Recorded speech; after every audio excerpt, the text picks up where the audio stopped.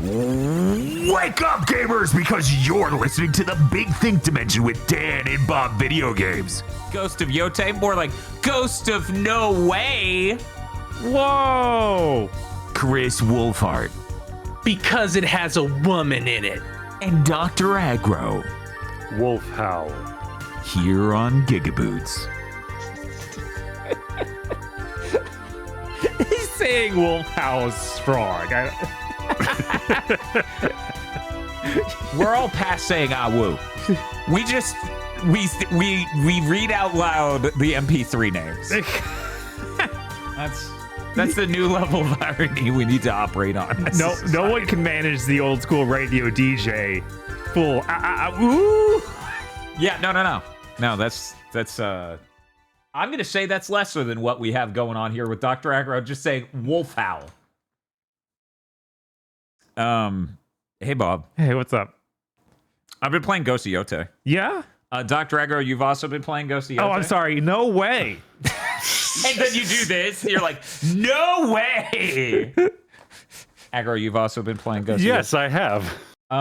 So for people with a good memory who listen to the show every week, you might recall last week, Dr. Aggro basically said, I'm going to be paraphrasing lightly, that the opening is very cinematic and a lot of interesting controller-based gimmicks. And Aggro's like, I believe you were saying it's like someone woke up at Sucker Punch and we're like, oh, we're the guys who do this. Let's do an absolute assload of this. Yup. Now, I actually really love that shit in Infamous Second Son. Mm-hmm. And while I didn't sit there and think, oh, that's valid, Aggro's dumb, I thought maybe it would be for me, right? Because that's what the actual human experience is. Not everything for everyone. I got to it. No, it's the fact it's sandwiched within all this cinematic stuff. It's literally like long cinematic opening, small amount of combat, more cinematic opening, motion gimmick, more cinematic gameplay, motion gimmick, over and over and over. And this stuff is cool. Like literally one of the things I was going to ask Aggro if it was in it is literally there. Like, you know how Blades of Fire, it's like really cool that you forge your sword, right? Yeah. You literally do. You do that in this. Great. You take the controller, you bash the fucking metal, you stick it in the heat, and then you pull it back out. This sounds cool. Me describing this sounds neat and fun and cool. So you need to imagine how bad the context is for making you do all of these in a row in the middle of this giant cinematic opening. 3 games this year was that. Yeah. Incredible. What, with the metallurgy? Yeah, like, metallurgy full, like, make okay, your Blades blade. of Fire this. What's the third one? It's that Hades, like, was Japanese stuff that came out, like, a few weeks ago. I can't remember what that was called. A lot of people thought that was good. And here's the thing. They were right. The problem is the context of this. The problem is the opening. I've played what I assume is about 6 hours. Let's say 6. Okay. 6 hours of Ghost of Yote. It has been me doing whatever the hell I want. All these different places just have bounties. Like 3 different bounties. You can walk up to a bounty board and pick up, and it'll have a description of the person, a drawing of them, which looks awesome. And then you get an idea of where they are. There's also a cartographer in each area that they will give you a map to where a shrine is, but the shrine is portrayed as it is relative to the land shape. So you're looking for, you'll get a piece of paper and you'll go to your map and it'll have a drawing of a river that bends a specific way. And you have to look at the whole area you've uncovered to figure out where to stick it on there. And then once you do that, it's like, okay, you know it's there. You can go there now. You can highlight it to travel there on your horse. I had a lot of trouble with one of them for a while, but I tend to move the stick around while I think. Apparently, if you just stare at that screen for like 10 seconds, it'll just flash a square of where you're supposed to put it. Aw, come on, Sony game. Jesus. You know how default became an insult in grade schools and stuff? We need to do that for Sony games. Sony games, like somebody's parent needs to be overbearing, and the kids are like, Sony kid. That's why we need to get it as a gaming culture. That's embarrassing. I didn't know that because I was always slightly moving it. I didn't know. I'll talk about it more when we get to me, but Silent Hill F lets you set the puzzle level like all the other ones do. Yeah, that is a really cool thing. And if you set it on story, it's just like, here's the fucking answer, moron. You just pull out the Nathan Drake notebook. Thank you. Cause on hard difficulty, which is, you know, the medium one, because there's a higher difficulty you unlock in after beating it once. Mm-hmm. It's like, here's these flowery descriptions to tell you which of these paintings you need to look more closely at. And I'm making something up. This isn't actually in the game. There's a big row of them. And then the story mode one is find the bird, the dog, and the tree. Here's the thing. This is actually realistic because my character would be able to solve the puzzle. And I cannot. Meanwhile, on the hardest difficulty, it's like, we need you to solve this unsolved theorem. Ooh. Good. That's the puzzle. Solve this unsolved mathematical theorem that nobody's ever done before. I hope you have an encyclopedic knowledge of ciphers in Japanese history. No. I think they actually avoided you needing to have any kind of knowledge like that. Surprising.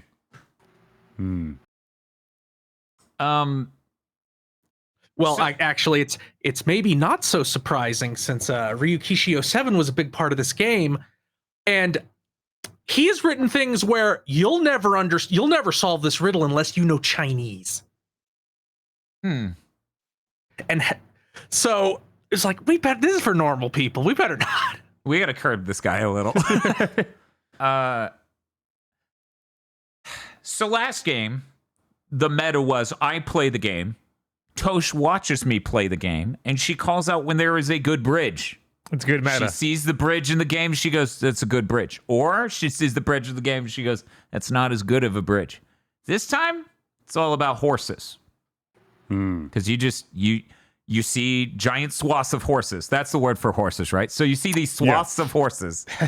And they're just galloping. And it's like, oh, wow, they rendered these immaculately. That's wild. So I have to pull out the spyglass and we have to zoom in.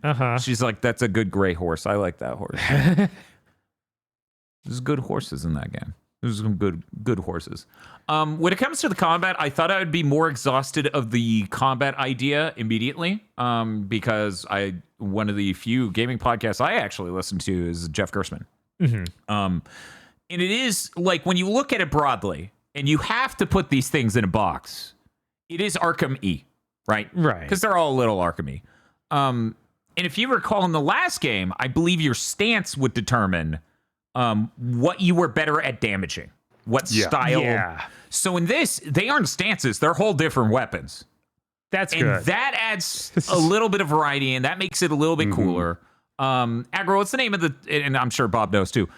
What's the name of the type of blade that's literally the full height of a man and it's like a samurai sword? The Odachi. Yeah, the Odachi. So you can literally pull out an Odachi and a person who's like really armored up gets the shit beaten out of them by it.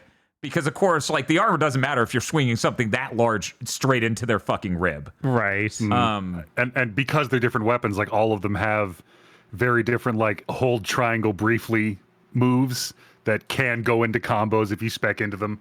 Like the Odachi has this defensive stance that goes into a stunning shove, and the Kusurigami does this big swing attack that hits everybody. Yeah, so that's cool. I don't find myself getting tired of the combat necessarily. They have enough variety. You start with a katana, you then very quickly get a double katana stance, and then you very quickly after that get the Odachi. So these are all good at different things. Getting two katanas does mean that you get to wear two different kits on your character, which is real smart. Yeah, and also like the custom designs you can get for your saddle and your sword and other stuff, like all sorts of merchants sell that stuff. They look gorgeous. Okay. They look really cool. There's really good art in this game. One thing that actually annoyed me more than it should have in the first game is how much I'd be in like, I'm in water stance, so I hold the katana all weird like this. Yeah, I'm glad I don't have to do that anymore. See, I was not knowledgeable of what was in this before playing the game. So I did not know that they solved that problem by giving you wholly separate weapons with very different attack styles. Yeah, I knew there were multiple that. weapons, but I had no idea how it worked as a gameplay mechanic. I appreciate that some of the enemies have literal wooden shields, and you could just pull out your fire arrow and burn it off. Good. That's really good. Now, having said these praises,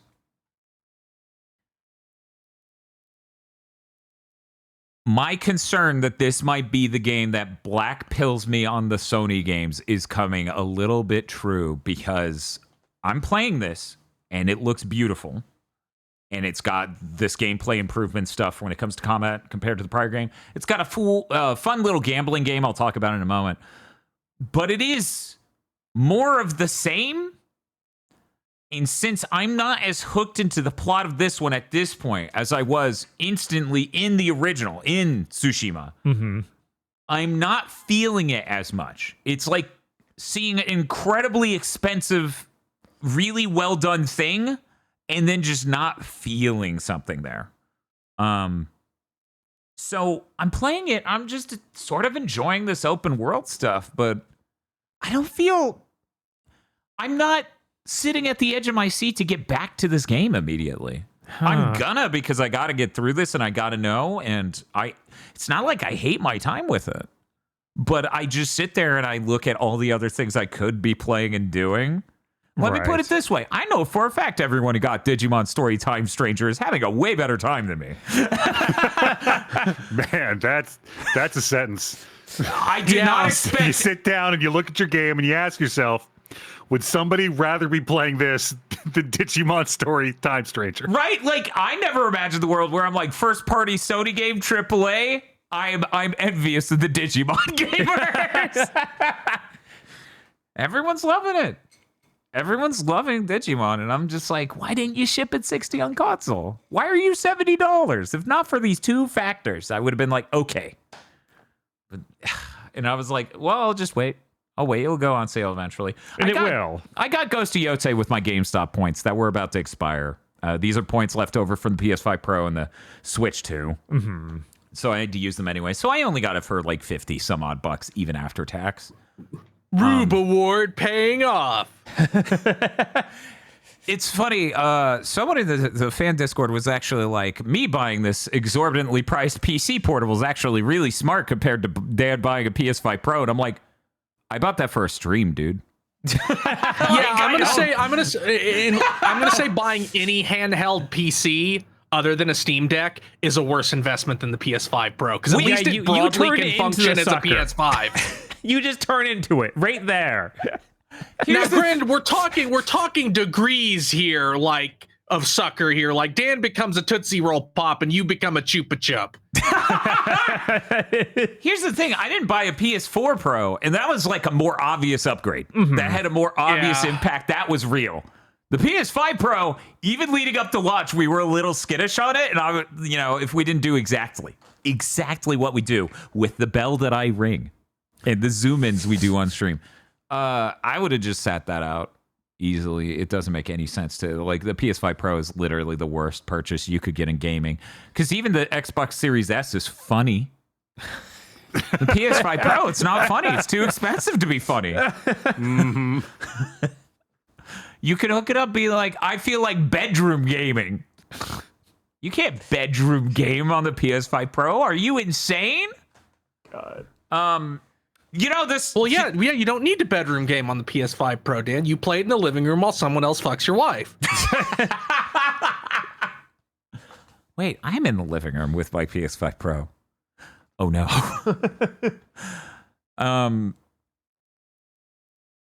We got to talk about it here, I guess, because it's not a news story. The reviews for that Xbox Asus ROG Ally X and normal came out. The normal one is $600. The X is $1,000. The normal one, as it turns out, is just the same APU rebranded as the Steam Deck that came out 3 years ago. All performance gains it has are based on it having faster RAM, or maybe being a higher wattage. Wow. I did not know that until it was out. And even those don't ever overcome Windows, so it's just worse. It's like, I've seen some reviews say it's marginally better. Okay. And I've seen other reviews say it performs worse. And here's the thing.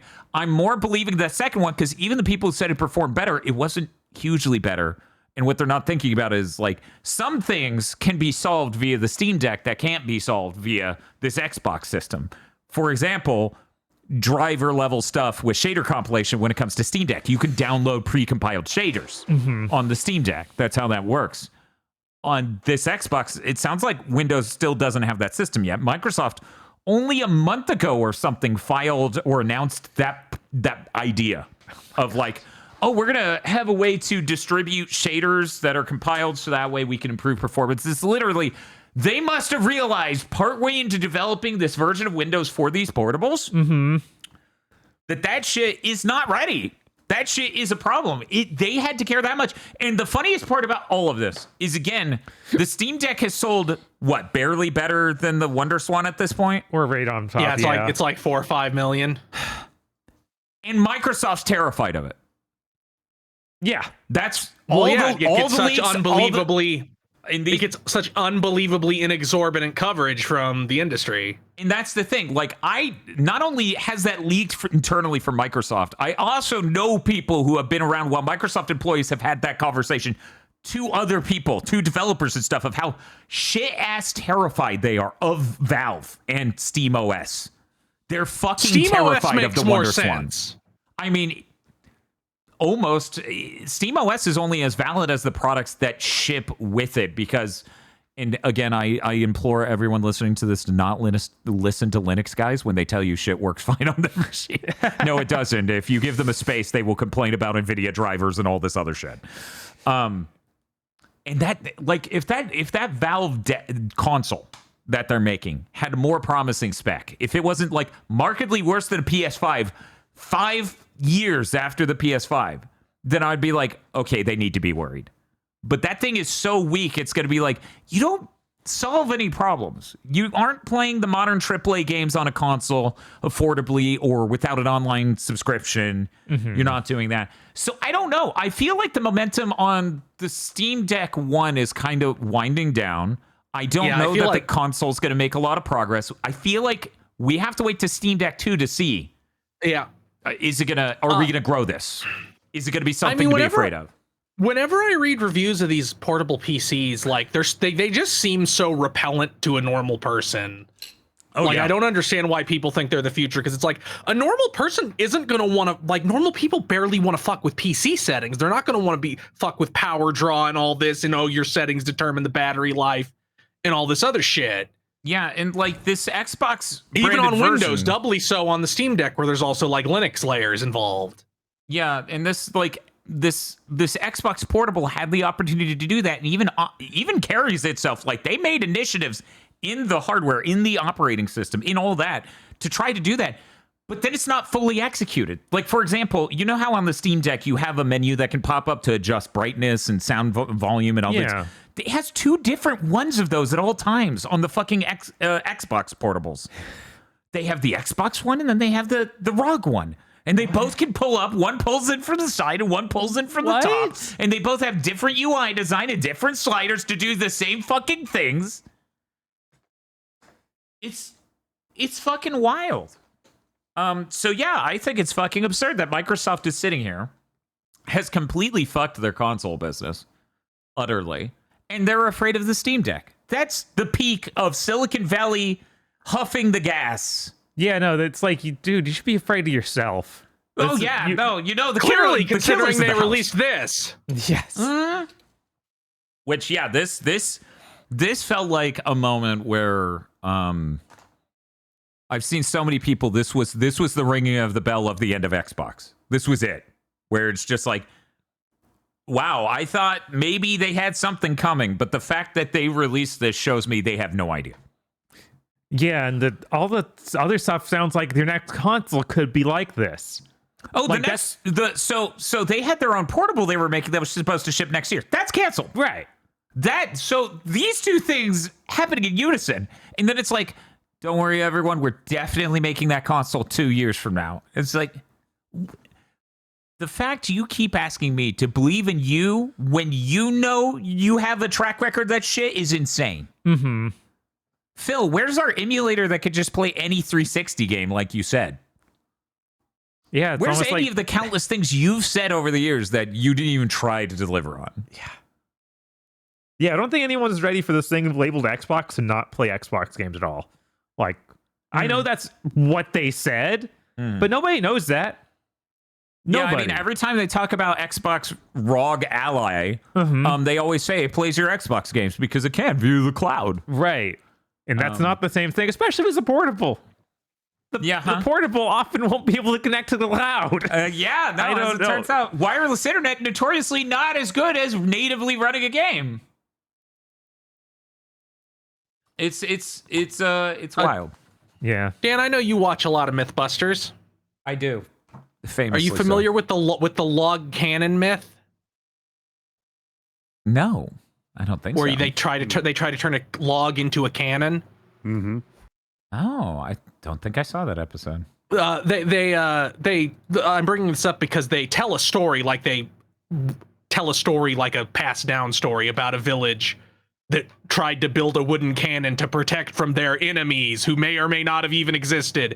And when they try to fire it, it explodes and kills most of the village. And then the elder says, if this many of us are dead, how many of them can there still be? And that story is Microsoft over and over and over and over again.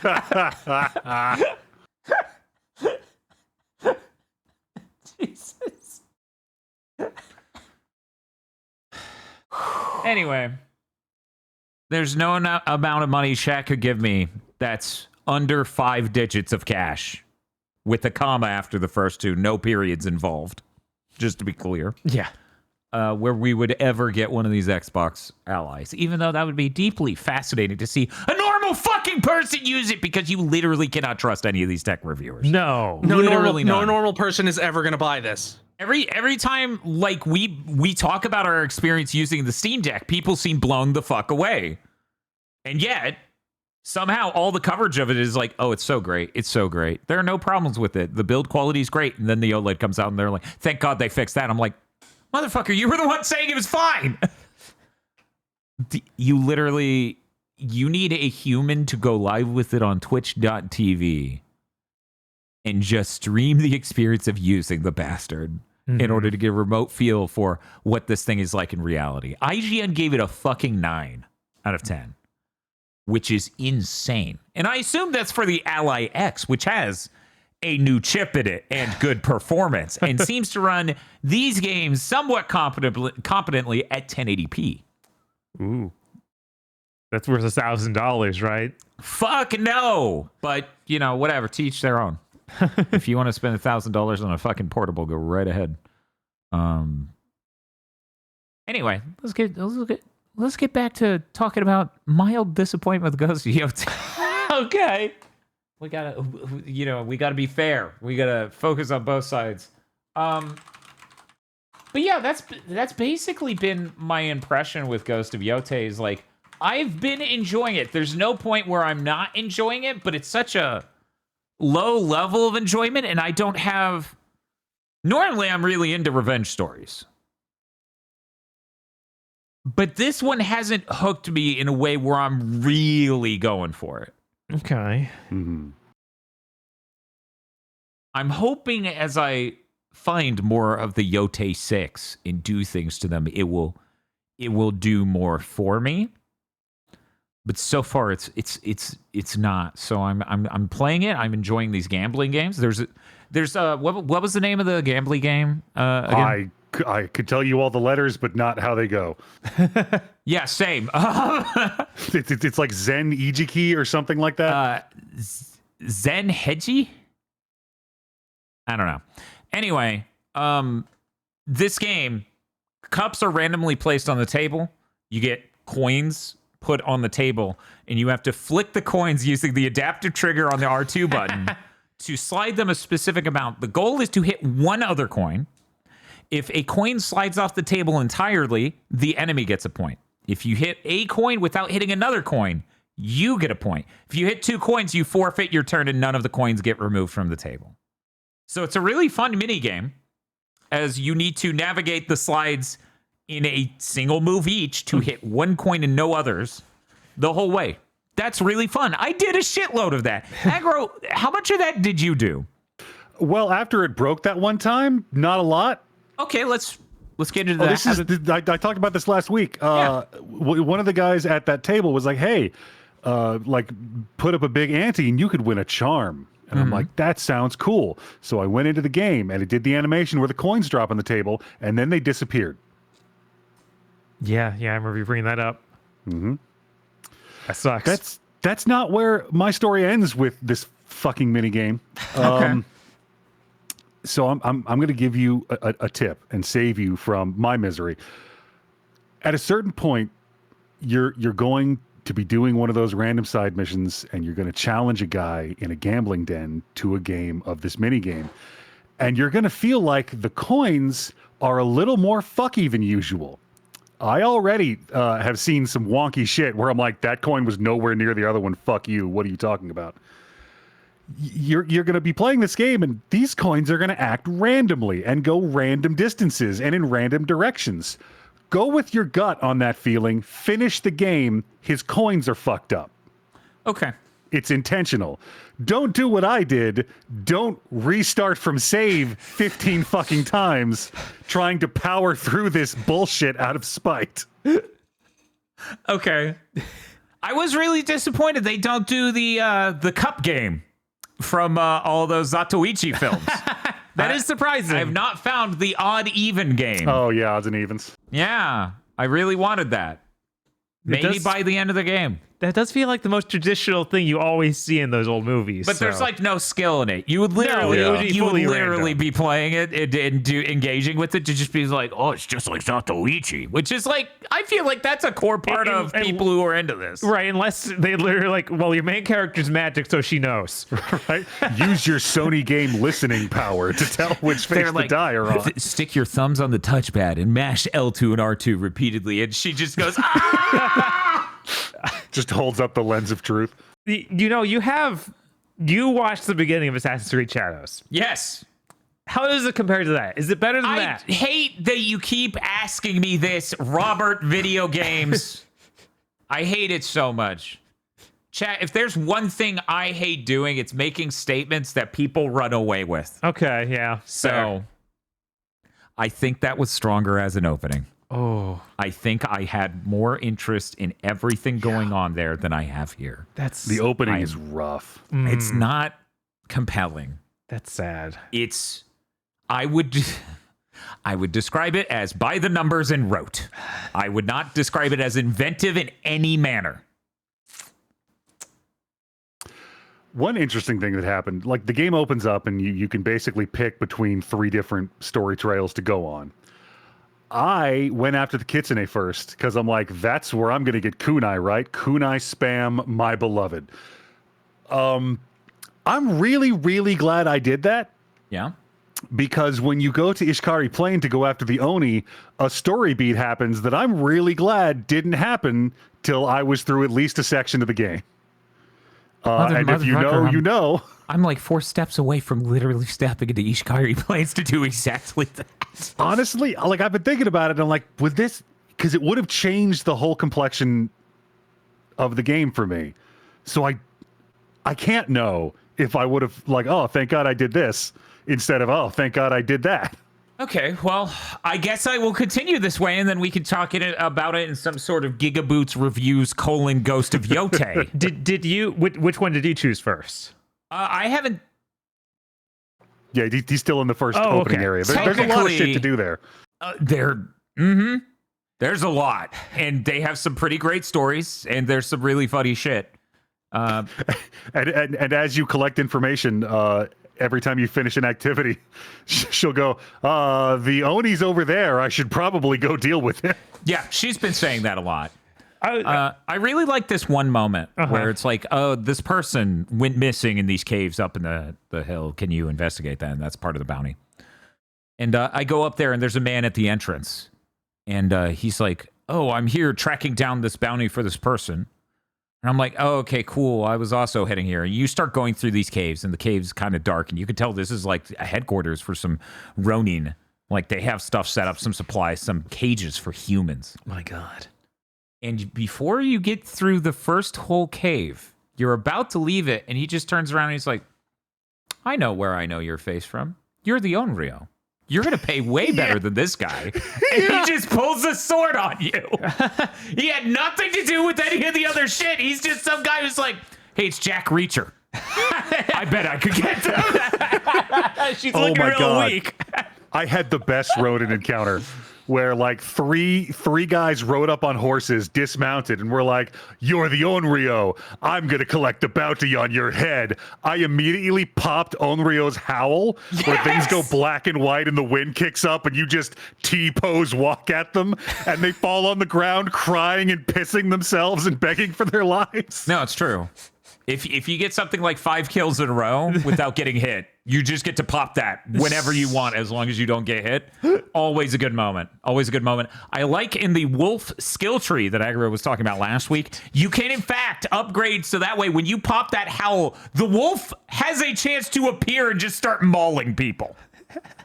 It's like, honestly, the best thing in the wolf skill tree. So in this game, like you've got sake, you drink it to refill your spirit.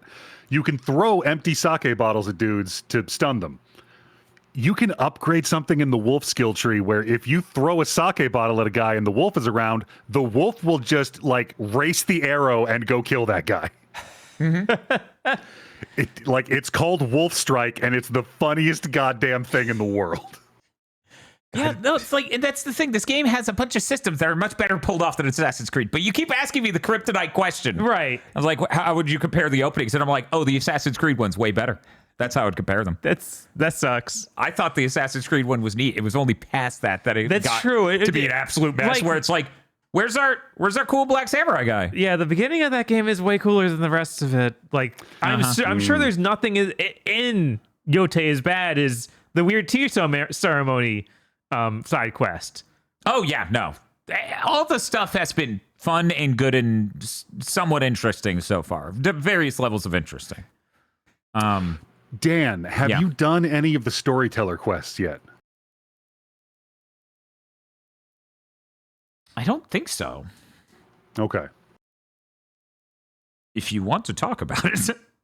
So there are, it looks like it's going to be like one per area. You'll come across a storyteller who is just hanging out, and you'll hear him because he's got those like wood blocks that are specially made to make that banging 2 wooden blocks together noise that I can't replicate with my mouth. Good dunk. And he does the like in Tsushima where they do these big story quests for certain. I think you got like a bow at the end of one. Mm-hmm. These are all for different armor sets. So he'll tell you a story, and then you'll go to the place where like the weird shit was happening, and like you do one where there's like a samurai who had a tragic past, and you go to his mansion and it's fucking haunted, and you have to go through and like get the different keys from the different haunted parts of his courtyard to open the pagoda. And I did one where I had to go collect items around the map to summon the undying samurai to duel him for his sick ass white armor. Holy shit. There's so much more like purpose built, you're doing this section and we designed this section specifically stuff than there was in the first game.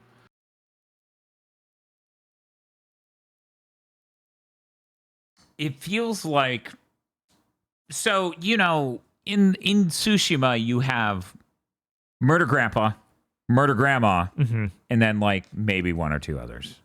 And they just have multiple quests. And it's that classic writing style of, we're going to develop these characters. Like first Spider-Man did this a lot. Where it's like, every time you do it, you're going to do a video game side quest mission that's super whatever. And then we're going to move the character development of this specific character forward a little. Yeah. And it's going to kind of feel like it could have happened anywhere. It's going to kind of feel like you accomplished nothing, but then the dialogue is going to be the only thing that moves stuff along. Yeah. I think this one's much better about it. Okay. Because there's that shrine with the Matsume clan where they get attacked by, I believe it was the Yote.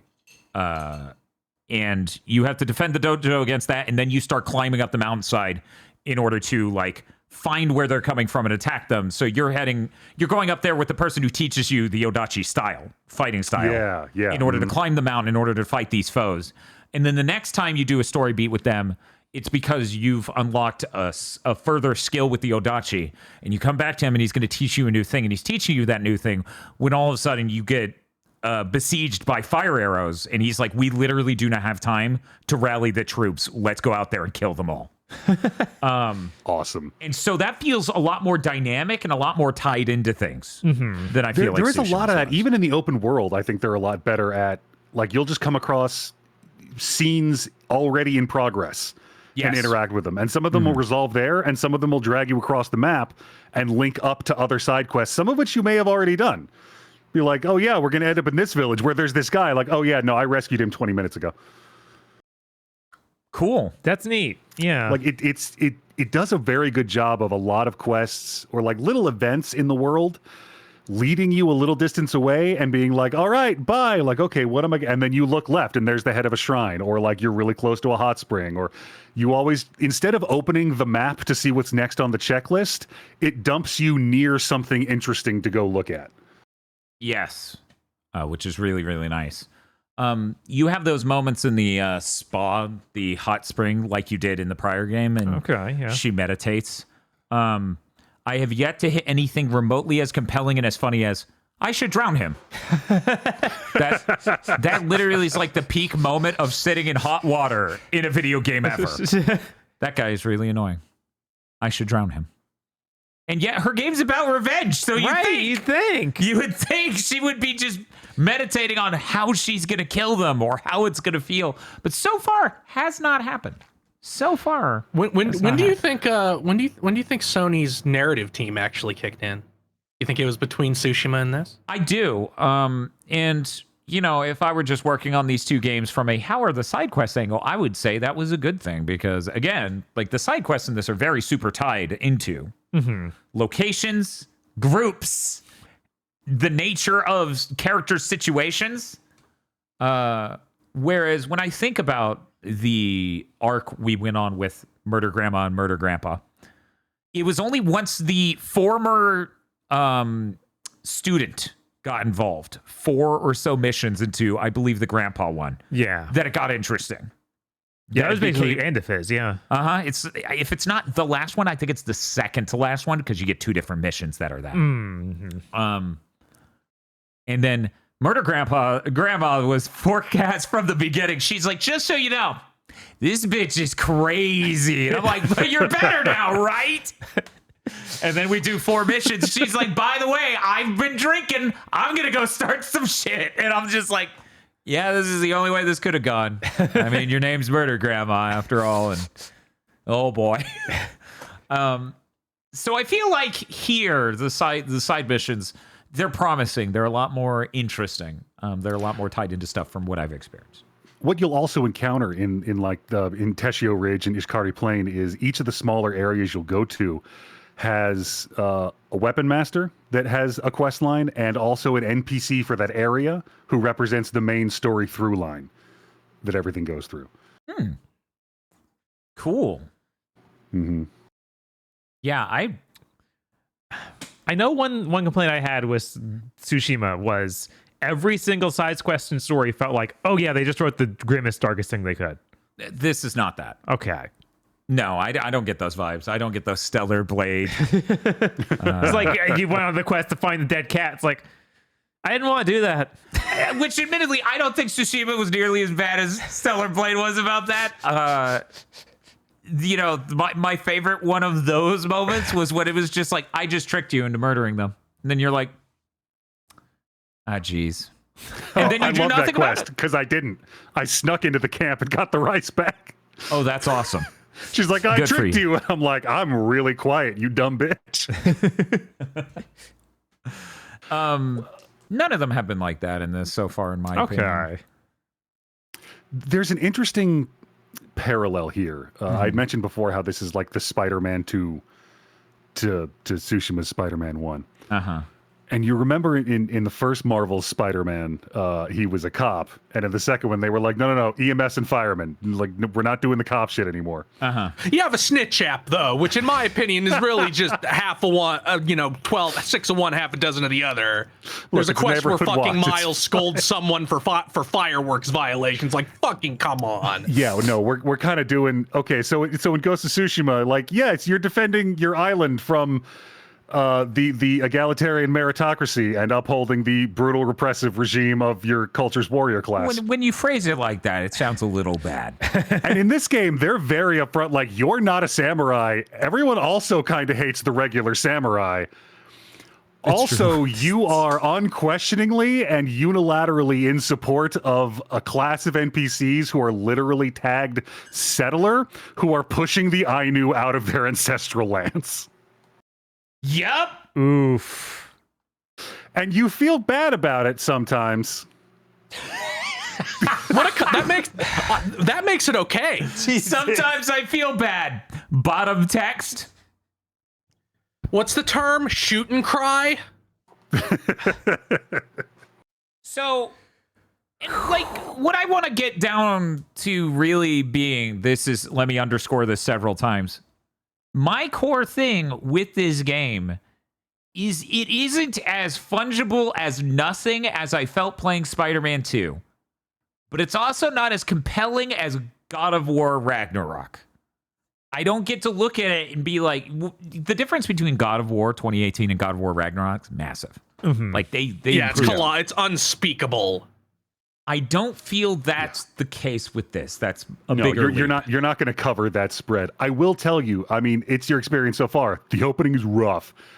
Get into one of the secondary areas and see how you feel, because it does just keep getting better. Yeah, and that's the thing. As it builds. I keep telling myself, and I would have gotten further in this game if I had the time. I keep telling myself, this is just a rough opening. It'll probably really improve from here. I'm glad at least, again, the combat is more compelling than it was in the first game. It's so amazing that I love this game's dedication to giving you all of these interesting and specific tools to deal with the various situations with which it confronts you. Mm-hmm. And then this other set of tools to completely fucking clown on all of that combat if you don't want to deal with it. If you want to roll up to like 7 guys, drop a smoke bomb, chain assassinate 3 of them with your katana, and then kunai the other 2 in the neck. That is what Ghost of Tsushima was all about. Right, exactly. It'd be pretty upsetting if that was not there. It would. Based on, so I eventually went to look it up. I'm not prepared to say that the parry in this game is broken, but it's different. Now, how do you mean broken? Like it's not working for you? So Ghost of Tsushima famously had pretty wide windows on its parry. Mm-hmm. 30 frames per second game. Yeah. That's they were also, I felt, pretty regular. A lot of the attacks in this game, and I'm going to say especially on the spear from my experience, have a little bit of, here's the flash, here is a random amount of time between the flash and the hit. And maybe, now please understand, I am not very good at action games, maybe it's inconsistent at what point of the spear entering your character model they want you to hit that button. Yeah, I've noticed a lot of devs doing this, and I don't fucking get the point. Like, if you're going to do a spark, like a non-diegetic spark for an attack, and then just make them all have different timings in relation to that spark anyway, why are you bothering? So in this, the reason they end up there, the reason the flash spark is divested from the moment you need to parry is because the color of the spark tells you what type of attack it's going to be if it's not a normal attack. So there are basically 4 types of attack I've run into so far. There's just they swing a sword at you and hit you. No flash. Which is the rarest kind of attack. Isn't it though?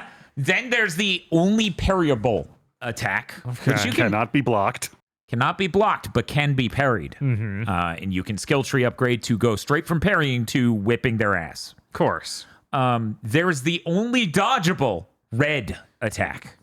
Where you have mostly dodgeable red attack, unless you're the Kitsune and you do a missile drop kick that magnetizes.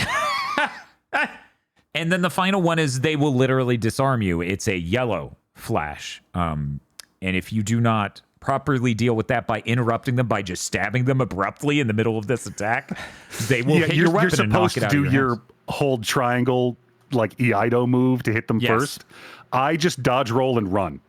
Yeah, no, they that eventually works. drop the color. I've done it like half and half, you know? So that's why it's divested. They're telegraphing which of those attack types it is. That's why it doesn't flash at the moment you need to hit L1. By the way, I've been playing this on the Pro. I hate Pisser. That's my official stance. I'm done with this. Oh. Is it better than FSR2? Yeah, but only just. I really need a good hardware solution for temporal AA to hit consoles. I really hope that FSR fucking 4 update happens. Yeah. Well, it's something that Sony said, not something Microsoft said. There's a higher likelihood of it being real. Also, they already leaked the version of FSR 4 that runs on older hardware. Because the reason it was exclusive to newer AMD GPUs is it was designed for FP32 operations. They accidentally put on GitHub, AMD did, a version of FSR 4 that runs on GPUs that computes in int 8-bit operations. So that means it can run on a whole lot more GPUs. Digital Foundry just did a video showing like the performance ramifications of that and the image quality benefits. And I'm like, so that, just so we're clear, that is just literally what you're going to put in the PS5 Pro in the next few months, right? Thank you. Because Pisser's really, it's fucking rough out here, dude. Jeez. It's fucking rough. I think I showed a clip last week, or did I do that on the stream? Did I do that on Friday's stream or Sunday stream where I showed the moire that shows up on the back, the sleeve, and then the back again? Yeah, I feel like you did that on a stream. I did that on a stream. Pretty severe. Pretty. There are a lot of moments you just look at a thing and it gets aliased and moire like really at a crazy way. That it's like, I shouldn't be having this issue with this premium console. No. You should not have made this premium console if this was a possibility. At the end of the day, I feel like when you look at the objective big picture, the PS5 Pro was a necessary experiment for Sony to go on to realize they could not just engineer their own temporal AA solution. Because AMD needs help because NVIDIA has so much funding for all their they basically are the biggest company in the world or something. I think they might literally be that for now. I think their market cap's higher than anyone else, but it goes up and down all the time. So they're in the top 3. So AMD's never going to be able to outspend them or even out-resource them because NVIDIA get to do research into temporal AA solutions and other machine learning enhancements for GPUs using their own render farms, their own AI shit. Yeah. Like they for people who didn't hear this, they actually did research for the aerodynamics on their GPUs that vastly improved the thermal cooling solutions in between the 4000 and 5000 gen because they can rent their own server farms. Like they have that advantage. AMD's never going to have that advantage. So the PS5 Pro, big picture, Pisser being the dog shit that it is, was necessary so that way Sony and AMD get on the same page. The Amethyst thing, more so than the PS5 Pro, I think that's the failure of the PS5 Pro that influenced Sony to make this coalition of R&D so that way they're both working on the same stuff. Because holy hot damn, Pisser's not good enough. It just flat out isn't. It feels fucking bizarre to be playing this game on the world's most powerful console and then just look at like a tapestry on a wall and all of a sudden it starts flickering and going insane because I'm a specific distance from it and has a really fine detail in it. And that's all it takes. Aggro.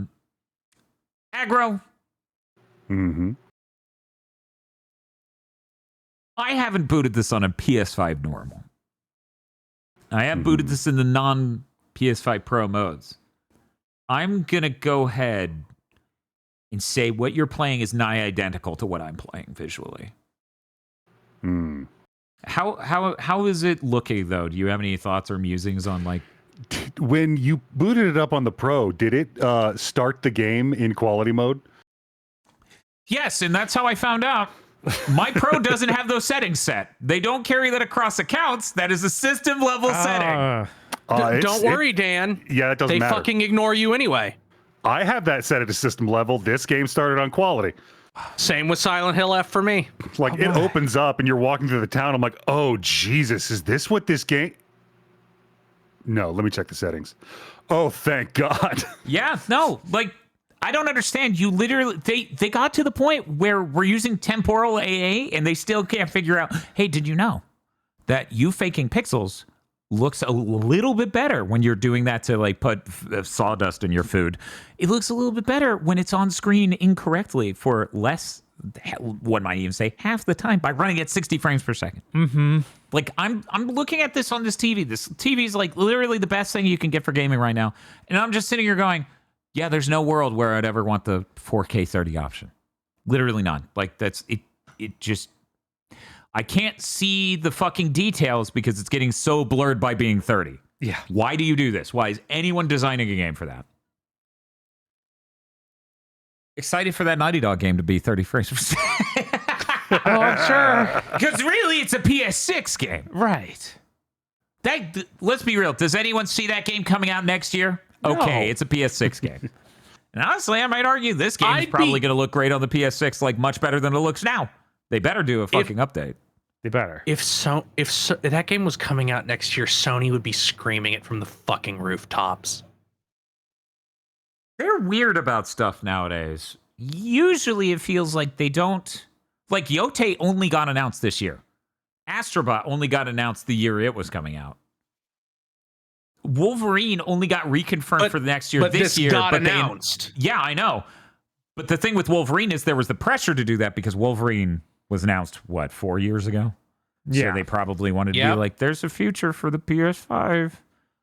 I feel like they will probably do, assuming development doesn't take 5 more years, they will probably only reconfirm. Well, it is Naughty Dog.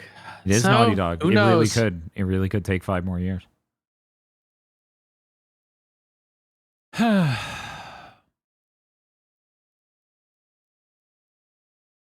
Someone in chat saying we only knew about Wolverine for 2 years. No. No, that was announced in 2021, sweetie. Maybe you only knew about Wolverine for 2 years. That is certainly possible. Hell, I did that tweet about Xbox, and I had so many people coming to my replies. We always talk about sometimes at game stores you run into people who have like a third of reality in their head, and then they substitute the 2/3 they're missing with the wildest shit you've ever fucking heard. My replies are just filled with that type of dude. It was very, very interesting.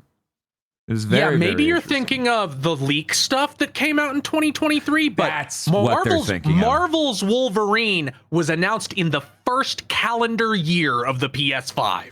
Yeah, it was announced before November 2021. So it was in the first 12 months. If it comes out in mid-November next year, it will have been announced in the last calendar year been released in the last calendar year of the PS5.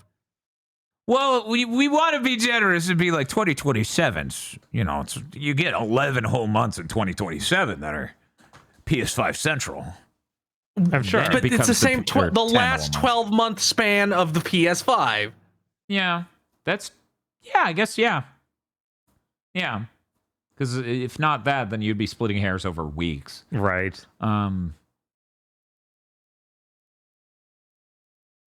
Yeah, September 2021. Yeah, that's what I remembered because a couple of years in a row they tried to do the September show thing. That was big and important. And, Yeah, no, they that had was one of those shows, and they showed Wolverine at it, and it still didn't feel big and important. No, it felt tiny and dumb. It felt like the worst.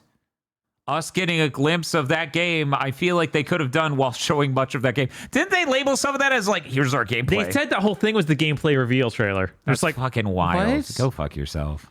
Absolutely go fuck yourself. That is not that. Anyway, and I said this to someone else, I'm going to say it again. If you know anyone who's thinking about buying a PS5 at this point, for the love of God, just tell them, dog, no, just wait 2 years. You can save up the price difference in 2 years, probably, assuming you're able to buy a PS5 now, because the price is going up. Just fucking wait. You're not going to be missing out on anything so important over the next 2 years. I waited just long enough to get a worse deal.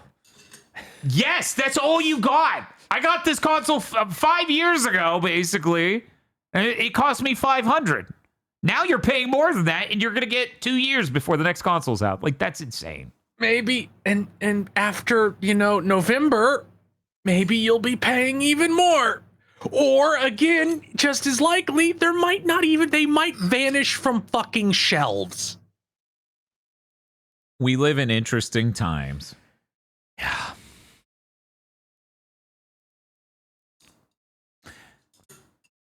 See if there's even an economy in 2 years first. I mean, my plan's still really good because it involves you not spending the money now.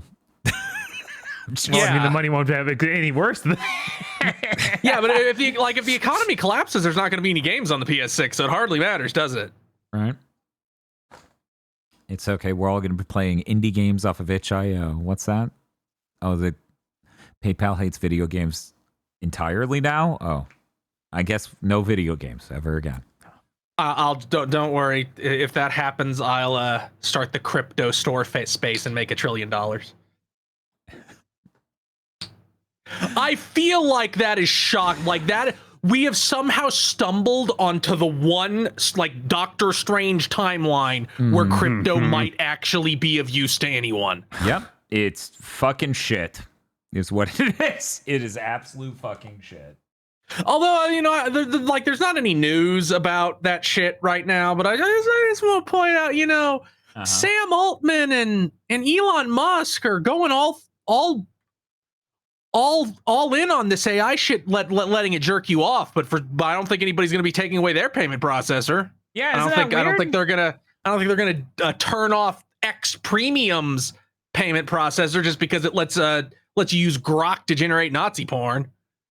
Yeah, that's weird that's permitted, but games with lesbians aren't. That's fucking wild. It's very strange. Although who knows? Considering the fucking freaks that use Grok, I could see the FBI knocking on Elon Musk's door and is like, your users have generated 100 terabytes of virtual child porn in the past 6 months. We're going to kill you. This was about Ghost of Yote, I hear. Allegedly. The text up there says we're talking about Ghost of Yote, but I don't actually know anymore. Hey, Aggro. Hey, Dan. Did you want to say anything else about Ghost of Yote before we move on?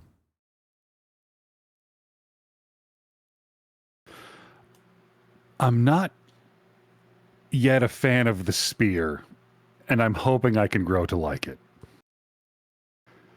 Like I said, every weapon has that hold heavy attack and then let it go to do a cool thing. Mm-hmm. And the spears is bad. It's you put the butt on the ground behind you and like push off to do a jump kick that pushes guys and does some stagger damage. And it takes, like, you hit the button and then it's ready to go.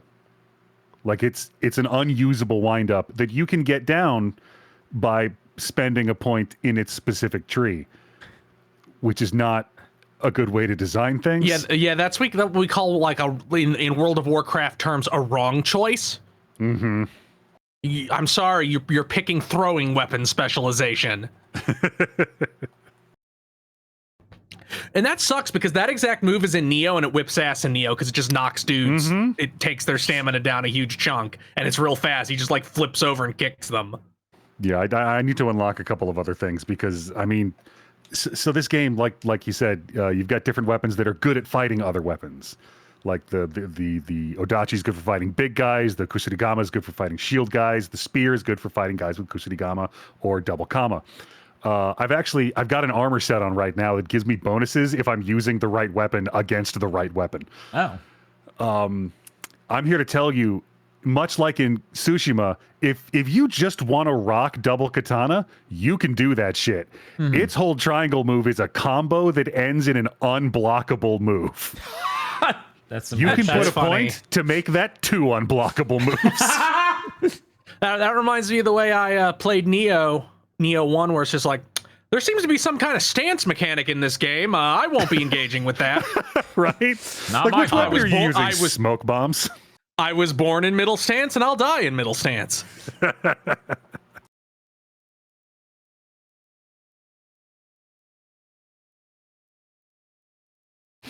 One last thing. A lot of the charms in this game have upgrades when you do specific things. They were the ones in the original one where it's like find fox statues and it'll upgrade this charm. There are a lot of upgradable, like parry 5 times without taking damage 6 times, and you'll go to phase 2, and then do that a bunch more times, and it'll go to phase 3, and its buffs will get better. I got a charm where skills that take spirit have a chance of regaining 1 spirit when you use them, and that chance goes up when you kill people with spirit moves.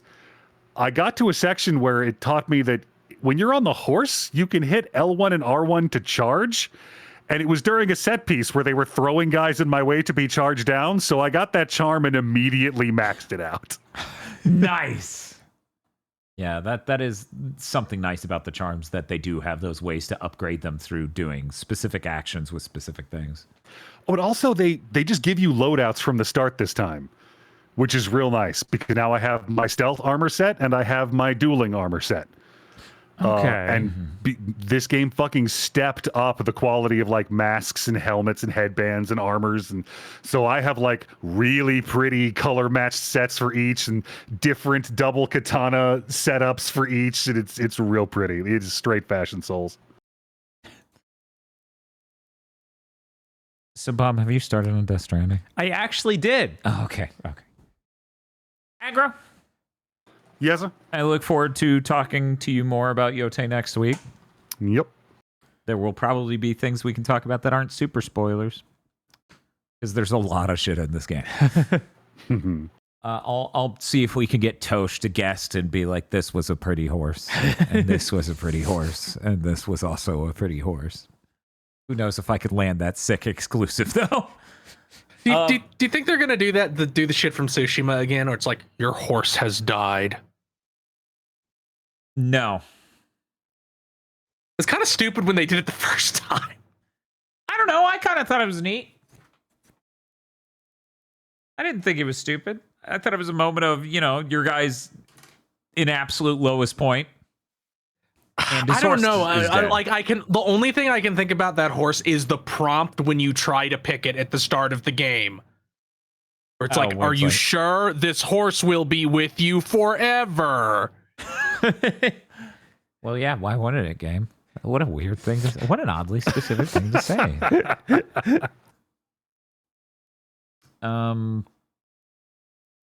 Bob. Yeah. Before we get to Death Stranding, Okay. you and I have to talk about some other death. Oh, sweet. Some never death. Oh. Bob and I played Never Dead, the hit Konami game developed by Rebellion. Yep. Makers of Sniper Elite. This was a late PS3 360 game. The gimmick is you can't die. This is not a test of the I'm punking my audience system. This is not hyperbole. Some people thought it was a joke. Huh. No, the whole gimmick of the game is you don't have a health bar and you can't die. The enemies just knock you into pieces. Right. However, what is funny, Aggro, do you remember seeing this game at E3? Vaguely, yeah. So apparently what they don't tell you is if you get knocked down to just being your head and you're rolling around trying to pick up your body parts, the game is just rife with demons that can swallow you. And so when you get swallowed by them, it cuts to the inside of their organs or whatever, and your head in there, and you have to do a golf minigame save check. And if you fail that even once, your face goes, oh, and then it fades to black and it just goes, you were digested for the rest of time. You were trapped in its organs. Nice. But yeah, aside from that, you can't. Oh, and falling into bottomless pits. You can't die in this game. There's like no damage-based fail state. This is, how does one summarize? So it's a shooter, but really the weapon, the melee weapon, is so overpowered. The balance is in its favor all the time. So you're just swinging that and shooting when you absolutely have to.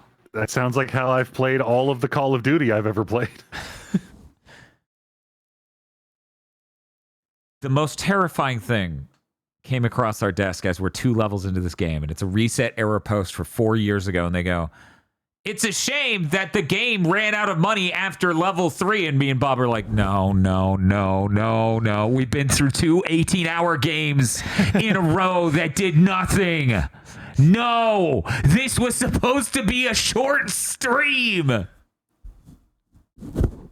Yeah, they were stupid. They kept having money throughout the game. They just like that game runs really bad, and it seems pretty janky, but it's by 7th gen standards. Like, if this had released on PC, people would probably like it to this day. Yeah, running a lot better and being able to aim good. Yeah. Also, yeah, if the main character's design wasn't total dog shit. I think there's a funny appeal to him. I don't think the 3D model quite fully executes on the coolness there of the 2D art design. Yeah, I think the big problem is Rebellion is not up for making these anime-esque character and archetypes. Like, they look horrible. Maybe like every single 3D model in background looks really bad. Maybe now's the time. Maybe we're going to check out their latest game and be like, oh, it's a gacha with hot anime women. I think that the latest game is another Cyber Elite in Predator last year or 2 years ago. Maybe there are hot anime women in those games. Oh, no. The last game they released is Atomfall. Oh, that's true. That's how I should have started this segment. I should have been like, from the creators of Atomfall. Also, they made Evil Genius. I think Atomfall could have benefited from having like one hot anime lady in it. Just like you go down into a basement and there's like an anime girl there. Like, what the fuck? I am sure a game like that exists somewhere in the bowels of Steam, and if not, it will be a gacha game made by some Chinese studio within the next year. I'm just gonna say, Aggro, can you point out a game that wouldn't benefit from that? I'll think about it. Okay. Okay, sex Metroidvania. No, I think if you wandered into a basement and the single hot anime woman's there, and it's like, they keep you here because you don't have a penis. Stay in the dungeon. She's the forgotten one. Yeah. From Lament of Innocence. They have her chained up in the basement. She's too strong and scary. And then she escapes, but all she does is watch. She's just in the windows for the rest of the game. It's like, oh, you beat that boss, and now you and the other hot boy boss are gonna fuck, and she's just drawn into the background now. It's the same illustrations, but just they altered it, and she's just in the window doing the like her original design wasn't anything like this, but for some reason she has twin braids and thick glasses now. Yeah, it's real weird. Anyway, so even that would greatly benefit. Here's the thing about Never Dead. Ever since this game was announced, I thought I would play it, and I would hate it so much because it would just be this completely dysfunctional, brain-dead, ideasguy.jpg video game that sucks, that has no money, that has no story, that has nothing. And then I played it, it was okay. It was fine. Kind of sits like a king up there in the Demon Pit #2. It's like, hey, what's up? It's only raised so much because of how bad this Demon Pit has been. I'm okay. I'm like a 4. Look at me. I would put it above a 4. I'd put it maybe a 5. 6. Maybe. I feel like a 6 is extremely generous. 6 or 7. I would give it a 6 or 7. I feel like it's up there. This could have gone in Demon Pit 1 and it would have fit in perfectly. Yeah. This is a better game. More normal. This is a better game, arguably, than Vampire Reign. Yeah. Because Vampire Reign's very dysfunctional. From looking at this, I think this is a better game than every single game in Demon Pit 1 other than Ride to Hell. I know Bob enjoys Superman 64 more than this. Yes. I enjoy this more than Superman 64. Ride to Hell's an untouchable magnum opus. Obviously. Hey, wake up, night dive, wake up, wake up. Don't fix any of the bugs unless they're soft locking bugs and crashes. But none of the other shit. Don't fix any of that. No. Just make it run on modern platforms. I'll be there day one. I will cheer you on forever. But Bob and I were even saying, like, this is a good example of a game Night Dive could do. Yeah. It just needs a port to PC and modern console. And honestly, it running at 60 would drastically improve various things about the game. And also, on PC you could aim, because the aiming in this feels like shit. Yeah. I'm surprised there are characters in the game. There's a story. There's a mythos. The levels are all different areas with different designs. it's firing so much above what I expected watching E3 all those years ago. I'm like, that has to be one of the worst fucking videos. And now we've played so much 7th gen. I'm just like, Legendary, why aren't you like Never Dead? Like, the pecking order is Turning Point, Fall of Liberty, Legendary, Never Dead. And I don't know, like, I don't want to build out this structure too much here on this podcast, but those are some good, if I'm going to pin the quality of bad 7th gen games, this is a good little structure we've got here. Yeah, we need Night Dive to fix Ride to Hell. As in, put it on all platforms. Right. That's the problem you need to fix. You should have been making a tier list over time.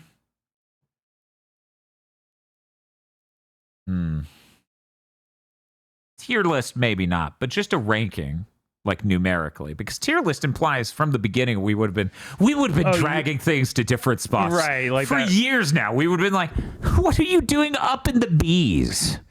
Fall straight to hell," or the reverse.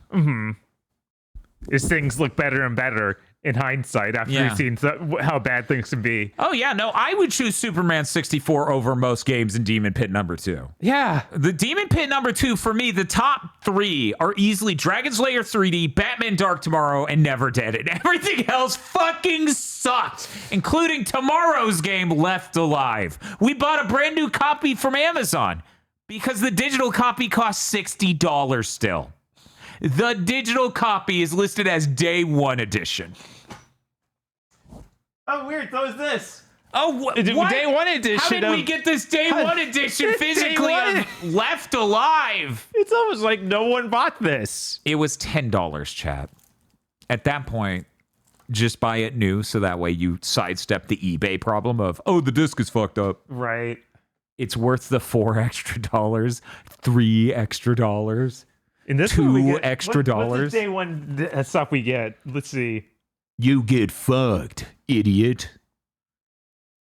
Ammo pack. Come on, guys. Really? Ammo pack? You Ammo pack? advertising ammo the pack? The thing that I'm actively pissing out of the end of my gun. That's... They put this as super dark red on black. And it's hard to read show at me. all. I'm curious. And with the light reflecting in here, I'm like, I Hot can't. damn. Yeah. Right. Yeah, It's like an eye check or something. We still have the shrink wrap on. This is a live unboxing. It says you get the Day 1 Survival Pack DLC, ammo pack, light body armor, recovery pack, a specific weapon, and a grenade pack. And that's it. That's it. Awesome. Incredible. So, speaking of buying weird games, I just want to talk about a game that I purchased this week. I didn't play it because it's future stream content. This is a 7th gen game. It stars Robert Atkin Downs. The heroine is Laura Bailey. No More Heroes 2. And it's narrated by Troy Baker. You will never guess it. Let me see. You won't get it, Bob. Like, you're not gonna. It is Cabela's Survival Shadows of Katmai. Oh, fuck yes. Oh, fuck yes. That's insane. That is Xbox back compat, but it's disc only Xbox back compat. So I rushed to eBay. It's like $13. I'm like, sold. Damn, dude. We should also do this. Have you seen the specific one? I remember it being a weird thing where it's like trying to be more in a narrative game. There's 2 that have narratives, and I bought them both. That's smart. That's smart. Come on down to GigaBoots. We're doing Cabela's month and starting our King of the Hill podcast. Man, I really do think that there was a market, and maybe it's still there. Like, maybe you could, like, Sony or somebody, or Sony. Well, Microsoft isn't gonna fucking do anything, but maybe Sony could. Oh, he disappeared. Like okay. You take a sim game. Okay. Make it a little bit more forgiving, and then paste a narrative on top of it. I think that has the possibility to make a lot of money. So, what do you mean by a sim game? Like a hunting sim? Like a hunting sim, or stuff that has like more abrasive mechanics and is for sickos. You just make it a little bit less punishing, and then you give it like the Sony narrative. Yeah. No, but and give it decent production values. We keep stressing turn-based RPGs didn't stop selling well because people didn't like that style. They stopped selling well because people stopped spending a shitload of money on them. So many genres are sitting out here completely latent with the ability to become a big thing if they would just stick more funding into it and more structured development with an understanding of what's appealing to a mass audience. I 100% believe that. You think Gran Turismo was like an obvious surefire sell up front? It's like, oh, you made a racing game less fun. Good job. Like, you need to understand you can put that at any point and do something like that. I still believe to this day, if someone leaned in that hard to a farming game, like imagine Sony money going into some fucking insane version of a Harvest Moon. I honestly believe you would hit an audience it maybe has never seen before, but no one's going to do it. No. Team Asobi. It's time. Make my farming game. I'm Lex Luthor. They're trapped in my virtual reality machine. Yeah, cozy games are an entire market and a direct. Not sure if you do that, chat. Astro Barn. There we go. That's, yep. Sincerely, though, do something other than Astro Robots. And no more. Your reward is you get to look at this IP we're doing nothing with. Did you know the core gameplay of your game is far more joyous than that? Thank you. Anyway, as a joke, after the stream was over, that night or the next day, I think it was the next day, while driving to go to dinner at the Mexican grocer that has amazing birria burritos and birria pizza and birria ramen and birria egg rolls and a bunch of other foods I could order, I had my Amazon Music play the Never Dead song made by Megadeth for this game. And then he went, okay, yeah, I got that. And I'm like, that's hilarious. That's amazing. And then after that, it went into Metallica's One. And I'm like, that's not fair. Play a sellout song from late career Metallica, please. Playing a Megadeth song from 2012 and going, would you like to hear one of the best Metallica songs? No, that's fucking rude. Come on. What are you doing? It was really funny, though, because then I went back to Megadeth and we're like, that's how Megadeth should sound. But yeah, no, Never Did. I had a good time. I genuinely had a good time with. Now, I had a fun stream. I had a good time playing the game. If the game ran well, it's 7th gen. Almost no games run well. No. Like literally so few games run well. Reminder, Bayonetta and Vanquish running, or actually, Vanquish might have been locked 30. I think Vanquish was locked 30. Bayonetta running at 45-ish frames per second. We were like, oh, thank God. Right. It felt like a miracle. It felt like a fucking miracle. So I genuinely believe if this ran well and the aiming felt better, that I would be like, oh, this is pretty good. I could recommend this to people. As it is right now, it's not even on back compat. We had to bust out the 360. Right. Yeah, I feel like one of the other big problems with it is the core mechanic of like, yeah, getting hit by a dude and then all your pieces fall apart and you have to slowly gather them up. Yeah. It's annoying. It's just I don't annoying find at it a as deep level. annoying as I thought I would. I find it extremely annoying, and I'm just like, man, I would rather reload a checkpoint. That's how bad it is. I don't think it's that bad. I imagined how it would go for years leading up to this, and I don't think I ever entered one situation as annoying as that E3 demo looked. Weirdly enough, they give you a head spin dash. They do. It's like, but then okay, they're like, cool. you can't gather limbs with that though. That's for attacking. Yeah. Like, well, no, that's for mobility. I don't Yes. even know if it actually hurt anything. They I couldn't allegedly find it. Like they made it sound like it was to do an attack, but I didn't see them react in a way that conveyed to me it actually did anything. So I was like, oh, this is to get around quickly. Cool. Here's the thing, though, and I wish you could see this. It's on my desk. I have a coaster. It is this high, okay, and slightly lower than that is a mouse pad. And in between the two of them, height-wise, is the desk, so it would be nothing. If I did a spin dash on that in Never Dead, the coaster's height would fuck up the whole thing, and I'd go careening off at a weird angle. Yeah, because it feels like they don't have different like maps for Collision boxes for anything in the environment. It's all just whatever's modeled, you collide with, no matter what. And the game did the funniest thing in the world of upfront. It's just like, here's this cool collectible. It's just barely above your jump height. Bet you wish you bought the skill point to jump slightly higher. And I'm like, what? This game's made by psychopaths. What the fuck's wrong with you? But yeah, no, it was a pretty funny game. It was pretty dumb. I enjoyed it. The story kept moving. All these different ways that games could just fucking suck. It didn't suck in, for me at least, which was surprising. I thought, up front, I said multiple times, this could be one of the worst games in the Steven Pit. Mm-hmm. And I'm Which like, after we played some of the other ones, I was like, there's no way. there's literally no way. Left Alive, though, actually very well could be. Very well could be. It could be just, imagine Vampire Rain wasn't even funny. I'm worried that's what tomorrow's stream is. By the way, how long to beat yet again? 12 hours. I don't believe it. You believe it? No. Will Timer Chan 2 be left alive? I don't know. I sure hope, because we've talked about streaming Ninja Gaiden 4 later in the next week. Yeah, and also Bob needs to get NES hard and conquer Ninja Gaiden on the NES. That's going to be an 18-hour stream. I have faith in Bob. I had a lot of faith in I had a lot of faith in Bob for Contra, maybe a little bit less now. I don't know, maybe the dynamics of Ninja Gaiden. Sorry, chat's saying it, so I got it. Ninja Gaiden! Ha! Maybe that will be more to his taste. He has played many of the levels and been fine. Yes. But then there's the last level of Ninja Gaiden on NES. Yeah. I'm horrified. But we played Contra. Let's talk about our experience playing Contra. Bob got NES hard and beat Contra. Bob, do you remember how long that took? 7.5 hours, I believe. Yeah, I think with it was a little bit of intermission of like, okay, I need a break. I gave him a break for like 10, 15 minutes to go play Castlevania 1, and then I ate shit at Castlevania 1, and I'm like, man, I don't know what's wrong with me today. Then we went back to Bob for him to do it. He did it after, I believe, 7 hours and 13 minutes. So that's his time to beat on Ninja Gaiden.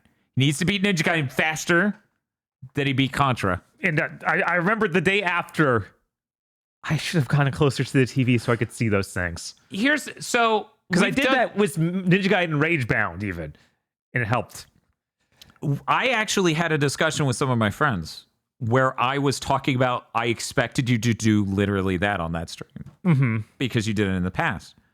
And it didn't occur to me to suggest it because I'm like, well, if he thinks it would help, he would get closer. Yeah, it's also worth noting the CRT is right there. We really could just be putting the shit on that giant CRT. It's possible. It's all I have to use is a different video cable. Yeah, I was out of it that day, I guess. I didn't think about that. Oh, I was too. As it turns out, it took me 3 attempts at Contra to beat it, which was like, what the fuck? Because that was, 7 continues? Because it was 2 sets of 3 that went nowhere. Mm-hmm. And then on that 3rd attempt, I actually got through. And so that took me a chunk of time. And that was fucking weird. Yeah, I struggled more with it that time than I struggled about as hard as I did the first time playing it blind. Yeah. So that was weird. That is weird. That was weird for me. Yeah, because so much of this game is just remembering it. Mm-hmm. And yeah, I don't know. I didn't think that I would come away from this being like, I just don't like Contra 1 like at all. I think that I feel like Contra level one is terrible. Yeah, Bob hates the first level of Contra, it turns out. It's like, yeah, just walk across these 2 bridges that collapse. Okay, and then fall into the water, and it's just kind of annoying to move through this. You should probably just keep holding forward and not worry about anything. You gotta know which part of the bridge to jump onto, so that way you can time your jump. Which I did a decent number of times, even. Yeah. And then it's like, well, your reward is we shoot you in the face instantly. I'm like, well, yeah, because you didn't learn that route yet. Great. Because you always went the water route at first, so you didn't know what would be different. I shouldn't be rewarded for managing to stay up there. I should be shot instantly. You're right. Well, it's easier to get the spread shot if you're on top. But the spread shot's like only like a tiny bit further on either route. Well, yeah, because they're forgiving. So it's like, now imagine you went through that without getting the spread shot later in the level. That would have really sucked. It would have been like, get this bridge or you're fucked. Because for people who don't know, the spread shot in Contra Original is fucking broken levels of. It's the only good weapon. It's like the only good weapon. It's ludicrously powerful, and then everything else is various shades of better than the base gun. So Bob, you come out of this, you hate Contra. You think everyone who likes Contra is a moron? No. And they should get good taste? No. Do you think this opinion that you totally have aggro's the Aggro's the mediator. He's just like, Bob, according to You're Dan, trying to open the door, but there's too much blood on the knob. According to Dan, you hate Contra. You hate anyone who likes Contra. You think they're morons, babies, and they should grow up and play good games. You have 3 seconds to respond. Do you think this opinion will change with any other Contra? Because we did do a brief, preview of Operation C or Super C. Yeah, I feel like it's just to live into the first game because I like Neo Contra a good bit. I like the other PS2 Contra a good bit. Something about one is not clicking with me. I really didn't like those back view levels, the third person shooter mode. Yeah, you might have noticed I hate shit on those. Because what it boiled down to me realizing is, I keep dying because I'm standing up in the bolts that have gone past where my characters are killing me because they haven't despawned yet. Yeah, they're technically beneath where you are. They should be behind you, and you stand up and Yeah. So I need to watch. After I realized that, I got through them basically every time by watching the very back pixel of the screen, just waiting for them to disappear. And that didn't feel fun at all. So you're convinced you're gonna like the Contra 3 Mode 7 levels more? Yes. Than those. I'm curious how I will feel. I still have not played Contra 3. I'm looking forward to playing that sometime. Would Bob like it more if it was 50 hertz, had robots, it was called Probotector, Bob? I don't think so. I feel like 50 hertz is a curse for everything. But it's slower now. You get more time to react. I guess you get more time to react. And you're a cool robot. You probotect people. Do you fight robots or do you fight still the same stuff? I actually don't know. I think you fight robots. I don't actually know. I haven't played Probotector. I just played as the people from Probotector in the newer Contra, the Operation Galuga. Oh, yeah. I typed NES Contra into Google. It brought up Operation Galuga because it changed it to New Contra. I got pissed. I got real pissed. So, Bob. Yeah. 7 hours, 13 minutes, not a good run. No, not a good run. Not a good run. But that is your time to be on Ninja Gaiden. I was At least you astonished can continue infinitely in that one. Yes, so that'll help. That's what killed me so much in Contra. Of like, okay, I was learning this new level, and now I have to go back to the beginning of the game. I will tell you, as me, that is vastly preferable to the final stage in Ninja Gaiden. I'm sure. Yeah, that's scary. It's fucking horrible. I did that and immediately regretted sticking this on a Donathon goal. Contra, I was surprised that the final level, the actual final level, was easy. Yes, isn't that weird? That I was very thankful, but when you said I had done it, I didn't believe you. I was like, no, he's Form 2 starting. Right? No, this is it. The heart explodes and then it gets real strong. like many like the head things. comes in from the top or something. And it goes, hey, you blew up my heart. I'm going to eat you. The boss from R-Type shows up. Yeah, I don't know. I don't know how this is going to go with Bob, but yeah, I do know. I'm scared. If Bob has to give up on getting NES hard at Ninja Gaiden, if it's so bad he has to give up, he has to do a fitness stream with me. That's his apology stream to all of you. So he's going to be out there punching and stuff. And so you need to cheer Bob on so that way he doesn't have to get sweaty on camera. I'm sending mixed signals. People have demanded that if that occurs, maybe I should procure a copy of Miku Hatsune's Fitness Boxing. That might make it unuploadable to YouTube. Yeah. I don't actually know, but I would assume. But maybe I'll still do it. We'll see. As punishment, you must lose weight. I'm not sure if you've seen Bob. There's not... At some point, he'll become a spooky Halloween decoration.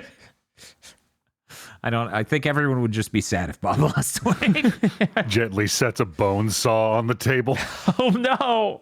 Well, that's one way. Gamers have forgotten Kenshiro and his combo. I know. They need the combo. They hear the combo every week. See, the terrible thing is I hear the combo and I think from McDonald's. Yeah, you just... I do also think of the combo whenever I order food. It is true. It's in there. The damage is in there. The combo. Yeah, the damage is in there. Just like blades. Oh my god. Fire. Would you believe we still haven't watched the Minecraft movie? And so Bob he's had to hear like a million references. Oh yeah, me and you have, but Yeah, he's right. escaped. What was there was some other game there was a news article about this week, and I was like, this isn't actually important enough. I almost put it in news simply because its name. Oh yeah? It Was fits that something. cadence. and Steel. Ash and yes. Yes. And I was like, I don't need this. I looked into like, is this notable enough to put in news? No. Right? I can't put it in just because I want to say Ash and Steel. This is why we keep telling you all we're not a journalistic news organization. We're just a podcast for shit posting. Hey, I mean, journalists are using the word "inshitification" now. I think these two lines are converging.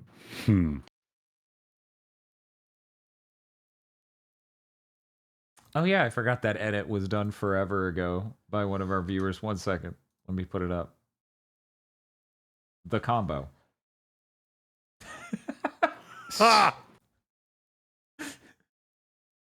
Oh yeah, and I did get all the pieces. I will have a more Ryu Hayabusa themed outfit for the Ninja Gaiden stream. Oh, that's awesome. So please look forward to that. That'll probably be Sunday, Monday, because the new game's coming out on Tuesday. Right, no Is telling. it Monday at midnight or Tuesday at midnight? It's Monday at midnight, but I'm getting it physical, so Tuesday for real. Okay. Because GameStop isn't doing any late night launches anymore. They're over that. They've decided they live in the grave. Cool. Awesome. It was pretty funny when we went in and that GameStop clerk was like, "Oh, thank God he's not getting a Pokemon code." Like that was the worst thing that had happened to him that day. And I was just like, I mean, I don't know what's up, but what's the deal? And they're like, "Oh, you get a shiny legendary." And I'm like, I don't care. But Weird. Jesus, you seem to really be frustrated by people doing this. I don't get it. Anyway, hey Bob, What's up? are you ready to get hard again? Of course. Please look forward Of to course. it. Please look forward to it, chat. I have to hope it does. I do better because earlier this year I played through most of Ninja Gaiden 1. Here's But the the thing. thing is that final Here's level. the thing. You and I were both having really weird off days. I'm gonna say there was a carbon monoxide leak or something, and we were just dying. I'm gonna say something happened environmentally, and me and Bob lost all mental clarity or something. Something occurred in this house that affected both of us. Maybe it was one of those sub-audible noises. There was like a 16 hertz cadence to a sound. It was going the whole time, and we just were full of terror.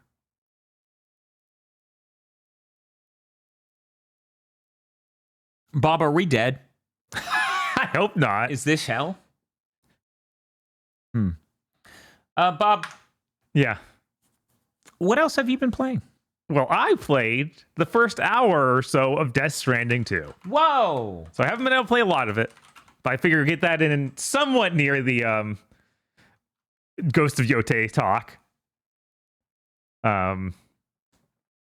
Yeah, the first hour, this game feels very much like Death Stranding 1. Okay, Like You don't say. very much like Death I Stranding 1. I see. The whole story this time is 11 months after the first game. Norman Reedus has taken the baby. I think his name's Lou. And he's just hiding somewhere. And Fragile finds them and it's like, I have one more job for you. And it's basically we're expanding the chiral network again, and we're going to Mexico. So do the same things you did through the first game, but South. And the environments look the same because everything still looks the same. Because I guess the post-apocalyptic events that happened made all of the northern and southern America just look like Iceland or whatever that is. That is brilliant in-game lore supporting game design. That one place that from Rogue One. Yes. So I'm not too excited yet. It's feeling very, very similar in many ways. I unlocked the VR training after I got to the first hub. which I immediately unlocked the private room, which was identical to the first game's private room of just, this is where you look at her and Ritas do stuff. Bob, I want you to know you said you unlocked the VR training. And for just a moment, I thought Kojima is enough of a mad son of a bitch to have an unlockable actual VR mode in his flat screen game and not tell anybody. No, not with VR, like a real VR headset. Norman Reedus puts on a VR headset in the game, and then he floats in the air, and then the camera zooms into his face. It's actually very fancy. That's what VR chat's like, Bob. Exactly like that. And I feel like the VR training is for a different video game because it was literally, here you can learn the combat and stealth stuff, which was in the first game as well. Very, very rarely used. And I did like the 5 or so training missions, and it doesn't lock anything else after that. So I was kind of disappointed. I was like, well, it'd be really neat if you made like actual live training missions like you did for like Metal Gear Solid and stuff, but you didn't. But each time you finish one, Norman Reedus does the snake like fist pump pose when he beats a VR mission from those games, which is neat. This is feeling like it's going to be a great way to listen to Kojima's mixtape again. Nice. I don't think anyone else could have gotten Raindrops Fall on My Head stuck in my head. Spider-Man didn't do that for you? Spider-Man did that? Yeah. Like the Sam Raimi movies are like, huh? Yeah, that song's in 3, I think. Maybe it's 2. Okay.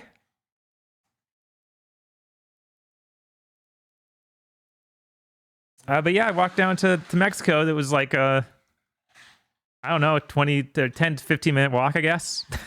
You're not that far because everything is like that weird, like nowhere near as far as you think it should be in a Death Stranding game because it has to be traversable on foot.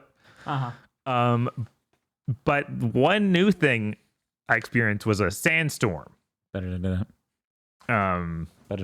visibility got insanely low. And you could like lightning struck everywhere. And maybe this wasn't the first game, but I just don't remember. So let me know if any of you remember it. And you had to stand like close to structures to avoid some of the sand pressure. And then when you finally get out of the sandstorm, you're actually completely covered in the sand, which is a pretty neat effect. And yeah, there's a bunch of cool looking art design in this game, like all the different armor and stuff. Like all of Sam's gear has been redesigned, and all of Fragile's gear also is completely new look. Fragile, they haven't explained it yet, but she is no longer old. You know, because the whole thing was she got rained on, was her whole body was old, so she's not. Yeah, she went. She went to the beach that makes you old. Yeah, she went to the old beach.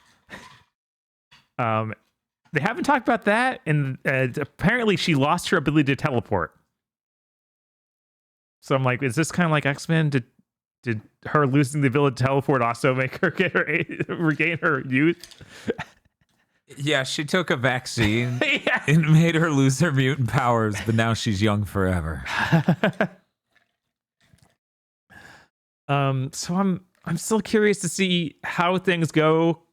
I wanna trust Kojima has something here, but I'm really worried that it's just gonna be like, yep, this is just more Death Stranding. So as we're sitting here talking about these 4 fucking Sony AAA games that they made direct sequels to, where we felt like we had so much of the first thing, not sure if we're interested. Except for God of War, which upped its game a lot. But it didn't hit for me as well as it hit for others on the podcast. But even I could acknowledge how much better it did stuff. Right. I sit Horizon here... 2, strangely. Like, that was another gigantic upgrade. It was a really big upgrade.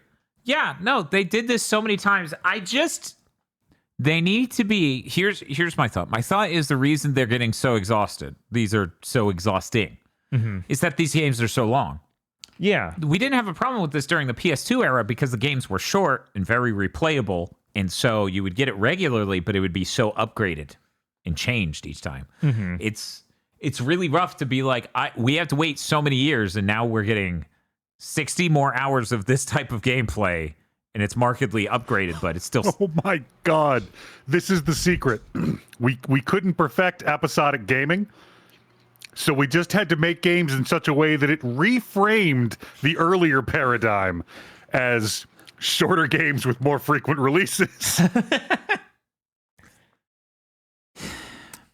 Episodic gaming is not what I'm asking for, just to be clear. I want you to ship whole ass video games and stories, but I want them to be $40 and come out every couple of years. I think everyone's far more down for that than the $70 game that comes out once every 6 years, and it is so similar gameplay-wise to the prior one that you just look at it and go, Like, honestly, I feel like I need to state at this point of the conversation, I do not at all mind that it's just more of the first game. Because that's what I wanted. That was that's what I'm reading off of you. I don't know if our audience is, but I imagine Spider-Man 2 was absolutely that. Right. I imagine I'd be a lot more okay with like Ghosts, honestly, than Death Stranding, because I feel like Death Stranding is a really neat idea and like a cool thing you can do once. But you need to add things to it. Like, it needs something else going on. Maybe something else will be it'll probably be deployed, because the thing you were talking about with the VR missions, right? That reminds me of what they added to the director's cut. Right. And the director's cut had some really weird stuff gameplay-wise of, like, racing cars or whatever, and also doing these stealth missions with guns and other things. And there's a chance this goes that way by the end. Right. And I think that's really possible. I'm just saying, I feel like $70 in this size is not ideal. We should go smaller, like markedly shorter, much smaller, and cheaper games. It's very strange because if you look at the metrics, like console gaming is overwhelmingly the domain of adults. Like, kids are out there playing mobile games, and I guess Switch or nothing. So I don't understand. Or Fortnite. So I don't understand why it's like bigger. It's like, motherfucker, your entire customer base has a job and possibly kids. And probably not a ton of time if they want to sleep. In fact, I would say this is part of what is contributing to like games broadly not succeeding past like 2021, 2022. Yeah, I mean, a lot of people who are adults and they choose one of these games and that's their life. Like the Assassin's Creed Origins, I think. Yeah, that was the first one of it's enormous ones. It's an RPG. I had a coworker who's like, I only play that. Yeah. That's basically all I do other than my job. Like, you can only have like one of those in your life. I don't know why they all want to be that one. But I don't get it either. But yeah. I don't get it either. I don't know. But yeah, I'm gonna play more of it. Maybe something else will come up. I was just really disappointed when it's like, why is Mexico looks identical to everywhere? To Norway, Death Stranding 1 or Iceland, one of those two places. Yeah, wherever they filmed the opening of Rogue One. Yes, that was all you were on the road. I was like, hey, wait a second, Kojima just watched Rogue One, got Mads Mikkelsen, and then made the whole game look like fucking Norway or wherever it was. Based. Why couldn't you watch Casino Royale? So that way we spend the whole game slapping people in the nuts with rope. It's a metaphor. You promise? The Strand! You yell. Nuts. Stranding. Then you hit him with the rope. Did it have a yellow filter, though, Bob asks chat. No. Then how do you know it was Mexico? Oh, the map said it was Mexico. That's the only way I knew. This is a misdirect. The guy at the base had a like Hispanic accent. So, that's enough. Yeah. I honestly was like, thank God. Otherwise, I'd be like, this is just the same game. No, Bob, you're being tricked. You're being tricked. It didn't have the yellow filter. There's no way that was Mexico. Did it undulate? No undulating. See? Not Mexico. I mean, a little bit because FSR is in here now, and that's obviously the thing.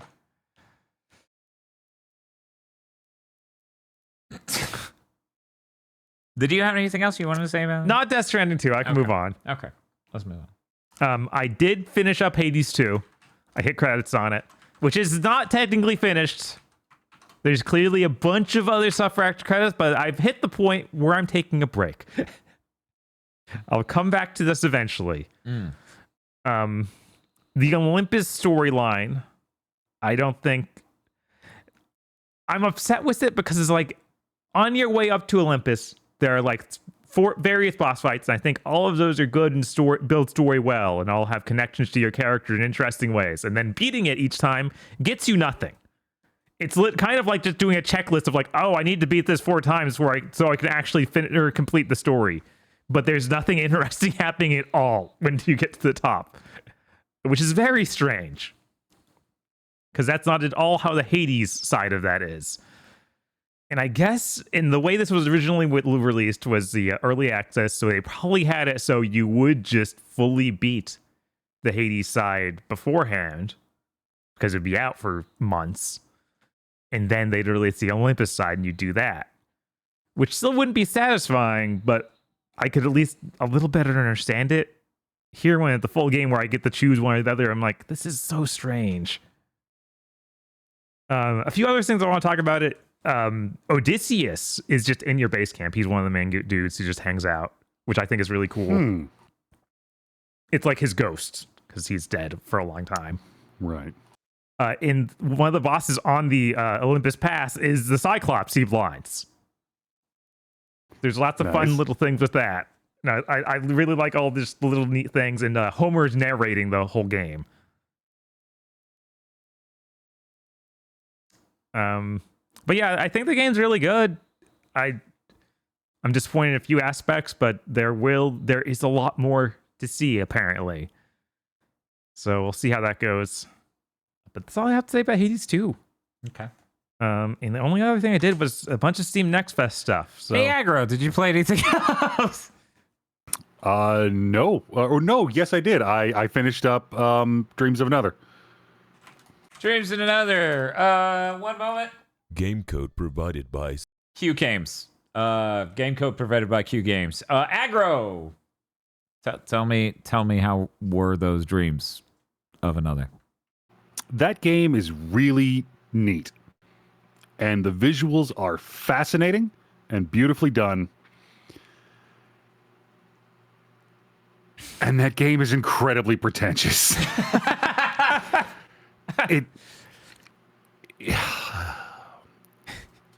It comports itself as though it has something to say. And say it does. It does say. We've said Boy, how does it much it say. says. It is saying all the time. This is one of those things where I'm like, it's not dumb, it's not wrong, it's not bad, but at a certain, like, everybody sees or learns something for the first time somewhere, right? But when you come across a piece of media that's ruminating on it, explaining something, like, I'm a grown-ass man. Like, I have encountered all of these ideas before, and this game acting like it's revelatory or like, isn't that something to think about, gets incredibly tiresome. And I get that that's a very specifically personal and petty complaint to have about it, but that is how this game came across to me. I think that reaction to that is probably far more broad, a normal human reaction to that than you're generously portraying it as. I feel like a lot of people would have that reaction. I'm willing to put a lot of money on Bob would have that exact reaction. When, like, the whole third act of the game is, what is art? Maybe it's, let's consider what art is. Shut the fuck up. Shut the fuck up. I'm doing the Birdman looking at the calendar thing. yeah. At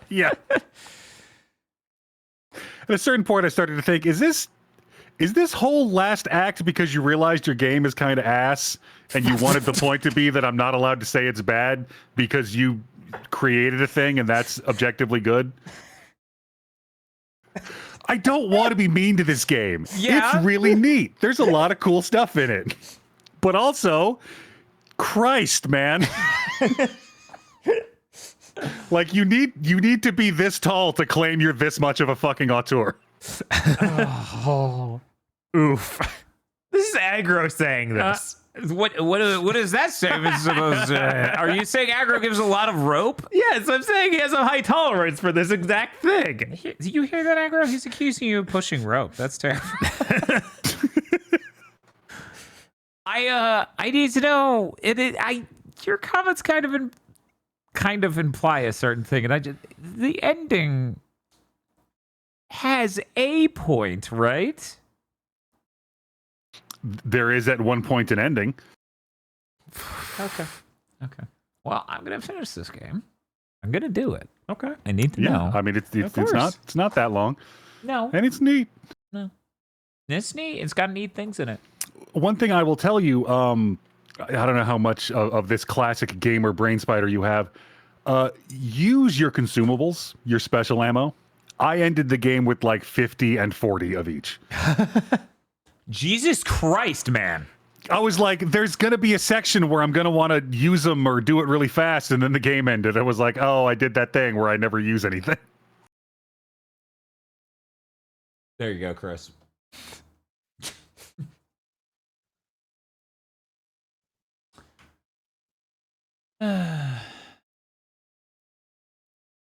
That is really unfortunate. Yeah. That is the word for it. Unfortunate.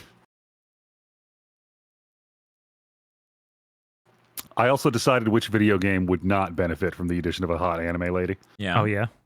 And I realize how knee-jerk and pigeonholing this sounds, but it's Myst 2. It's Riven. Because if there's a hot anime lady in that age, that means she was put there by Gen, and I would have to interact with the hot anime lady that creepy old man created specifically for himself, and I don't want to be in that situation.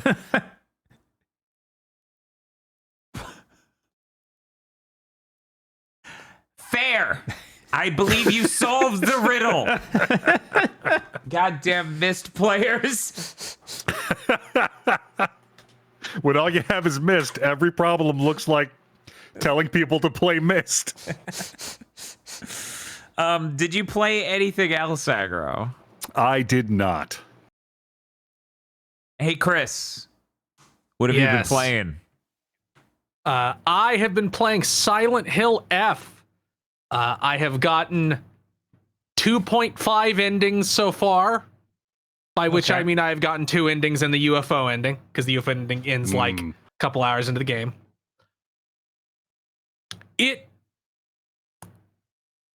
I think they could cut more stuff out of New Game Plus. They do cut some things out. There are big chunks of the game you can just skip now. That's really neat. But, and also, like, this is it like populates the world with new text documents too. Mm-hmm. Oh. It also does that again on New Game Plus 2. Oh. Because New Game Plus 2 is like you have to be on New Game Plus 2 to get a specific ending. Jesus. Because when you beat the game, it goes like it adds a new bar to the main menu that says endings, where you can watch an ending, and the ones that aren't locked, it will tell you how to get them. You know, and then you have to sort it out. Okay. I have gotten the original ending and the Fox ending. We'll say it that way. This game, story-wise, this game is fucking immaculate. The characters are just so well realized and interesting, and it so clearly understands human beings. This is like the complete hard opposite of the everybody doing PR speak that we complain about. Mm-hmm. Everyone Or it's talks like as though we're there within earshot of HR. Mm-hmm. These people can be ugly and mean, but they can also not be.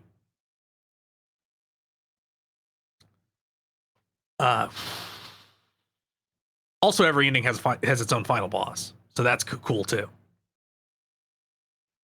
That's crazy. This is Right. the best way to. I think this is the best Silent Hill game right now. I don't know how I'll feel once I finish it entirely. But you haven't played all the Western ones. Yeah, maybe I'll be really into 4. I haven't played that one yet. You haven't done your home port or your downcoming. It feels like a really, like, it kind of feels like a combination of the themes of both 2 and 3. So like they picked the right ones to kind of pull from. Mm-hmm. Stop making me fight that fucking mini boss. Stop it. Knock it off. Valid. Too many fucking times. I fucked myself by playing on hard. You're not supposed to do that. It tells you that, and I didn't read it close enough.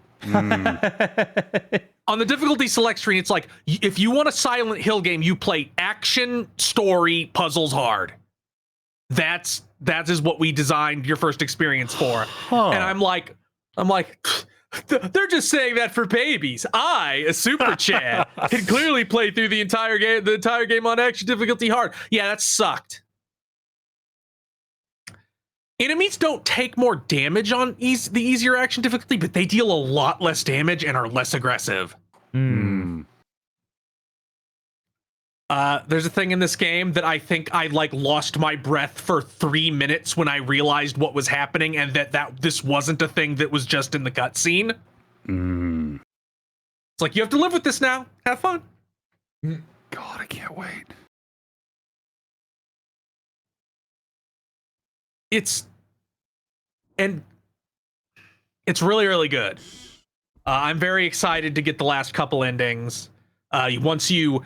Another great feature. There are new cutscenes on New Game Plus. If you try to skip them, it pops up and says, this is a new one. Oh, that's good. Not just that, but it also does the press to skip thing. It'll say press to skip new cutscene, and then if you hold it all the way still, it'll pop up with a prompt that's like, this is a new one. Are you sure you want to skip it? Cool. That's awesome. I feel so seen. Wait a second, a game designed to be replayed? Whoa. What? Yeah, you can fly through that game in like 3 hours if you've already beaten it. Good. And you're not on like hard or Lost in the Fog, the hardest difficulty. Yeah, no, that's what survival horror games used to be about. Right. Like, once you beat it, you could fly through it, and that's part of the appeal. It does have a little bit too much like scripted shit in the opening. It's kind of like Resident Evil 3 remake where you have to do like the running from Nemesis set piece. And I think it's a little bit longer than that even. But there's no ice worm in the middle, right? No, there's an unbelievably terrible and grueling series of combat rooms near the end. They're a lot more manageable on story difficulty. On hard, they were excruciating. I don't think the game is quite good enough for them to have been focusing on the combat this much. Like, I don't think it's good enough that you should be doing combat rooms. But everything else is really, really good. This is the first game I've played in a long time where I have actively been scraping for those text documents because I have to read every single one of them.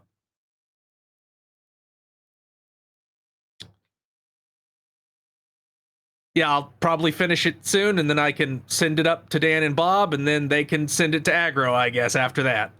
I'm really looking forward to playing all of Ghost of Yotze. Bob being like, I'm done with Death Stranding 2, and then he goes to hand to me, and I'm like, and then I play Silent Hill instead. Aggro, quick question. Yes.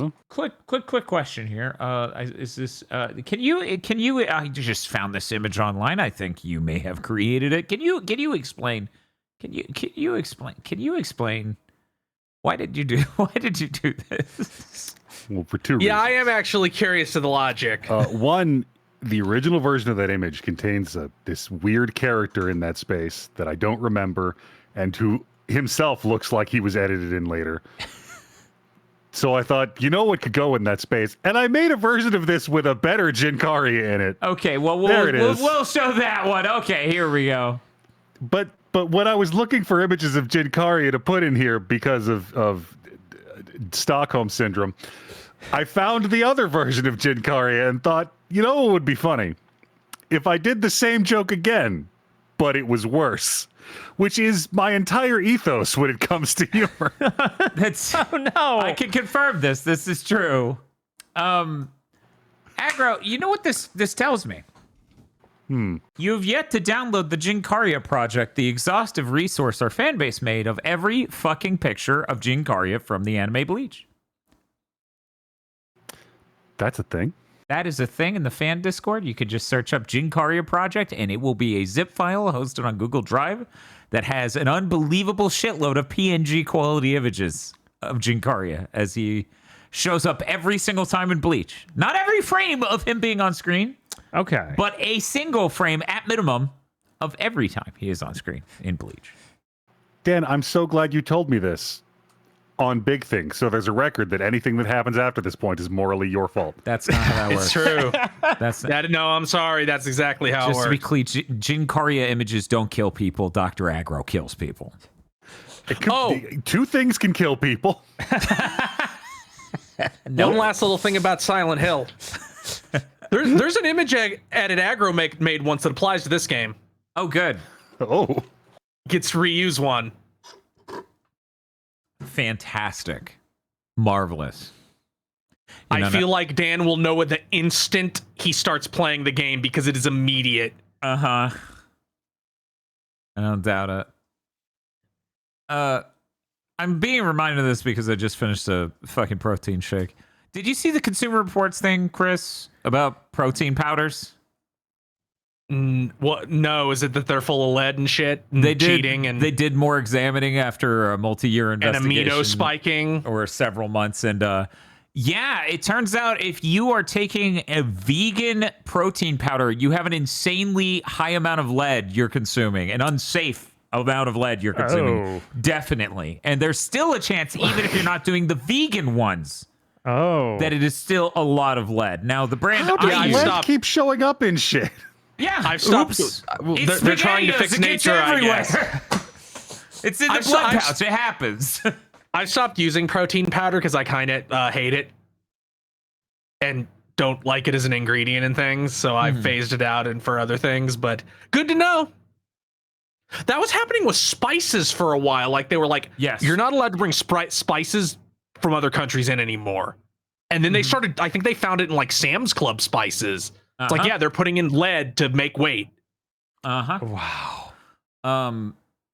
So I believe I'm gonna have to look at the name on mine, but if you look up Consumer Reports protein powder, you can see the ones they did study. It really is just the ones that are vegan are always like really high. That's crazy.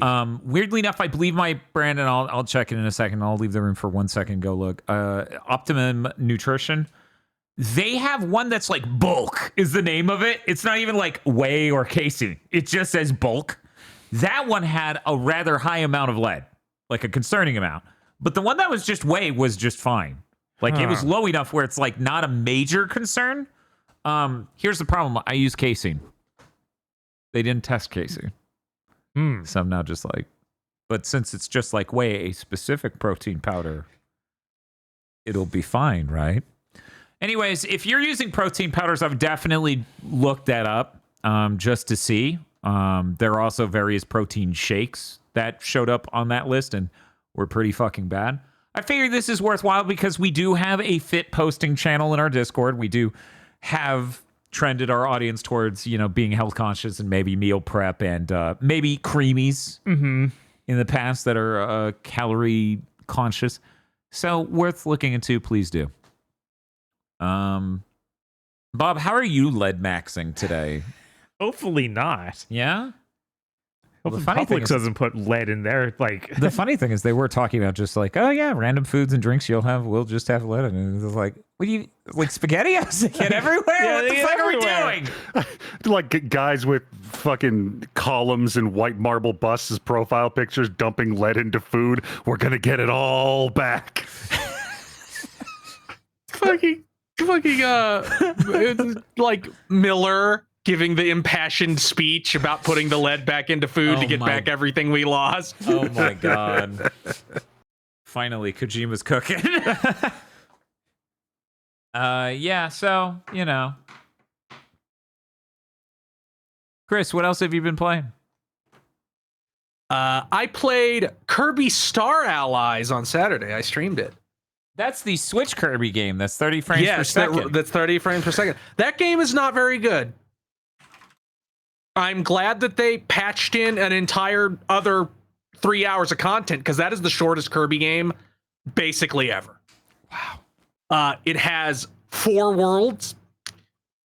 Return to Dreamland, Triple Deluxe, and Robobot all have 7.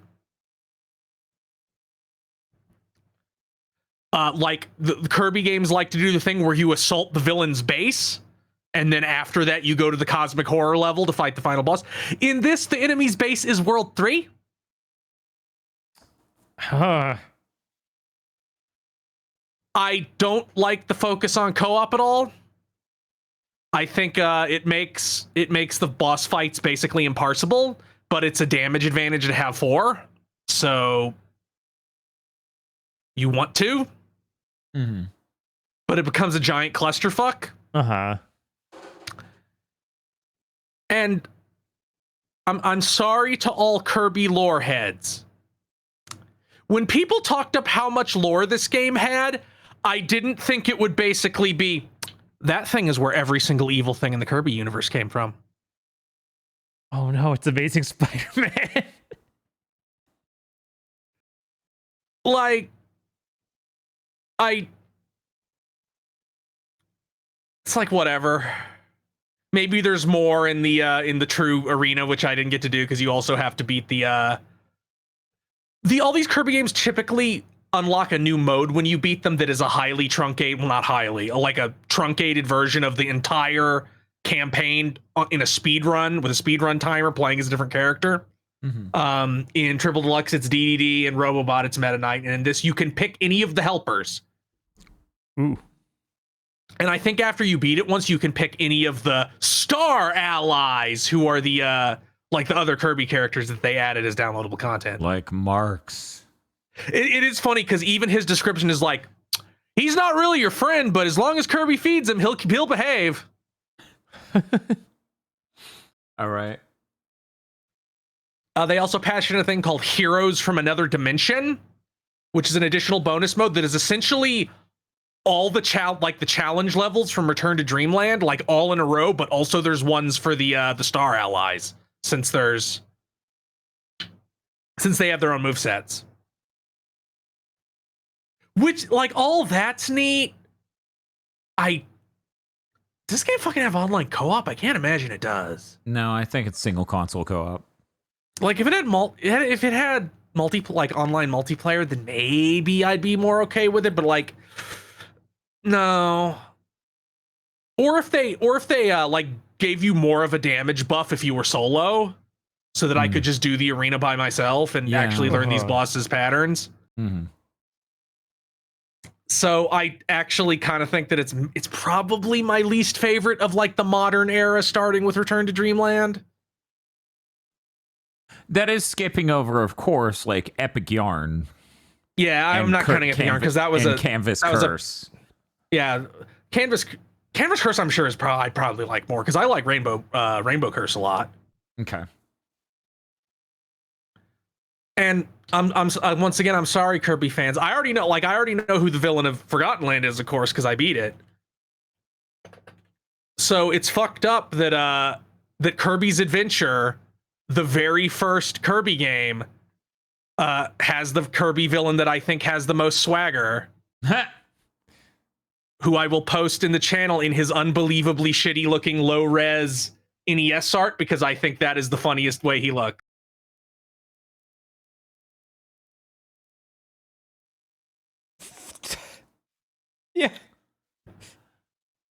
Yeah. So this is from like the manual or something. That is, I presume, yes. that is incredible. Holy shit. I feel like so he's cool. the boss of an F-Zero game. He looks like an Undertale joke character, Right? I mean, there's a character in those parts 3 and 4 that is explicitly like, their theme songs have like very similar like note progression, and they have the same silhouette. Oh yeah, and have similar attacks. They're killing me. This is too much. He's too strong. He also has. I feel like he also has the best theme. They really need to bring him back. They brought him back in that Kirby Clash, like the Super Kirby Clash, like the Monster Hunter type thing that is free to start. But they need to bring him back in a main Kirby game.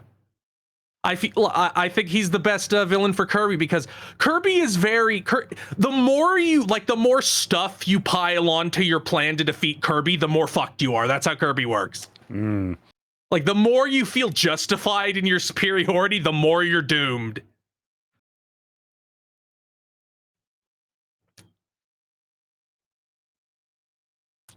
But yeah, that's not a great game. I'm looking forward to streaming Forgotten Land at 60 frames per second because I'm putting on my fell for it again award and giving Nintendo $20. I'm sorry. Although at least I also get like a 3-hour long bonus thing. Yeah. It'd be nicer if I only had to pay for that and the performance was free. Right? But, you know, can't have everything, or in Nintendo, or in the Switch 2's case, much of anything. Mm-hmm. And then after that, I intend to do that's like a 15. That's probably going to be like close to 20 hours with that DLC, maybe 15, maybe around 15. So it'll be multiple streams. And then after that, I will do the variety stream where I look at shit like Mass Attack, Epic Yarn, Air Ride, and then not only do a Kirby game ranking, do a Kirby copy power ranking. Ooh. And maybe a Star Ally ranking. I'll do a bunch of rankings. But it's fucked up that I'm like, Kirby might be Nintendo's most consistently high quality series. What about the Yoshi games? I think that might have one game anybody likes in it. Yoshi's Cookie. Yep, that's it. Yoshi's Safari. Oh, speaking of Kirby, you know, Bob, you can get revenge for Bob Gets NES Hard. How's that? You make Dan do Dan Beats Kirby's Dream Course. Jesus. I'm sure that Dan'd get it if he tried again. Sure. Uh-huh. Yeah. This time will be different. What could possibly go wrong? Yeah. Uh-huh. As I just get crushed by the video game slowly. This is a thing that I thought multiple times. They need to do an RPG spinoff of Kirby. They do. Uh-huh. I've been wanting that since Superstar. It'd work really well. But yeah, not a fan of Star Allies. There's really not much in that game. Like, the levels are short. They don't really have ideas. Like, their version of the gimmick is the friend moves. Yeah. So you get friend wheel, where you form like the 69s wheel and roll around and you can jump and you break through blocks. Or one that just turns you into a shmup, which is fine. Kirby games always do that. Or have since Superstar, pretty much. But there's also ones that's like, form a human bridge to do this insufferable type of puzzle. You never actually have to do them because they're just for bonuses, so I never did. I think I fucked up every single one. Because what happens is, you turn into the bridge, and you can go up and down between these two walls, and there might be like gaps in the wall where there's just a pole, so you can go through, but you can still hold on to it. And then like an NPC, like an enemy, a unique enemy holding a key shows up, and you have to get them to the door. So you have to take into account the pace they're walking, and also you might have to bounce them off the walls a couple times as you go up or down to avoid them from touching spikes, falling in a hole, or touching an enemy. I don't like it.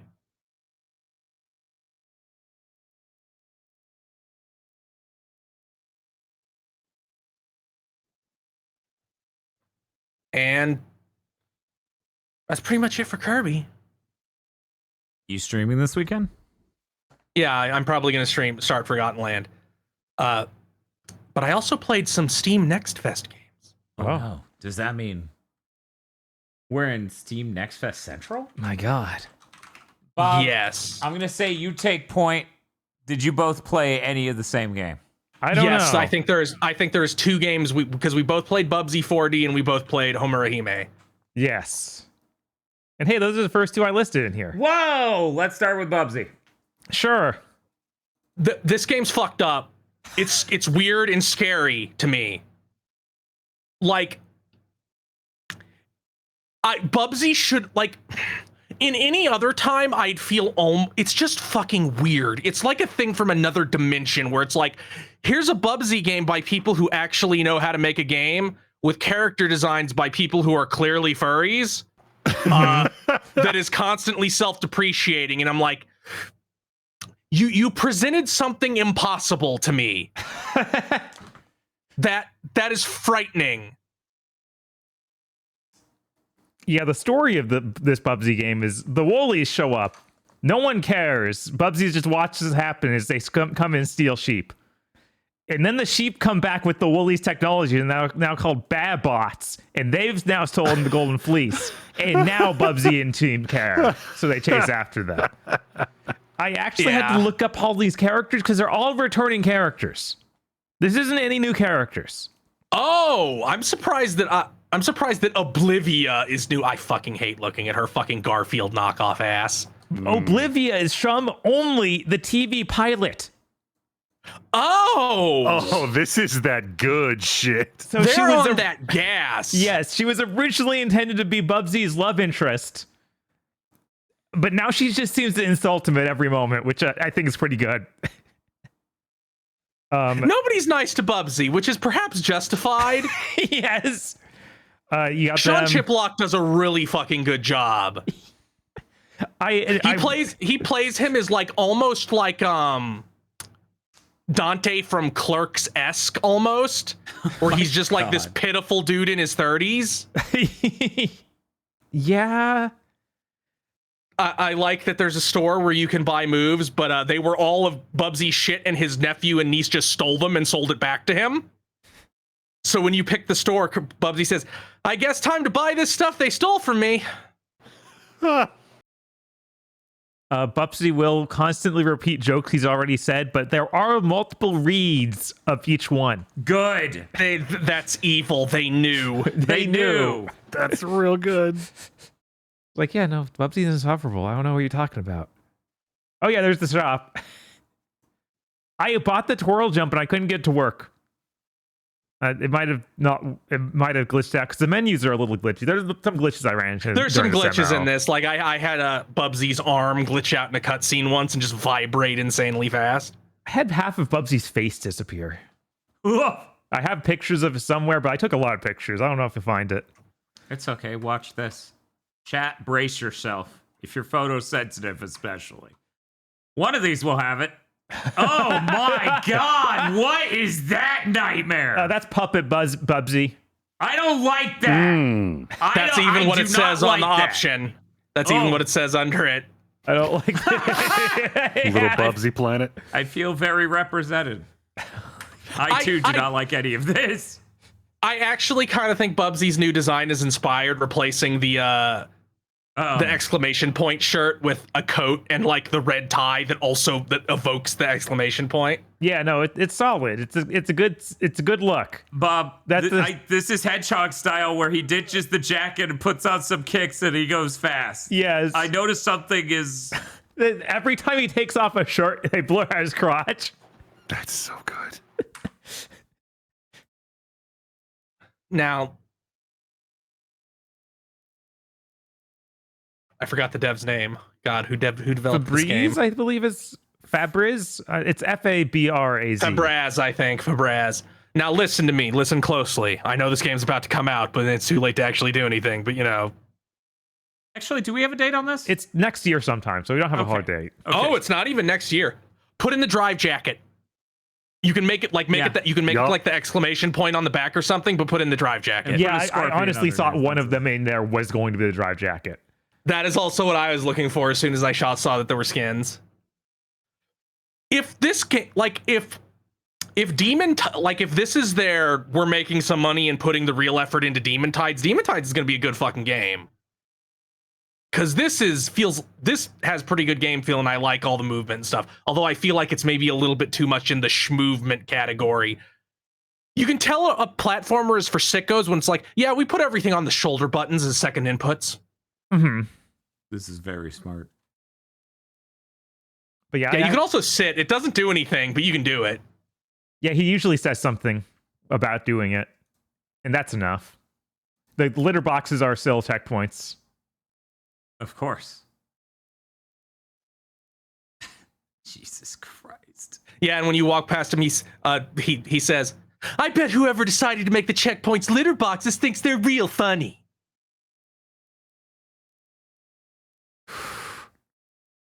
They also officially canonized what could possibly go wrong, which I think was also only from that pilot. No, he says that when you enter levels in the original. Oh, really? Yeah, he goes, Okay. What could possibly go wrong? It's an iconic catchphrase. Yes, pause. He's a cat after all. I'm just gonna say, if Gex doesn't get a real game, I'm gonna be pissed. This is what happened. It glitched out. It let me in this tube. You're only supposed to go in is the fat version of Bubsy like he is now. But since I went in and his regular Bubsy, I got stuck in there. So I had to reload from checkpoint. That's funny. Yeah, you can see me walking like stuck in there, regular as Bubsy. It's okay. All right. Jesus Christ. I also didn't know his nephew and niece were from the pilot and also in Bubsy 2. So Terry and Terry have been around for a while. Excuse me, both their names are Terry? Yeah, one's with an I, one's with a Y. Smart. Is very smart.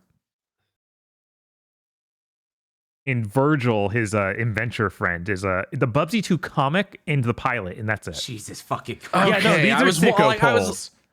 I was like, yeah, I know for a fact that freak wasn't in any of the games. Mm-hmm. Oh yeah, that's what one of the Woolies look like now. Yeah. It's I disturbing like seeing them that. in full 3D. I mean, I saw them in the CG intro to the third game, Bubsy 3D. So, you know, this isn't new. I felt this pain before. But yeah, I think it plays really well. Like it's kind of super floaty, but I'm like, that's kind of okay for Bubsy. And the song it plays when you're in the home base is super catchy. Yeah, this is like going to be a much better game than There Bubsy it is. deserves, frankly. Oh yes, for sure. That's where his head didn't load in right. Oh my God. Yeah, his cheeks just aren't there. Ugh. Yeah, I turned into the ball form and it fixed it. Okay, that's good. That's good. Oh God. Oh, there's multiple pictures. Should have flagged this podcast for gore. And of course, Bubsy keeps talking always. So when you pause the game, he's like, "Oh no, what happened? Where am I?" Because he's on the pause screen too. Oh, okay. I enjoy the horrible Bubsy jokes. Okay. So do I when it's Sean Shiplock delivering them. Yeah, he really elevates the material. He sounds like pathetic Sonic almost. He has the most pathetic cat sound you've ever heard. Like you can tell it's a cat sound he's making with his mouse. Uh-huh. Where he's just like, yeah, it's awful, but perfect for Bubsy. But as I said, I'm gonna be forever butthurt if Gex doesn't get a self-aware game like this. Yeah, Gex really deserves one of these too. It'll be like a much stupider version of me not being mad that Crash got a new game and not Spyro. These are in different directions, though. Now, Gex is evil. It's true. Is Gex more evil than Bubsy? No, they're both evil, but Spyro and Crash are good. Those are good things to bring into this world. Oh, so this is the hero dark path. Yes. Yeah. Yes, exactly right. Chat, how do we like Bob's shirt today? Apparently upsetting the camera and making him want to disappear. Yeah, I don't know. I feel like I've worn this shirt plenty other times. I don't know what... nothing's even weird about what's behind you. I don't know. I don't know. Goodbye, Bob. I'm leaving.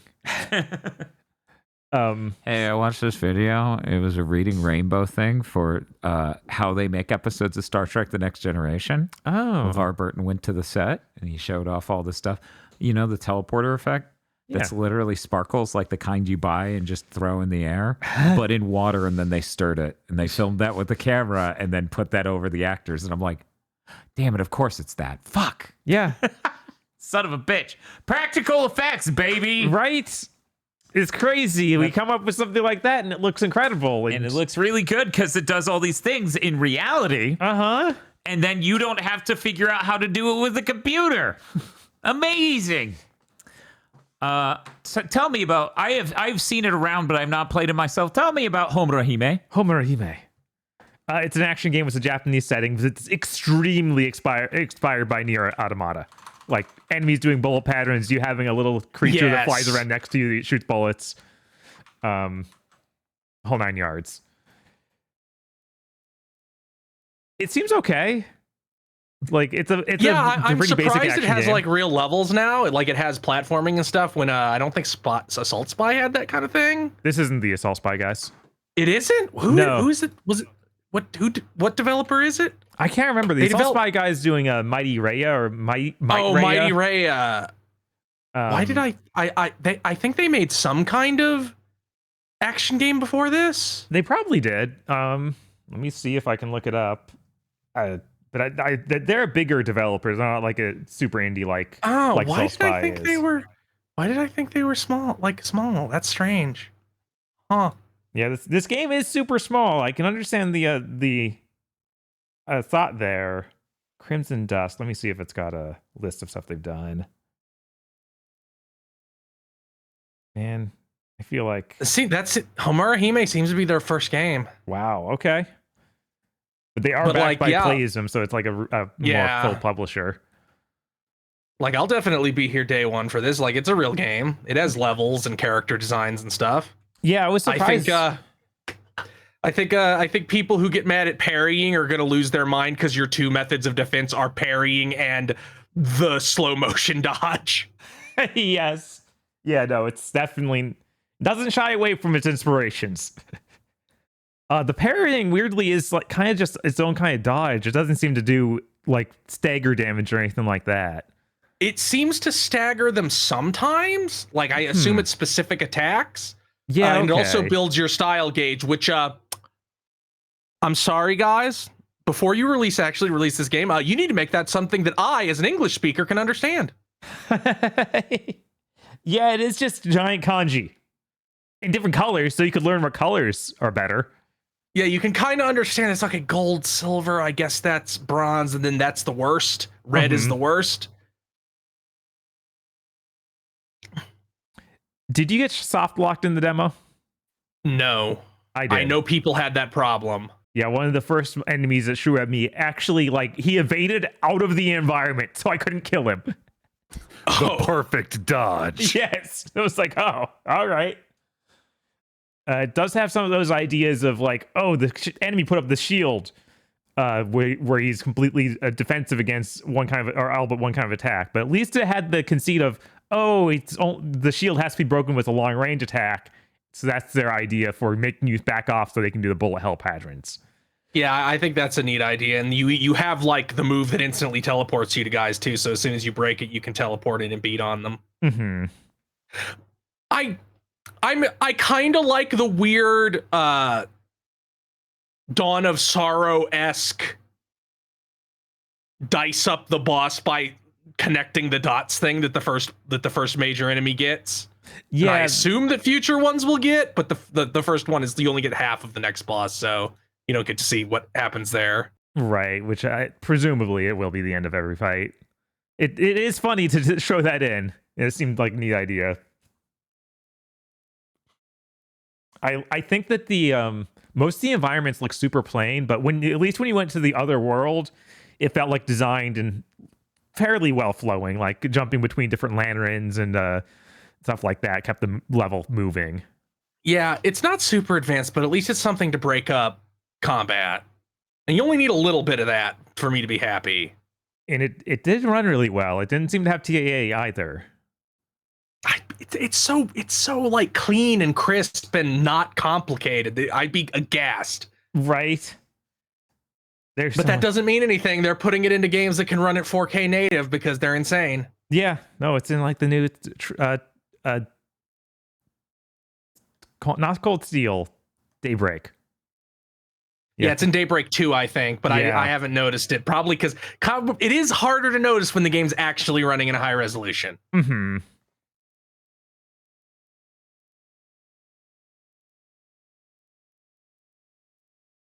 But yeah, I was surprised you actually have a decent number of combos and they feel okay to pull off. It looks like there will be more extra things to buy, more moves and such. Hopefully there'd be more weapons too. We'll see. But I think that's all we really talk about Homer Hime. I see you posting more pictures in there. Yeah, of other games I played. I only really played 5. Okay. So I want to talk about Escape from the Ever After for a second because it's going to be real short. This is the Paper Mario like if you've seen it, if you've seen people talking about it. I picked it up because it looks very nice and seems to have like decent production. It has maybe the most uninspired concept I have ever seen, which maybe that part's not great. Which is we're the fairy tale company. You go into different fairy tales. One of your party members is the wolf from I think it's the Three Billy Goats Gruff. I don't think it's Red Riding Hood. I think it's one of the other wolves. And what was this called you again? have to escape from the ever after because it's fairy tales like happily ever after. So you have to escape from the ever. But it's just like an employment agency for these fairy tale characters, which seems so overdone as like an idea. And because there's humans, sometimes it looks almost like Scribblenauts-esque.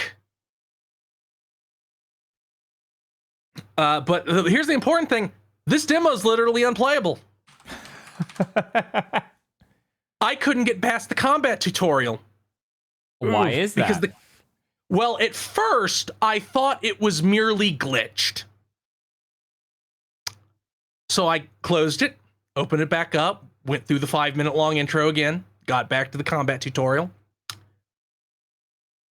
and I couldn't get past it. I could not block, ever. And from what seems to be the case from me looking at the Steam discussions is the timing is just insanely tight. I really don't like this art style. I think that part of the reason I didn't download this when Chris sent it to me, I was like, oh, I don't like looking at that. Yeah, I kind of started to feel the same way pretty quick. Like even like if it maybe had a more inspired idea in environments, I might agree. But it's just gonna be like, remember this book? Here's a parody of it. Even though we mentioned that we can just use Sherlock Holmes, we're gonna send you to Shadow over Innsbeek. And they're birds. But yeah, the developer seems to think that like they just wanted to have tight timing. It's like, guys, Paper Mario was 1/10 of a second, and the 1,000-Year Door was slightly more than that. 1,000-Year Door was 8 frames at a 60 frame per second game. Paper Mario was 3 frames at a 30 frame per second game. This feels tighter than 3 in a 60 frame game, like a 60 FPS game. This feels like 1 or 2. And this game's small enough that I think the developers might actually hear this. And guys, for context, I beat Paper Mario Master Quest Jr. Like, I get that's not the super big boy version, but I beat the version exponentially harder than any Paper Mario game. And Bugtails, I also beat Bugtails. And I can't block once. I die, 20 health. I couldn't block once. How much damage is he doing a hit? 1. Oh. Ooh. Wow. I simply could not figure out when it wanted me to hit that button. And every time it did, it'd be like, no, you can't mash. And I'm like, I'm not mashing.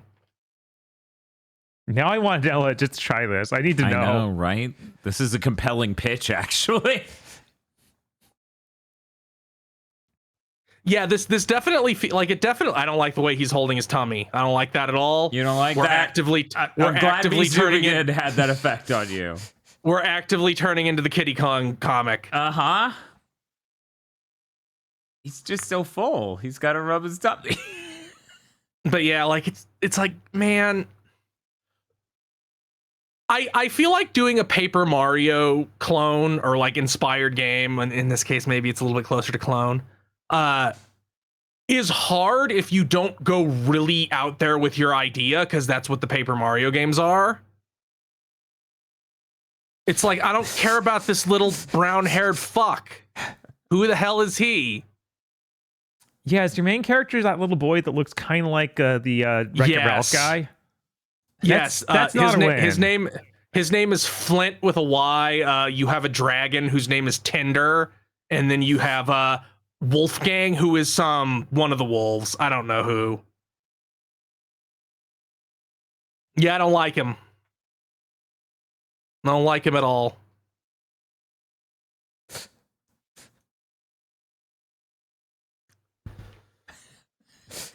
Thank you, Dan. You're welcome. Let's really give him a treat. But that's all I have to say about it. It just stuck out to me as like, I can't get past the combat tutorial. Mm-hmm. Okay. What did you want to talk about next? Who, Chris just got one. Bob. Oh yeah, sure. We can alternate. I played Skate Story, which we've been seeing for years. It feels like Devolver Digital published a game where you play as a weird skateboarder made of glass, and the goal is he's a demon and he's trying to eat the moon. Cool. It's got a really cool art style and aesthetic. The skateboarding feels pretty okay. It's like I fully suspected the deal with this game was going to be like, well, the art style is great, but oh man, it's like the worst skateboarding game ever. But it's fine. Like it feels kind of skate-like, where everything's very grounded and realistic. You can do an ollie and you can do a kickflip and stuff like that, and they're just separate inputs. And like it's mainly actually, instead of about doing a bunch of tricks, trying to go down like a pathway with obstacles. And yeah, after you beat the first level, you get abducted by the philosopher here, who is the giant, stone statue man. He stares at you with his glowing eyes. Nice. And he makes you... Hang on. I'm sorry. I just got that. Stone. Philosopher. But yeah, he makes you go into... I forget what he calls it. Like, it's some sort of philosophizing space where you'll be stuck there for all eternity unless you solve his riddles. Which is finding two sources of inspiration, putting them on pedestals. So you do that, and then he challenges you to like prove why skateboarding is actually super cool. And that involves what I think is the weakest part of the game, where it's like, okay, here's a skate park style thing, do some tricks, and then land them by hitting the square button with a slam that does a slam move, and then that'll cash in the point you got from your tricks, and that'll do damage to his health bar. And at this point, the game has taught you how to do all of 2 tricks. And that's not enough. That is too few. And they've given you like a minute and a half time limit. You better do it or else you're sent all the way back to the beginning of the zone. Which just kind of sucked. It was like, yep, I failed this because I was hoping I could do more than these 2 tricks. And I technically can, but I have to like really squeeze that stone to get them going. Otherwise, really cool game, really interesting story. I'm excited to play more of, but I sure hope there aren't a lot of these fights. Or if there are, they introduce more moves. But that's all I gotta say about this. It looks incredible. Very minor complaint. Stop calling your game Sport Story. There's already a series that did that. There's like 3 other games unrelated to Soccer Story and Sports Story that do this. Mm-hmm. Like there's Soccer Story, which came out after both of those, and it's like, why? What are you doing? It's Like when smart. Bob said Skate Story, I immediately thought, is that related to this? That related to those devs? That's fair. At least it's so wild and different. You once you see a single image of it, you can't mistake it for anything else. But it does deserve a more interesting name than Skate Story. But I think that maybe it's, ironically named. I don't know. But that's all I have to say about Skate Story. Which every time you booted it said Skate Story Demo, because it was a demo for it. And Yes. part of my brain went, now, is that a part of the title? Fair. It does seem like a demo scene. You could be, this could be a demonstration of your skills. We could in fact call it Skate Story Demo. I don't know. What next? Chris. Okay, it is called I guess it would be Rhine Arca, or maybe Reen Arca, or maybe Rain Arca. I don't know. Okay. It is RYNE''ARCA. I put some images for it in the Big Thing channel. They are the top 2. Yeah, this is dog shit that I played for literally 5 minutes. I downloaded it. I downloaded it because I thought it would be like a 3D platformer trying to be Atelier, and instead it is one of the worst action RPGs ever made. The demo. Go download this demo, boot it, jump, and then uninstall it. I need other people to understand that this has the worst feeling jump in video game history. This girl fucking Prince of Persia 2D jumps, but she's supposed to be an action game character. She looks nothing like any of the other characters you take pictures of here. Yeah, they very clearly bought every other character from the asset store or stole them from a PSP game.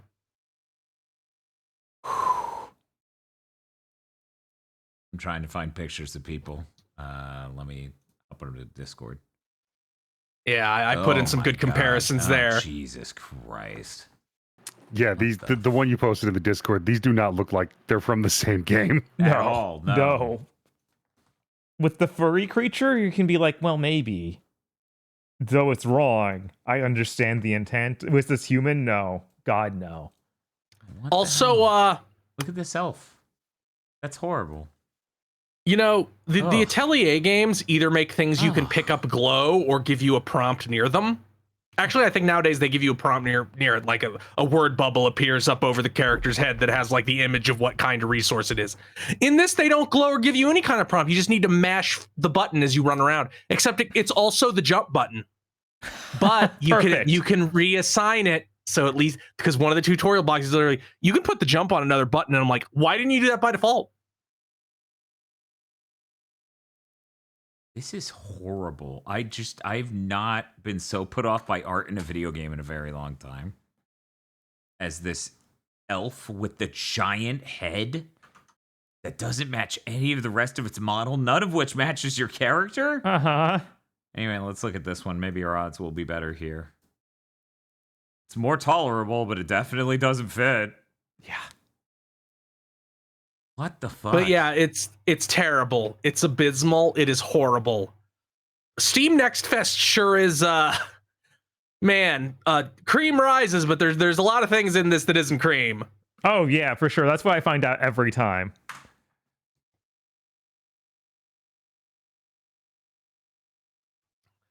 That's all I really have to say about it. Try it if you want to experience the worst jump ever. Is this? By the way, if you're sprinting, it does not make your jump change. Are these other images from a different game? Yes, they are from a different game than Okay. the other game I want to talk about. Okay. We'll go to Bob next, though. Bob, I hope your game doesn't look so horrifying. It does not. I played the new Painkiller, which I found out that is not a remake at all. Oh, is it Yeah. not? This is a original game that's all multiplayer focused, Okay. but what co-op is- multiplayer. What is the name? It's just Painkiller. And Just it's- Painkiller. and It's a co-op multiplayer. It's just a co-op game? multiplayer game. What do you mean it's a co-op multiplayer? It's kind of designed like Left 4 Dead. So it could be worse, but it's not. If you're looking for a new Painkiller, like regular that's not what this is. Stop fucking doing this! What is wrong with you? Fucking Shadow Warrior did the same shit. Yeah, just give it a new name. But yeah, even if I'm playing single player, I have to play with bots. Like you see bots there with me. That's Worthless. What the fuck? right now. Areas I was able to get pictures in, I had a goofy thing where I was going around with this creature that had an energy shield, and for some reason, while in the energy shield, it washed everything out. So that's why everything looks kind of bad. Okay. But you pick up these. This is a mechanic that occurred a lot throughout the game. You pick up these giant lanterns and throw them into something, and that's the main like thing they want you to do. Like sometimes it's to open the door, you need to show 5 into it. This time you need to keep showing them in to him, so he can keep moving the energy field around. Basically, you get to choose your character, which has a few, like one stat buff. Like one of them had plus 10% damage. Other one had more health. That sort of stuff. And then you choose 2 guns to bring in. The guns seem like their classic Painkiller stuff.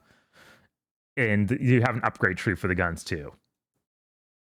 And it seemed okay. Like it plays all right, but it's not Painkiller. It's just this entirely multiplayer focused thing. The fuck is that? What? This character select screen. Oh like God. What? Every time. It's like, hey, what's huge right now? Boomer shooters. Hey, what's a franchise that still has some prestige? Painkiller. What if we totally fucked up on every level?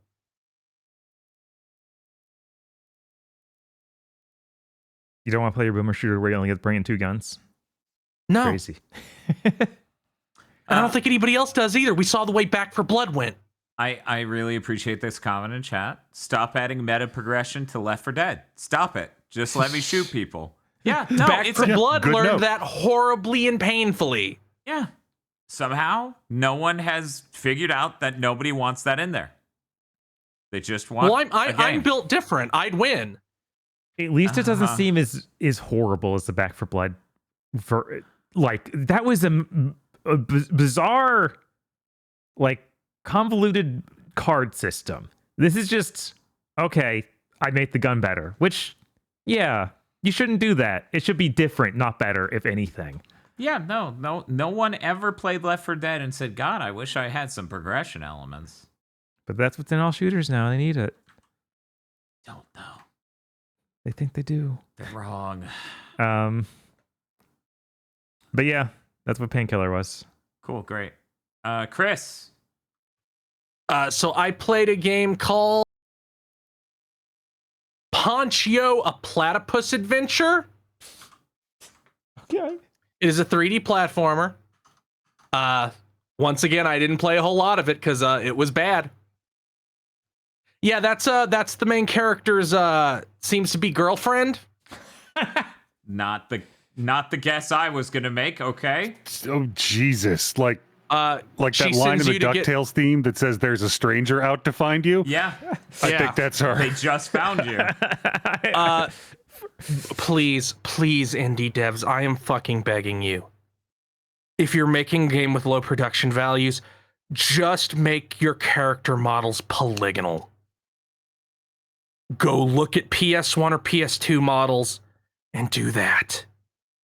Please don't put these unbelievably smooth looking round models in front of me. They always look awful. Is that the 3D model? No, The other image in that's a the profile. image Okay, Discord. just, The other just, image. just making sure real quick. I will now pull it up. But yeah, this is a banjo-like. Oh. No. Every character talks in the boo boo boo boo boo boo boo. You might be able to tell from the sign in this image. Yeah, it's got the googly eyes. Yeah. And if you And if you step on that switch, it spawns rings that you have to run through to get a thing with a timer. Oh, so it's just like Lost Soul Aside. And yeah, you collect shit. At least it's like it's a real standard collectathon. It's not like one of those linear things that also has collectibles. It is a big the camera pans over the huge level and it's like, go get him, champ. I'm actually having a real fucking time trying to figure out heads from tails on your fucking character here. I know, So right? the black thing is the tail, What is the yellow and red thing? a backpack. Oh, I thought it was like okay. a set of coins. Yeah. Okay. Got it. Yeah, this is one of those demos that like this game must be so early you shouldn't have done this. Maybe it'll polish up incredibly. Who knows? Anything's possible. Bob, Yes. what's next? This is one I got various people recommended to me. It's called Hell Maiden. It's a Vampire Survivor like Oh yeah, this thing. with a bunch more story. Like it's kind of like a Vampire Survivor meets Hades of like between runs, you go back to your little base and you talk to these people. The people in the base are actually all based on historic posts. So you play as Dante. Poets. Okay. You play as Dante of who wrote Dante's Inferno, and they've all been gender bent. So you are hanging out with Virgil, who is guiding you through limbo. Because apparently the story is, okay, all of Dante's Inferno happened, then Dante went to heaven, and then shows up back in limbo 2 days later dead. Nice. So then you start going into different layers of hell to find and save other poets who are painfully hanging out in limbo, because I guess that's just what poets do. Yeah.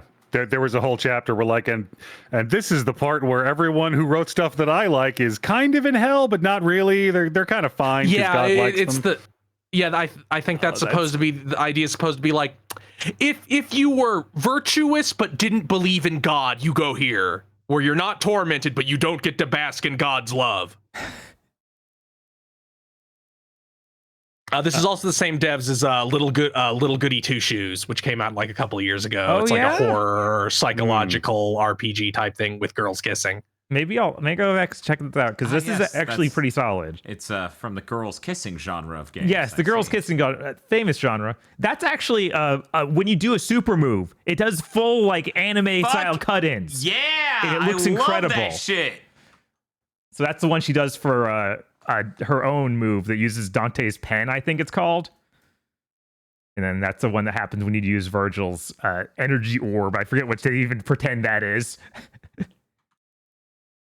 And they look really nice. And the game looks higher quality and higher production value than any other Vampire Survivor games I've ever played.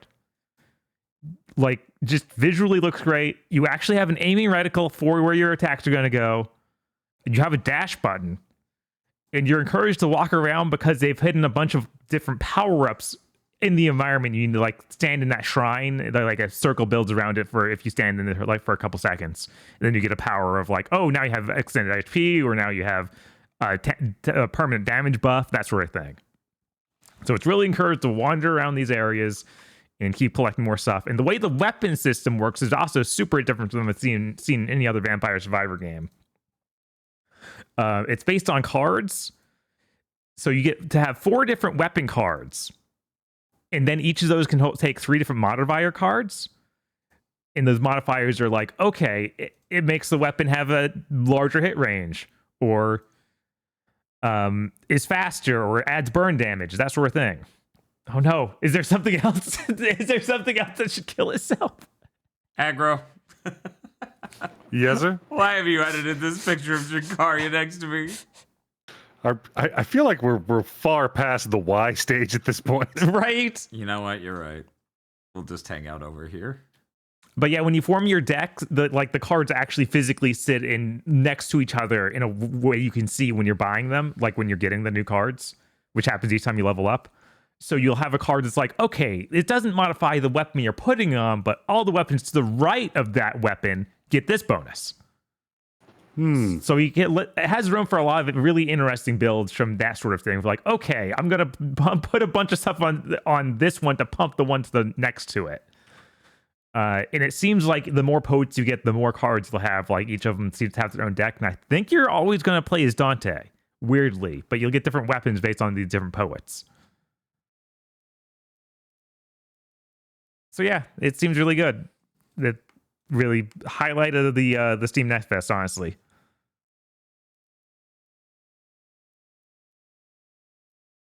But that's all I have to say about Hell Maiden. Chris. That is all the ones I have. Bob. Directorate Novitia.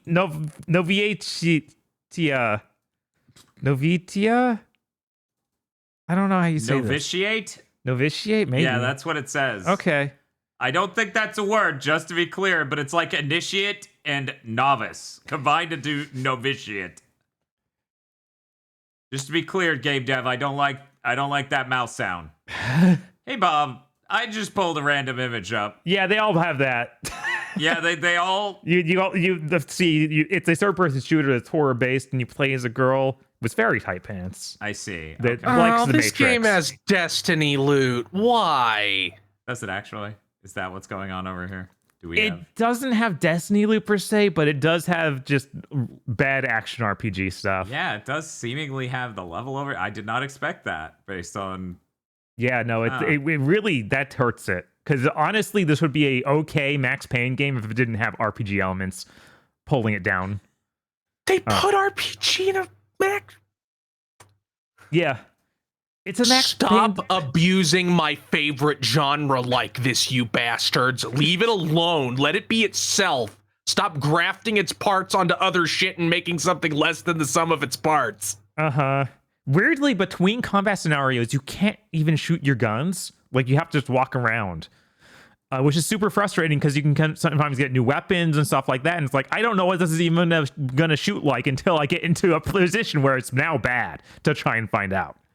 I always hate it when games do that. I have no idea why you'd put that as third-person shooter of all things. I'm sorry, I'm quietly over here chuckling over how huge your ass. Yeah, it's enormous. This is like farcical. It's great. This is so absurd. Like, and they sincerely modeled it and gave it reflectance properties so that way any lighting situation works in their favor. Why is everybody so mean to me? Yes, it's hilarious. As she wanders into the spooky house. Jesus Christ. A lot of the horror elements come up as insanely goofy. Like it feels like it's written very, very shallowly and dumbly, and often you'll find pictures of it eventually in there of they have these like organs that look like they're from an anatomically correct model of a person. Okay. And they're pretending that they're like, actually, oh, there's a dark ritual where I have a lung and a brain sitting on this table next to a microwave. And I'm like, dude, that looks comical. Are you saying this evil cult is taking these brains out of people and they look anatomically perfectly intact? Yes. And they're putting them in the microwave. Well, it's a hell microwave. It's a microwave in hell. It is not a hell microwave. No, this one's terrible. It's a Philips. Are you sure they're not taking it out of the microwave? Is this a flash situation? Yeah, this could be a flash situation. Did you play the game backwards, Bob? Maybe they got the organs from the microwave. It's possible. But yeah, look how goofy these mummies are. They're like, oh my god, they're taking the kids. they're doing The one on the kids. left is starting to approach that Baki meme. Yes. No, that's The combat it's kind of rough. Like you have a dodge button, but doesn't always go the direction it should. You got double pistols for every type of weapon, so you have to like double Uzis, double shotguns, and double just pistols. You can jump in midair and then hit jump again, and she does a slow-mo shooting thing. So it's not like a dive like in Max Payne. You literally just hang in midair and shoot. You've got some Are these statues? These here? are statues. Okay, I was. It's Man, too late. that I sculpted that you as statue the is- horrible Medusa, the horrible Medusa Wojak. Right? That statue is yicking out. Yeah, I know, right? I look So at much it. of the art is like weirdly funny, and it doesn't feel like it was supposed to be. Yeah, of course. Of course not. That's the first boss I ran into. Okay.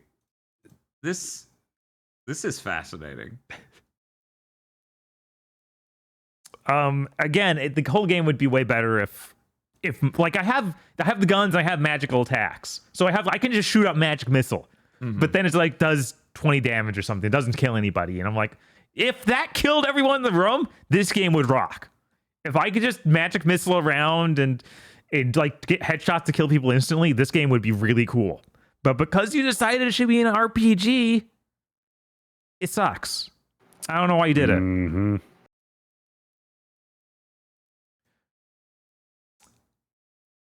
Trying to think if there's anything else to really say about it other than, oh my god, it's so funny. There's so many pictures. Yes. Oh, hey. There we go. Okay. All right. This is great. That doesn't even Holy come shit. off. That doesn't even come off as anatomically correct organs. That is just a fucking prop for science students Exactly. to study organs. Yes. These aren't real organs. No. They But- disemboweled our class skeleton. Look at the next slide. I need you to see the next slide. That is these are See PNGs what- I pulled off of WebMD and downloaded into the VTT to play D&D with. This is amazing. Bob, we may have to stream this. This is too powerful. Look at what video. happens to her. This is Oh my god, this is I like crazy. the hands next to them too. I can't. It's so goofy. I'm shaking. This is the ultimate Halloween experience. How is it not ready in time? Oh my god, they're The putting the micro- baby in the microwave. Oh my god. And the demo ends with a morality choice because the whole thing is you're like going into this hell portal to save one of your allies who is kidnapped. And she's like, no, I betrayed us. They tortured me. I told them everything. You should kill me now. And you have the choice to kill her or not. And it's like, oh, this is going to have some great 7th gen morality choices, isn't it? It's also set in 2005, which doesn't come up at all. I read that on the Steam page. Oh, that is weird. Yeah, there she is. She's the one who betrayed. She is the betrayer. Oh wow, we found her. Somebody contact the Bens. Thank you, Bob, for this game. Yeah, no, this one was too funny. This is again. The name of that game was Directorate Novitiate. So novice, initiate, all one word. Novitiate. Directorate Novitiate. The name as huge as certain assets. I also played Ground Zero. Oh, that came out a while ago, didn't it? Yeah, that Isn't came out, Metal Gear Bob. That Solid came out like a 5? decade ago. Yeah, Jesus Christ, you just got around to that? That's 01, not zeros. Very different. Oh, so this is Oh, I Ground just thought you Zero wanted 1? to see Paz die again. Yeah, you were like, oh man, you know what was good cinema? We got to get that bitch. We gotta get her. Bob, what is the deal with this game? Ground Zero is a Korean game that's trying to be like a classic Resident Evil. You play as a Korean girl who speaks both English and Korean, and your partner is a Canadian dude who only speaks English so far, but he could whip out French at any moment. I'm scared. And you're exploring a meteor hit Korea and it infected the whole place with something. So you're going in to investigate what that is. What that boils down to in this demo is you get to choose if you're going to go investigate a pier or investigate a beach. So I chose the pier route. Oh yeah, that's your Canadian friend. Okay. Dang, that was you. Hey, you both wear cool masks because Mouths could are be- hard to animate. yours is transparent even, so it's not even that. Oh. It's just the excuse for well, they're in this highly infected area. Of course. Of course they wear a mask. I mean, But of she course. doesn't wear even full gloves. She wears fingers gloves. Well, her hands are fine. And she's It'll kind of be got the Makoto Kusanagi look going on a little bit. Yeah, you don't say. But yeah, it simulates the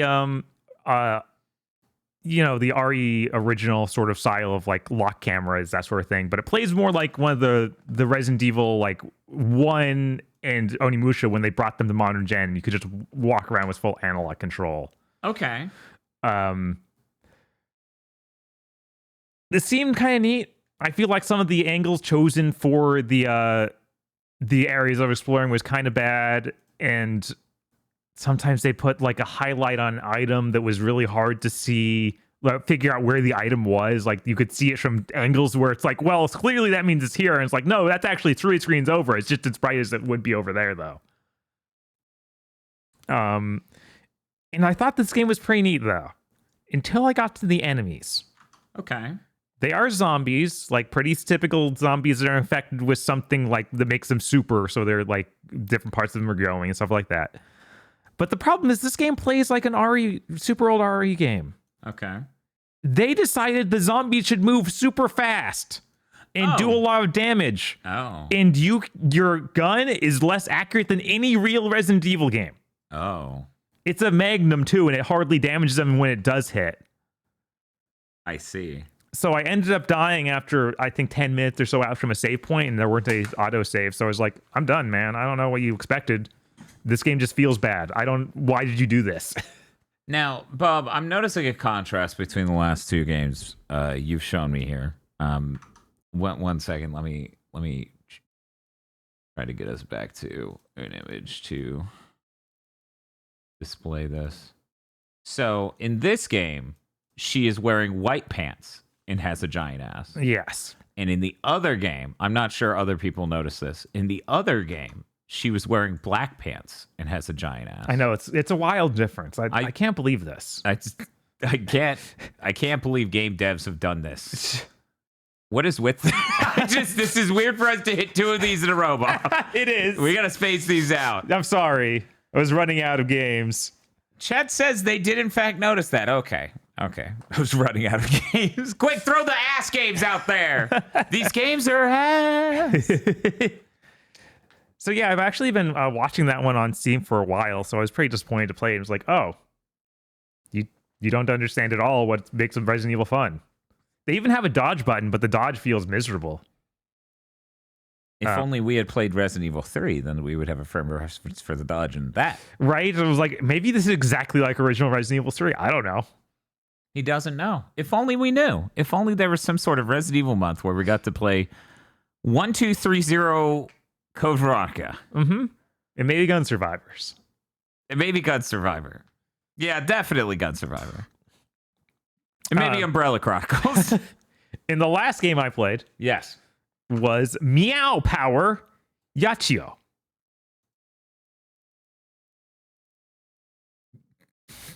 Which is a super goofy beat 'em up where you play as Cat Girl. I see this, and her name is Yachio. Uh-huh.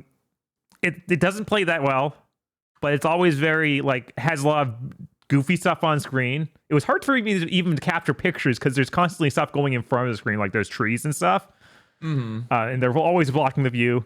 The main mechanic that makes the difference from other beat 'em ups is you collect cat companions, and then you use the cat button. When they automatically latch onto random enemies, you hit the cat button and you do a cool super move at the enemy. So sometimes it'll be like an M. Bison style, like a double hand flight towards them. Other times it'll be a weird sit on them with their butt. Other ones would be like just cat scratches and stuff like that. And then I think, God, what they call it was like the Neon-tastic move, where you would use charge up like a special meter. And then she'd basically turn into the... do you remember in G Gundam when Domon would... Or maybe it was his master who spun like wildly, and then Domon launched him? Yeah, they both did it later, but he did it... the Master Asia did it the first time. Yeah, so she turns into that and just hurts everything on screen. Is that what this is? That is what that is, yeah. Okay. I couldn't remember if I got a picture of that or not. This is a mess. Yeah, no, this game is kind of a visual mess. if it comes out for $3 or $5 or something, I'd probably buy it. It's really stupid. The demo's like 5 minutes long. I can't help but notice the frame of the shot is now chickens and cats with glow sticks like they're at a concert. Yeah, they're cheering you on when you do the meowtastic moves. Yes, that's what I'm getting. That is exciting. And then when you beat the level, some fat guy comes by on a helicopter, is like, "Give me back my pets!" And then all the cats jump on the helicopter with him. And so you have to get new cats again each level, I guess. This sounds fantastic. This sounds like a delightful time. But yeah, that was it. That was Meow Power Yachio. And that was all the Steam Nest demos I got to. To reiterate, because we tend to do this before we go to Podlords, tomorrow Bob and I are playing Left Live. Saturday, Chris is playing Kirby and the Forgotten Land. 60 frames per second, twice as many frames. Woo! And right now, we're going to the Podlords.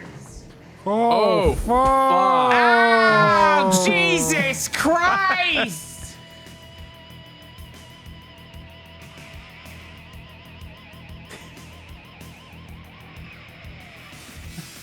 You know, of all the bits the Podlords have never sent in, I'm extremely grateful that nobody's just sent in pictures of Mike Staklasa and lines he might say. Yeah, that might kill you. Thank you, Podlords. They're gonna do it now immediately. Nah, they have no interest. Yes, that's right. The Podlords. Podlords such as BN12, Red Blaze 27, Suzushiro, Rado, WTF Spider-Man. Trust me, Clown Pat won't show up if you say his name 5 times in a mirror. Noted.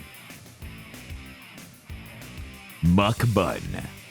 POV, you're an enemy walking down a hallway in Silent Hill F. That's incredible. I love that they needed the outfit to fit his frame. Right, so she's lumpy now. She's so thick. Yes. She's like door shaped. Chris C. Cooper Tank. Up and at 'em, peasants. Time to praise the great Ozuzukis. Hell yeah. Is that 100 line? It is. That is one of the best characters. And she came in rock bottom in the character popularity poll, and I am mad about it. Indigo Sykes. 40 plus DuckTales appreciator Gaijin.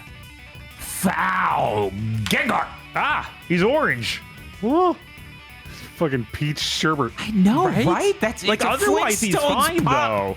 Fucking Gengar. Yeah. You took away his shadow, so he's just skin. Oh, no. Oh, I don't. Shaved Gengar. Ugh.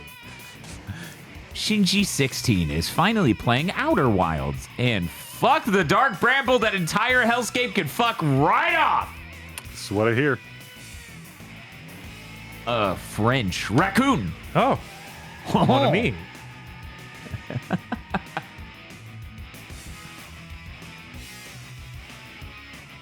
I'm trying to combine Raccoon and Sacre Blue in the Bonjour. Bonjour. He just walks the streets like Yes. Diamond Jim. Uh-huh. Bonjour. People know me. This is my town. Anyway, Sarah Lean. Timothy Fister. The Hard M. Bearded Joe. all right. The October release has got to slow down, man. I'm buried under more games in 3 weeks than the whole year up to now. There's a lot of games. Yeah, there are a lot of the games. Pleochrome. Beef on Weck will solve all your problems. Rare roast beef, Kummelweck roll with salt and caraway seeds on top bun au jus dip. Yeah, it's true. Wow. Yeah, fair. Yeah, no. That, As long as they aren't cardiac. it will only make those problems worse. Yes. Or, shorten their duration.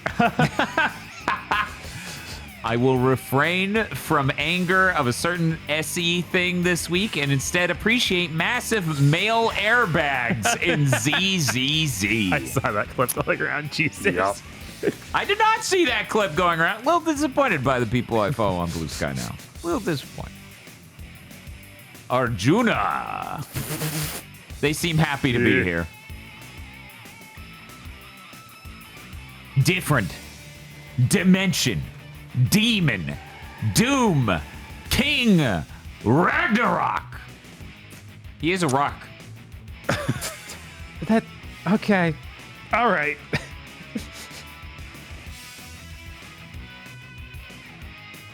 Russell Cowtool stars in.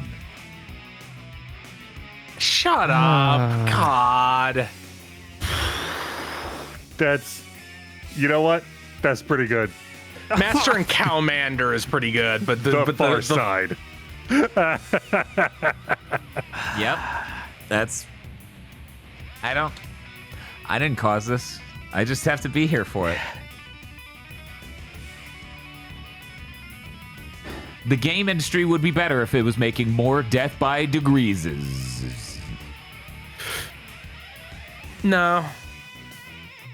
You can't box me out of all my bits. Laif fiends away ye. Oh my God. Malcolm 2025.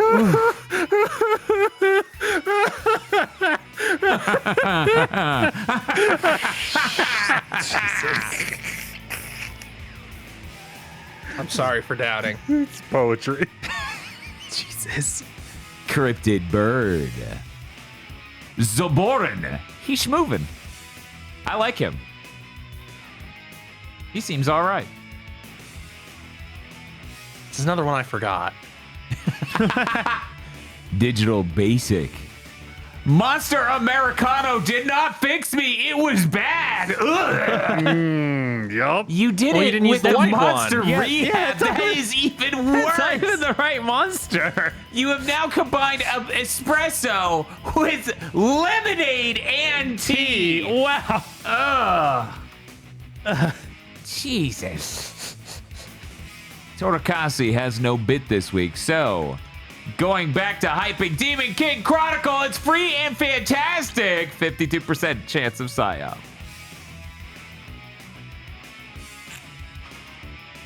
It's like a classic Vania, but with an overpriced re-release.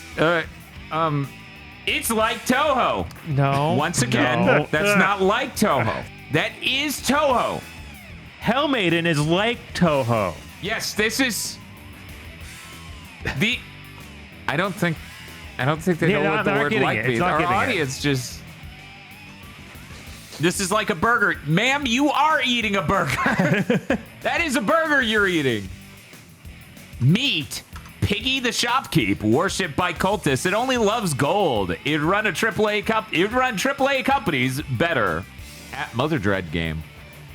Probably. That is genuinely upsetting. It is. It is. How many times do I have to teach you this lesson? Motherhood allegory?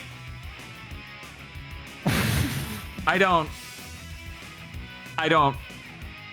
Thank you very much to our pod lords. I get it, which is what matters. Thank you, Yeah, Pod Lords. is that mini boss? Maybe. Thank you, Pod Lords. Thank you, pod lords. And if you'd like to become a pod lord, you can go to our Patreon at patreon.com/gbpodcasts. For as little as $5 a month, you get access to many benefits such as early access to Chugging Bleach, extended armchair devs and gamer premonitions content when indeed that content exists to be given to you, a patron-funded show, either a private show where we watch a good thing and then discuss it in a roundtable scenario, or a bad thing, or a patron-exclusive show.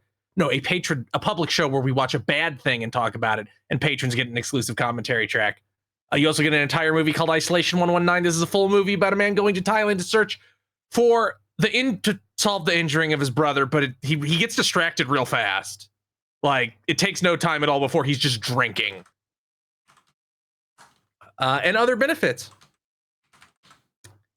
Patreon.com/GB podcast. If you don't have any money, it always helps us to tell your friends, spread the word, rate us on Thursdays, rate us on your podcasting app of choice, and leave a comment on YouTube right now. Patreon.com/GB podcast.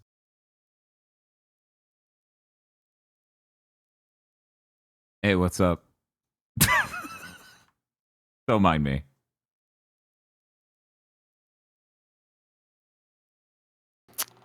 Cowabunga. Cowabummer.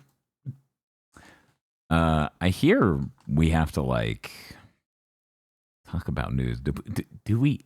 Are we sure we have to do that? Yes. Bob's not even back yet. Can I? Is there any way to get a? Is there like a system by which I can just call in?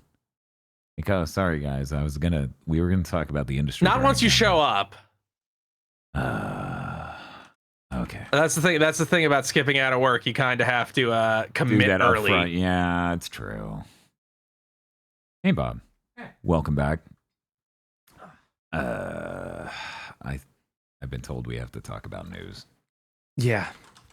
Unfortunate. Ugh. I'm just staying in this form. I'm not coming back. There's no point.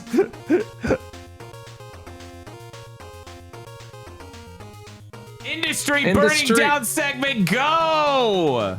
Mercury's team is a shithole. They've done layoffs since August. Obviously, illegal business practices concerning overtime that was passed around verbally because you're not allowed to do it. Oh. And they internally they have done unbelievable crackdowns to keep people from leaking what a shithole they are. That sucks. Yeah, no, we keep hearing this story for over a decade now about Mercury Steam. Like, we've been hearing stories like this nonstop since Lords of Shadow 2. Yeah, wow. Yeah, it has been a very long time. It has been 12 fucking years. They had a practice, it was insane, where it was constant overtime, and they had a phrase for it, but the staff started making jokes of like, oh, the weeks where we only work 40 hours, those are the rest weeks. And we're lucky if we get one of those every several overtime weeks. Yeah. I read all about that. It's insane. Yeah, I was hoping where they were in Spain, maybe they had better protections against this sort of thing. Oh, it's just a shittily run company. Yeah. Always has been. Yeah, it's just dog shit. Like, you're always going to have pieces of shit who think they know better. And that, once again, reminder that crunch doesn't work. It makes you less efficient, not more. The first week, if you go from 40 hours a week to 50, first week, you get 45 hours of productivity. Second week, you get 38. It becomes self-defeating immediately.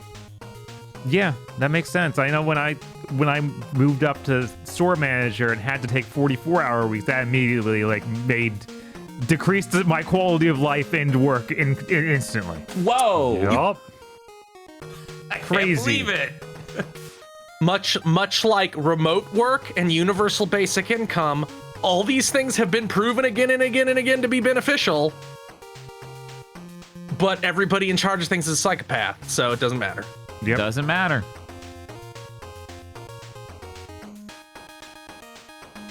So, film producer Eric Feig to lead Arena SNK Studios, a new film production banner.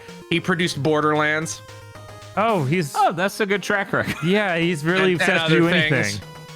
That's amazing. And it's funded by the same Saudi blah blah blah public Saudi royal family fund that Yeah, of course. SNK owns, that owns SNK, of course. They got $1 billion for this. Jeez. Dan, can we record 48 episodes of Gamers Go to the Movies next week so we can end this show before the studio releases anything? I'm sorry. We just literally don't have enough hours in a week to do that. Feels like kind of a 6 of one, half a dozen of the other proposition. God. Mind's Eye Studio, Build a Rocket Boy, is being sued by staff over management. What? The Bens, no. What? The management? They relentlessly crunched the studio. They promised that you would get equivalent time off to the overtime later. Like if you did 8 hours of overtime, you could. But they never ever approved any of it. It's like you can't right now. Like we're in a high priority stage. It's like after the game came out and it died. And this is after they fired 250 out of 500 people. Jesus Christ. The staff blames the game's state and performance on incompetent leadership who had no communication channels and would regularly demand changes to workflow and content with no warning or even really communicating it. Thank God we had the Bens. I can't believe the betrayer did all of this. Right, it's messed up. How did he do it? Those messed up. dastardly saboteurs. I can't believe the betrayer can not only sabotage but also has mind control. We're gonna find out that he's also God. What is that syndrome that's totally fake? That's the long list, my guy. Yeah, The one that the government paid out to its workers for, like in the past couple of years. Oh, Havana syndrome? Yeah, Havana syndrome. They have the gun that causes Havana syndrome. Havana syndrome, if you don't know, is a nefarious Chinese plot caused by a Chinese super weapon that causes you to be tired and have a headache the night after you drink 8 beers. Whoa! Devilish. Oh my God! That has. How did they do this to me? Those darn dirty saboteurs. Oh. Oh man. This last one is not mine, so whoever wrote it can take it, because I didn't read anything about it. Oh, yes. I'm sorry. His name is kind of French, so I'm probably going to do this wrong. Mark Alexis Cote, who is apparently referred to as Mac, has left Ubisoft. This guy was the vice president, executive producer for the Assassin's Creed series. He was like the director of 3 and producer on a bunch of the later ones. He was either the director, the producer, or the level designer for a bunch of these titles. He has left Ubisoft after having been offered a leadership position at Vantage, a totally real company with good intentions that intends to make the video games you like. Oh, cool. I feel like I've heard of these Vantage guys before. Who is that again? This is Tencent and Ubisoft spinning a company off to hold all their IPs while they rob their investors. I mean, to rearrange and streamline the process to Rob their investors.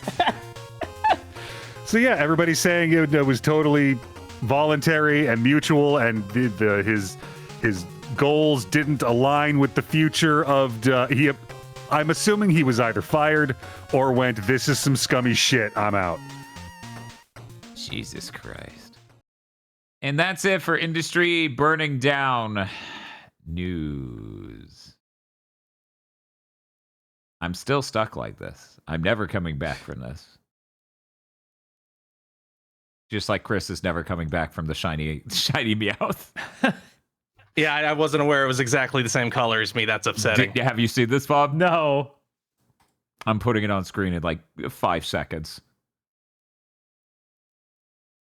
Look at this. Oh my God. You're never coming back from this. This is too much. Corporate wants you to tell the difference between these two images.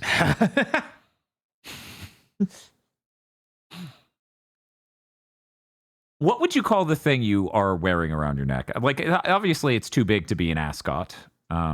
It's called a cravat. We just need to put a cravat on this boy. There we go. Hell yeah. That actually would be awesome. The only thing he has is a cravat. Nothing else. Okay, get out. I think we have more news. We do. Hey, chat, listeners, viewers, fans of GigaBoots. Hey, remember when we told you a bunch of shit way in advance? We keep doing that. We're always doing that. Well, one of those has paid off yet again. The PlayStation VR 2 controllers are being sold through Apple, just like it was announced or leaked. It is going to come with a charging station and be $250. If least it comes with the Microsoft charging wasn't station. sitting right there, I would never stop talking about how Sony is the stupidest company ever. Now, a lot of you are like, why is the Apple Store selling this? That doesn't make any sense. Well, you might recall they shipped that $3,500 VR headset with no controller. Mm-hmm. It uses hand controls, and the hand controls latency is insane. I did that Apple Store demo, and then I edited the picture of myself in the Apple Store wearing it into my own home and pretended I bought it. And for some reason, people were like, yeah, Dan would spend over $4,000 on a VR headset. I'm like, damn, I don't even fucking have $4,000 of disposable income. That's wild. Anyways, so they did that. These controllers will work with that now. They had all of, 5 games that support it. What? I didn't read any of this. I had no idea they even had games. I was amazed by this. They're like, you can now do badminton. It's interesting. This was all announced as a part of them being like, hey, we have the M5 chip refresh of the Apple Vision Pro, the iPad Pro, and the MacBook Pro. The M5 has a much better GPU. So apparently one of the things they're going to be able to do on this refreshed Apple Vision Pro is have 120 hertz feed through of the pass-through cameras. So that way it's a much more clear image of the world around you. Okay. They stress over and over that it's doing that at 120. They don't maybe want to commit to the games Right. being Of course. 60 or even 120. So what I'm thinking is the games are 60. Crazy. And then the pass-through is 120 is what they're going for now. Who knows, though? I have no idea. All I know is that headset, it was a great way to watch a 3D movie, and it was a great way to look at a vista you made appear around you. That's it. The latency's so bad and the use case is so thin that it's like, that is so much money and it barely does anything. Well, Yeah, at least now it has controllers that are $250. I thought that I thought there were even leaks about there being a cheaper. They're still working on the cheaper one.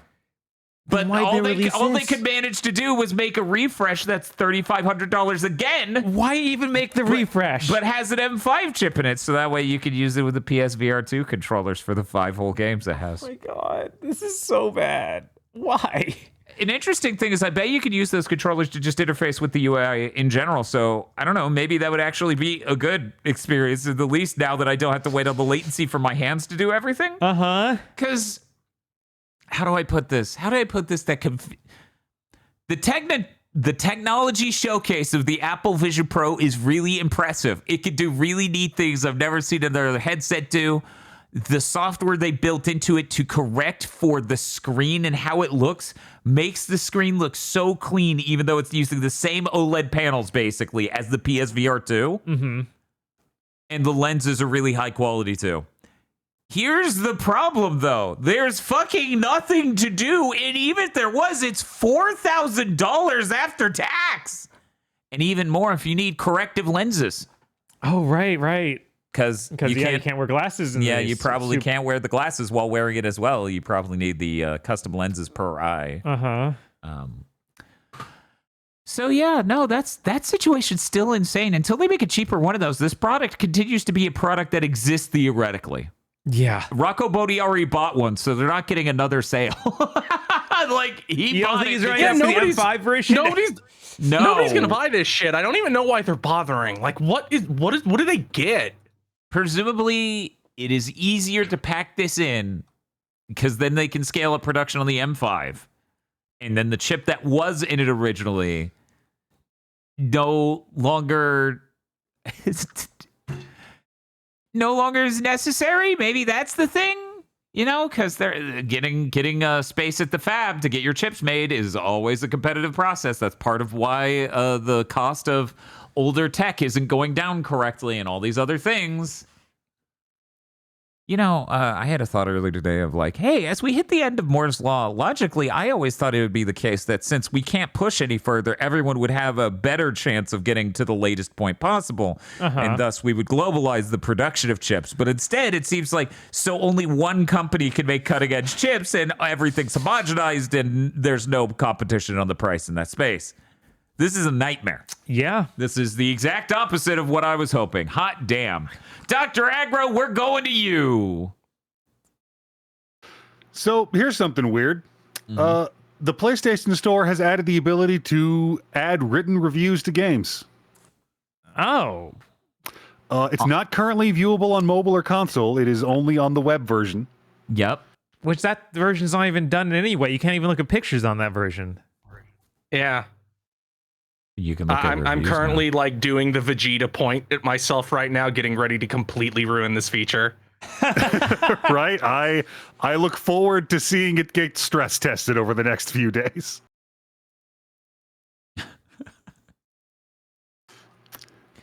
You guys remember Arc Raiders, right? now. I do. Kinda. It's that No, game with actually. like the 3 lines. Yeah, it's got the 3 lines. That's all I remember. I know it's got the 3 colored Yes, lines. I remember 3 lines and 70s there's- aesthetic, we- sort of. And it's- Logo we've design We've had wise. so much retro futuristic shit in the past couple years. And Move on. I think that it's. Let me make sure I'm getting this right. It is a extraction shooter that people actually wanted to play. That seems to be the I can case. confirm you are at least half right. Okay. Okay. It was originally going to be free to play, and then they announced that they were going with a more premium model and selling it for $40. Now they have announced that they are cutting the price in certain regions. Smart. In Brazil, Chile, China, Colombia, Costa Rica, India, Indonesia, Malaysia, Peru, the Philippines, Taiwan, Thailand, Ukraine, Uruguay, and Vietnam. They have not announced. Those are a lot how- of customers. It is. They have not announced how much the price is going down. And if you've already pre-ordered it, they are issuing refunds. They're also running what they're calling a server slam test October 17th or 19th, so like tomorrow and through the weekend, which is apparently free to enter on all platforms. Oh, okay. So go put a gameplay to those 3 lines they kept showing at a bunch of conferences. So I'm going to say, I think I say this every time it comes up. Dear publishers, the amount of people who will use a VPN to change their region and get a game for less is infinitesimally smaller than people actually in that region who would much appreciate being able to afford your game. It's true. Yeah. I'm looking at you, SNK, who killed the game that could have potentially been, it could have been to some degree successful if you hadn't been $70 in South American territories. Idiots. We're going to go to Bob next. I figure I'll just lead with this. This really No, skip it. skip it. Okay. Yeah, I got to step away. Okay. So you remember that FBC Firebreak game from Remedy? That's the one with the 3 lines, right? No 3 lines in this one, my friend. But yeah, it's in the Remedyverse, and it's a co-op shooter. Imagine this. It did really bad. It underperformed in every metric it could have. Apparently, at launch on Steam, it only had 2,000 players. They did a big update. No shit. Yeah. They did a big update in September, and that raised the player count a little bit. But it had already dropped to like triple digits, double digits. So that got it back up for a little while. And now the wording on this is very specific of Remedy will eat a non-cash impairment of 14.9 million euros, which is most of the cost of development and marketing for the game. So yeah, the game made them literally nothing, which makes perfect sense. Okay. Let me just second word. Come here. Listen to me real quick. Okay. You make good single player games? Keep doing that. Yeah. Stop Why trying does to make multiplayer everyone games. Nobody try wants to make a multiplayer game? People don't even want multiplayer games, broadly speaking. Yeah, like they as a have the one basic already. buy-in. Yeah, not anymore. Like that oxygen has all been sucked up by Fortnite, by PUBG, by Apex, by Call of Duty, by Warzone, by MMOs, by Genshin Impact, by Zenless Zone Zero, by all this stuff. Nobody wants that from you. We're full. You make a good single player game. Keep doing that. We like that. And if you make a multiplayer game, for the love of God, whatever you do, don't have a plan. Yeah, don't invest a bunch of money into it like this. This isn't how you Like, do it. I don't understand. Firebreak has 21 players right now, which means 15 times the amount of people who are playing it right now are listening to us talk about it right now. Yeah. Maybe more. I'm not even looking at the viewer count. Avatar Legends, the fighting game, was announced. This is Avatar, the cartoon on Nickelodeon. Oh, okay. Not Avatar. Not James Cameron. Not James Cameron. I'm starting to think that the fighting game community tricked these companies. Because everybody bitched about arena fighters so much that it feels like, okay, we'll make normal fighters. And I'm like, normal people like those arena fighters. There ain't enough FGC people to carry this game. I Or mean, multiverses. Fighters did well, so anything could. And our IP's just as good as Dragon Ball, right? Except Nicktoons twice, multiverses. I wouldn't put money on that Invincible game working out. Nicktoons were Smash Bros. Likes. That's a different thing. Ain't nobody playing Nin Impact. But No. I'm sure Avatar Legends, the fighting game, what a title. I know, right? It will do great when it comes out summer 2026 Yeah, summer, on everything. everything, yeah. Except for the Switch one. It actually looks pretty nice, but all I could imagine watching it was just like, all right, this is a Nickelodeon game. It's not even gonna have music. Like, it's gonna have like generic. Oh music. yeah, there's that element to it. Yeah, it's like they always cheap out in a way that's like, you can't do that. But the animations look very nice in this game. I was surprised. Don't worry, they got a voice actor back. It's Garfield's voice actor. Finally! They couldn't get Aang or anyone else. Aang voiced by Garfield. Mhm. Wow. In the fighting game news area, Dragon Ball FighterZ is getting a new character after many years. Good. 4 years. Who is it? It's Goku. Good. Super Saiyan 4 Goku from Daima. Double good asterisk. Daima, huh? Yeah, Daima. We couldn't get the GT Super I guess Saiyan 4? they were like, no, No, it's okay. that's not real anymore. That's It bullshit. never was. No. Doesn't it actually, isn't there a regular Goku from GT and then he transforms and does the Super Saiyan 4 for a move in Yes, that? he does the Yes. the Dragon Punch as his level 3. Yeah, but now we get a Super Saiyan 4 we can just play as. I mean, you had Super Saiyan 4 Gogeta, but you didn't have Who Goku. cares? He's not- Even though now he looks a lot like Gogeta because he has the red hair. Did Super Saiyan 4 Goku not originally have red hair? No, he has black hair. What? Mhm. Yeah. Oh. Yeah, on his head. Oh. Yeah, he has like the Not red not the fur. Oh, okay. But Daima Goku has Daima Super Saiyan 4 has red hair like Gogeta does.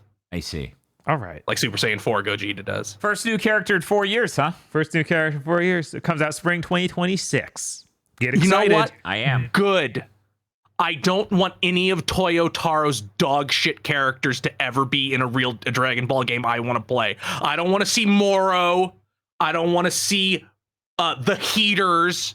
Look, I don't want to see Granola. we don't need any Fuck of those. all those guys. But there's all the movie characters we can get in. They're all good. They're all gold. I would rather have any of them than any of Toyotaro's motherfuckers. Exactly. That's what I'm saying. Yeah. Just So after this, Orange Piccolo. I'm actually surprised they didn't. I'm yes. surprised they Yeah, didn't I'm bring surprised this they didn't do back that. for Orange Piccolo and Gohan Beast. Right? They did the. Is that what he's actually called? That's what it's called, Gohan Beast. I watched that. Okay. Gohan Beast! Yeah, he went beast mode. Yeah, that's explicit because it's him like all releasing all his rage like he did when he went Super Yeah. Saiyan 2. Yeah, So now that's- he's Gohan Beast. Excellent. I'm gonna go through the rest of the fighting game once it came out. Because Okay, sure. weirdly amount of fighting game stuff came out this week. Okay. We got more info about Tekken 8's new character, Marizo, who's from Madagascar. She apparently has a bunch of stuff from Ogre. Like she has Tekken's Ogre moves in her moveset. She Huh. gets energy versions of the snakes and other things. And she That's- also, Not the right continent. yeah. Weird. Weird. She also has a thing where she grows an energy lemur tail and has an energy spear. oh, she looks kind of neat, but at the same time, same thing that happens every time they add a new fighting style like this. They're like, well, we also have all these cool things to it. I'm like, but I kind of want to see you have a character with this fighting style. No, okay. I guess not. But she comes out December 1st if you have a season pass, or for the peons, December 4th. People are saying Evo France happened. Oh, okay. So that would, right, that they would do explain that. it. That would explain it. We also found out about Grand Blue versus Rising's new character, Meg. They're adding the Meg? The Meg. She's already out, apparently. She came out like today. Whoa! But she's a hot anime lady who has a mini shark like familiar that's with her, and she uses what she calls shark foo. Fantastic. Yeah, looks really cool. I think The this is Meg also is the one, back and also ready the for one who's battle. really gay, and she like her girlfriend shows up in her intros and outros. I might be not, I might be wrong. There I is think another it's girl that who shows up when she does supers. She like fires a shark-based bazooka. So that would check out.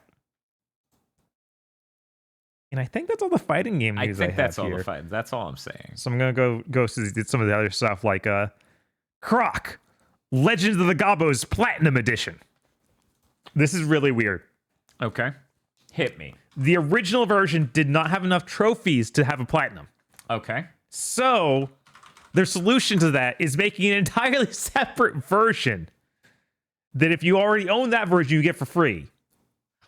Sony, what the fuck is wrong with you? Why is this necessary for them to do? Just let them patch in new trophies. What on earth is wrong with you? I have no idea. I don't know. The other No platform, idea. this is all just a patch.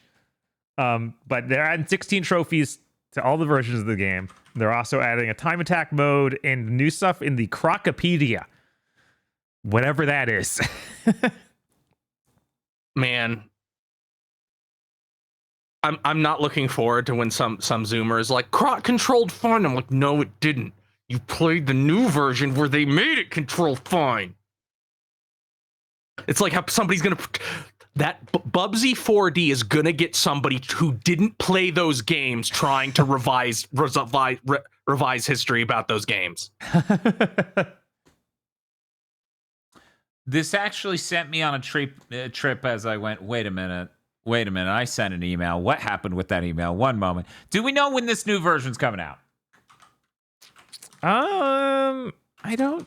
Because apparently I don't this know. syncs up with the Steam release. Oh, does it? Yes. Let me look at Steam. Steam just says coming soon, which is kind of wild that they don't have more of a firm date. Yeah, I think. Okay. Oh, that's October 13th on Steam and all. But it says it's not on Steam yet. uh-huh. But they Oh. say it launches Legends- on Steam on October 13th and all other platforms October 16th. And yet it's not out on Steam. I just looked at it. And it's already October 16th. And it's now October 16th, and it's seemingly not on other platforms. That's very strange. Anyways, I sent in an email to get us a code for this, so that way we could cover it because we wanted to, since it came out originally on Croc versus PlayStation. Croc. Croc versus Croc. Croc versus Croc. I'm gonna be wearing the AVGN outfit the whole time, and I'm gonna look at the camera and go, "What a croc!" Yeah. And then I'm gonna Croc of throw shit. a croc of shit as I spit out the Rolling Rock all over our fucking audio interface. Jesus. That has more to do with how bad the Rolling Cross tastes. So. Man, that's a new bar on which to measure games. Would I rather play this or drink a Rolling Rock? I'm gonna be honest.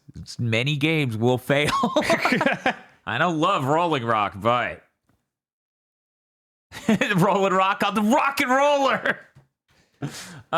Yeah, hopefully they get back to us on that Yeah, because hopefully. they also haven't returned. Like they were like, okay, cool, but that was like over a week ago. Now knowing it's not out on these platforms, I'm like, is everything going all right, Argonaut? Yeah, man, it's 'Cause fine. For a reminder, everyone, Croc was originally going to be a Yoshi game, and Nintendo turned it down. It's made by the people who made Star Fox, Argonaut Software.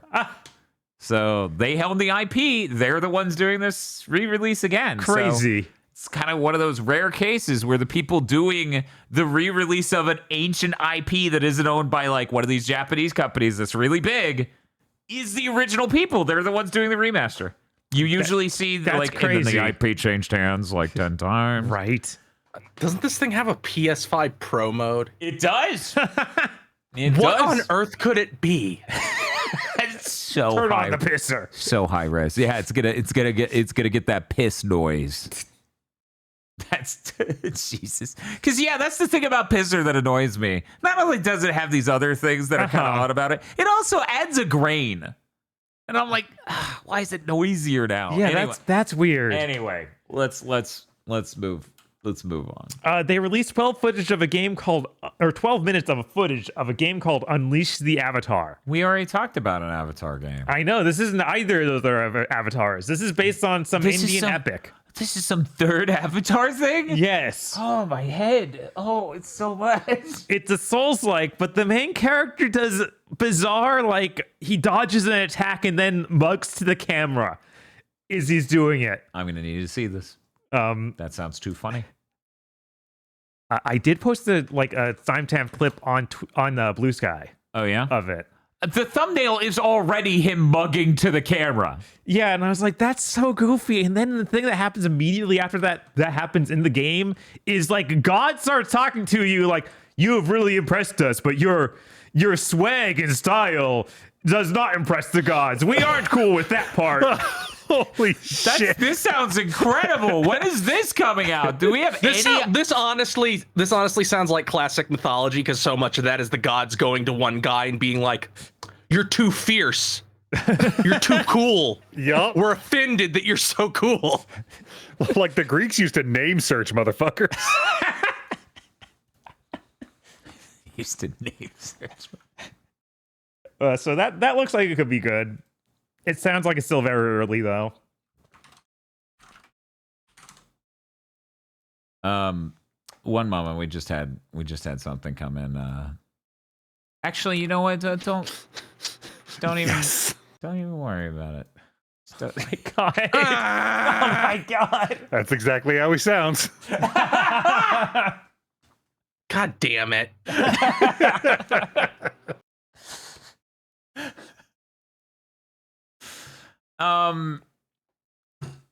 What's up? You only have one news story left, right? No, I have another Okay, two. Let's before. go to the other ones. Yeah. They announced the final character for that DLC set for Shinobi Art of Vengeance. Now, as owners of the premium version, because Game code provided by Sega, we get this, right? We did. Yes, we do. Okay, Bob, who is it? Who is the hype final person? The final person who will be a boss is Majima from Everybody loves Majima. from Like a Dragon. Yakuza, Like a Dragon. He fits better than Eggman. That's all I got here. Yeah, it's just it feels so normal. They did Death Adder. It kind of got my hopes up for doing something really weird, and I was like, yeah, okay, Majima, sure. Bob's like, no Columns Yeah, I'm trying- guy? I wanted Yeah, I'm Columns trying to think guy. who else they could be at like active Sega IPs. Yeah, they should have brought back Spider-Man from the early Shinobi games. Or Godzilla. But yeah, that's fine, I guess. Yeah, it's not like I even like the game, so whatever. Right, like at that point.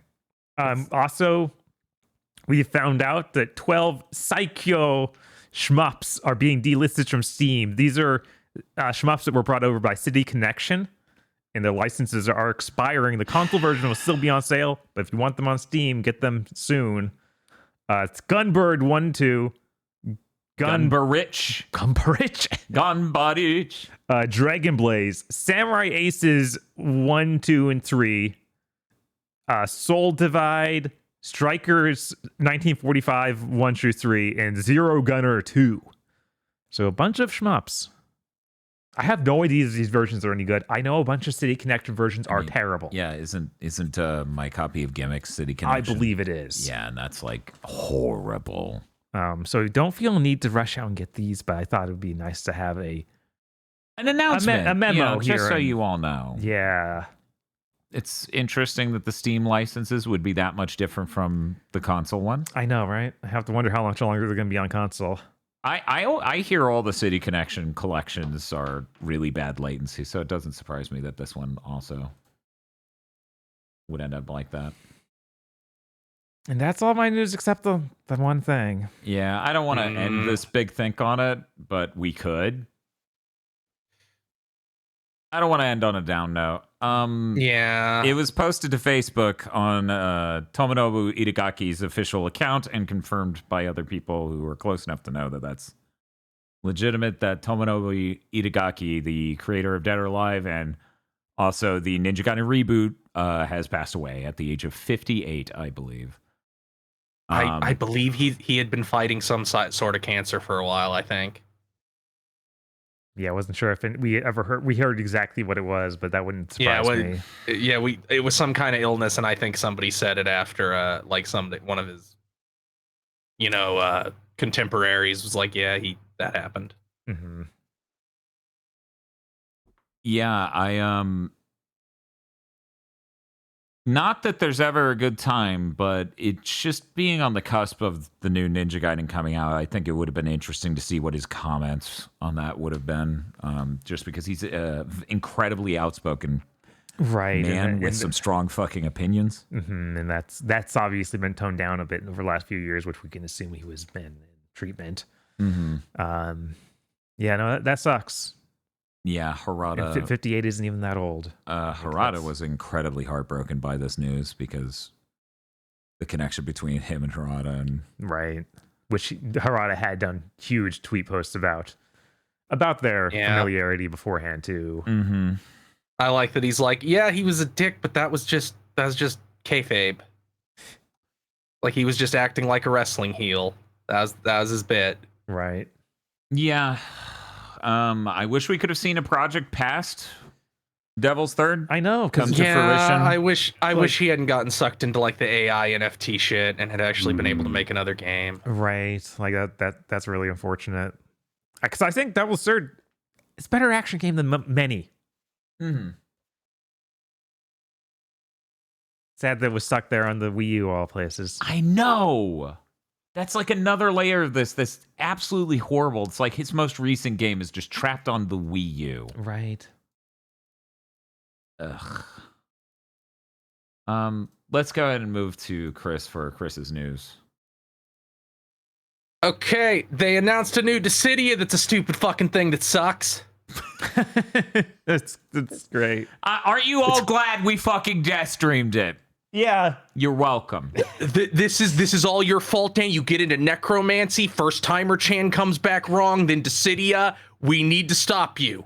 Whoa, wrong. Timer-chan, wrong? Sometimes dead is better. It's called Dissidia Duellum. See, it seems to be, it's like a 3v3 PvE, like you're killing monsters, but you're also competing with the other team. There isn't really like a comprehensive amount of gameplay in this reveal. It looks like it's turn-based also. I really don't know. It's set in modern day. Characters have like casual outfits. I'm really interested in seeing if they put villains in and what they look like. I want to see casual X-Death. Yeah. Casual Golbez.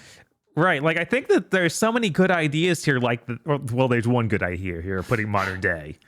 And everything else is like, why did you waste this here? Kane is a Reddit atheist now. This game has 3D models, so it isn't even meaningfully less expensive than just making a spinoff would have been. Yeah, no, this could have just been a cheaper Switch game or something instead.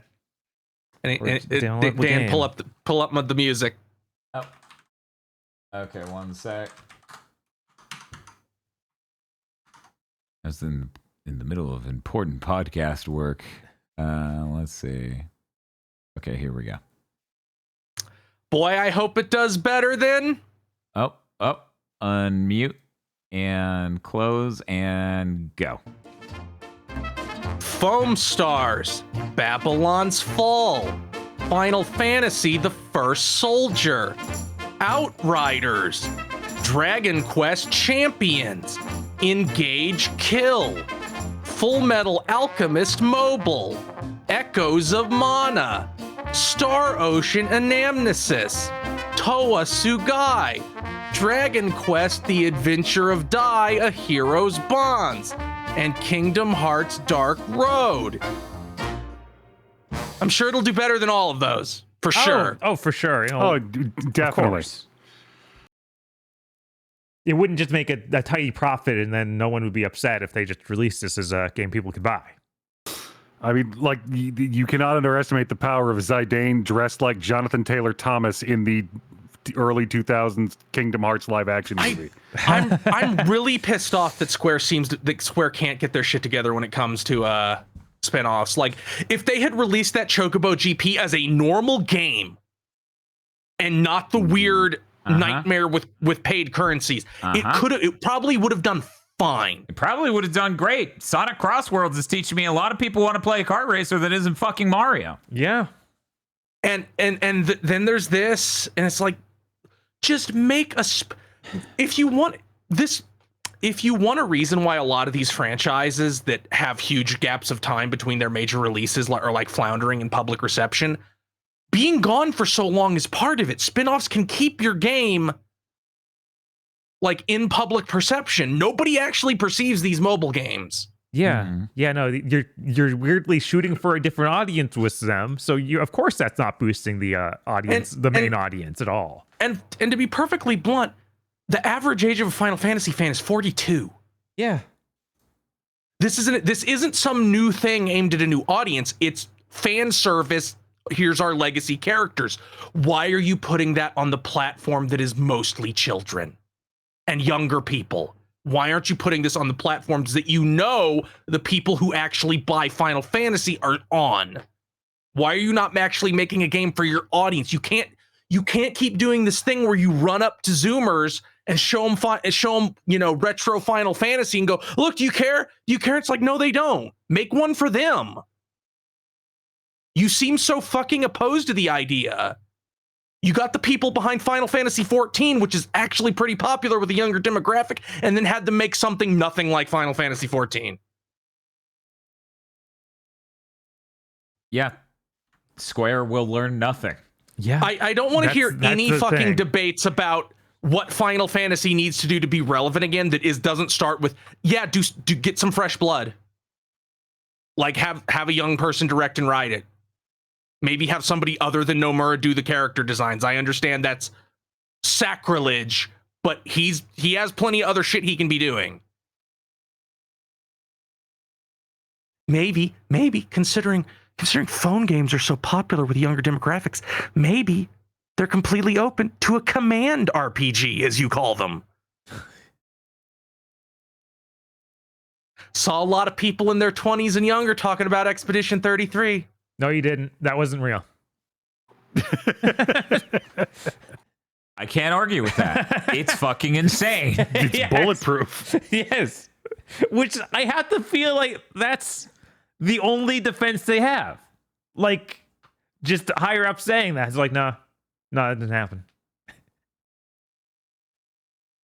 Quantic Dream is making a multiplayer game. It's called Spellcaster Chronicles. It's Smite. It's Smite / Deadlock. I didn't know a pile of garbage could take a shit.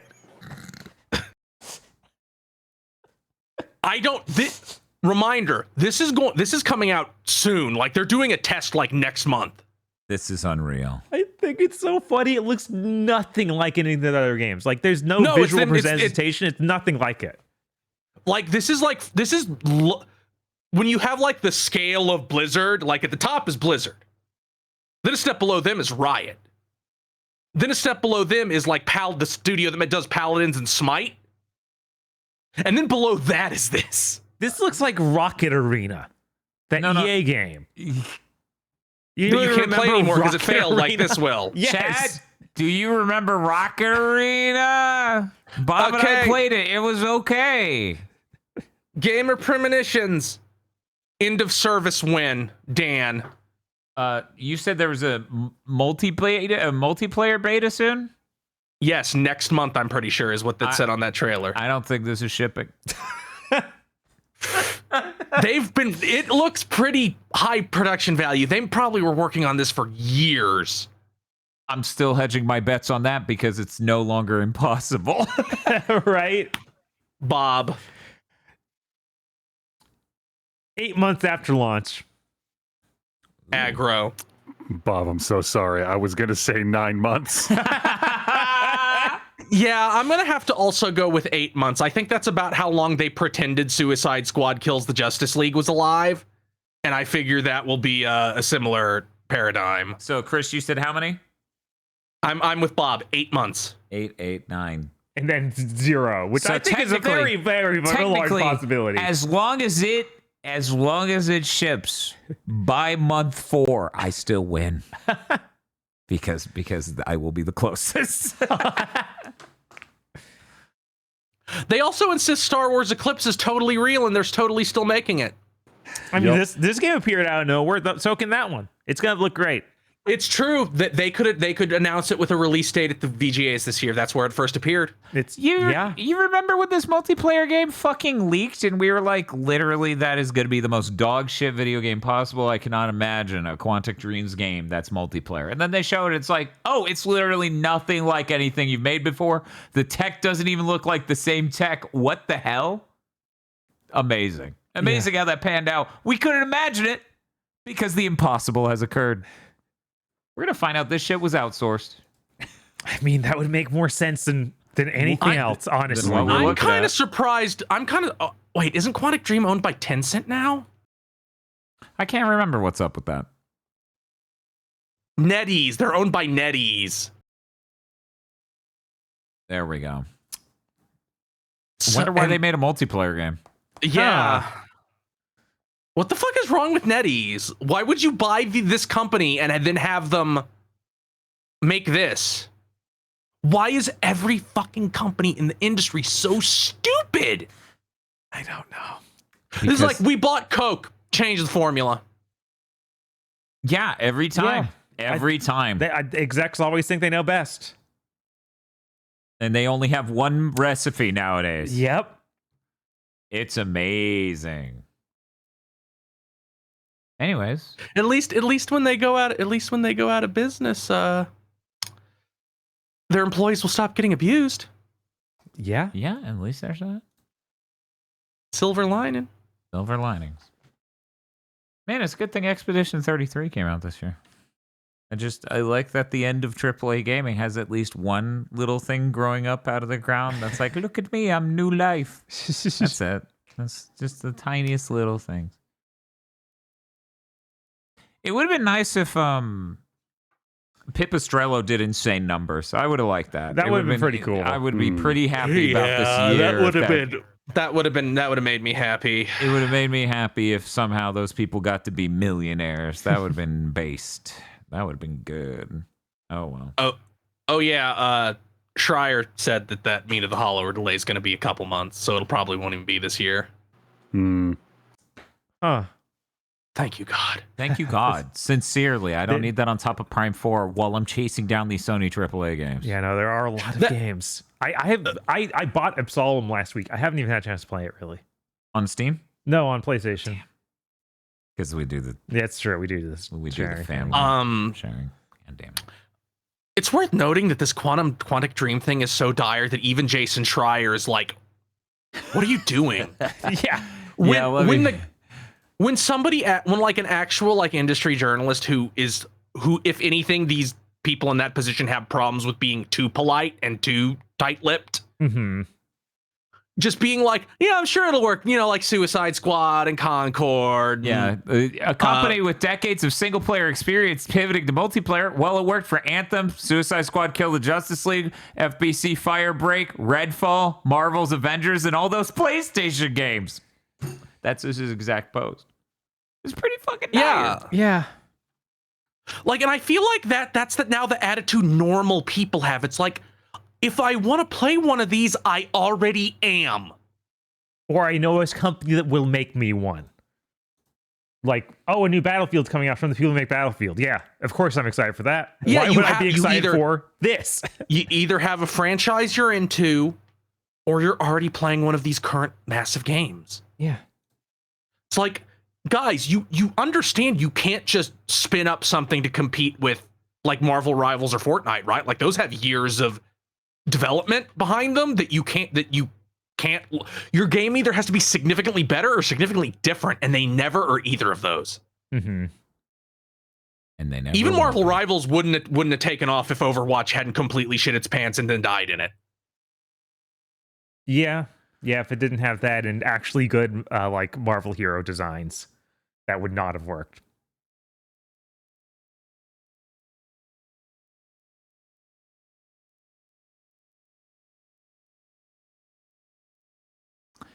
Well, that's it for the news this week.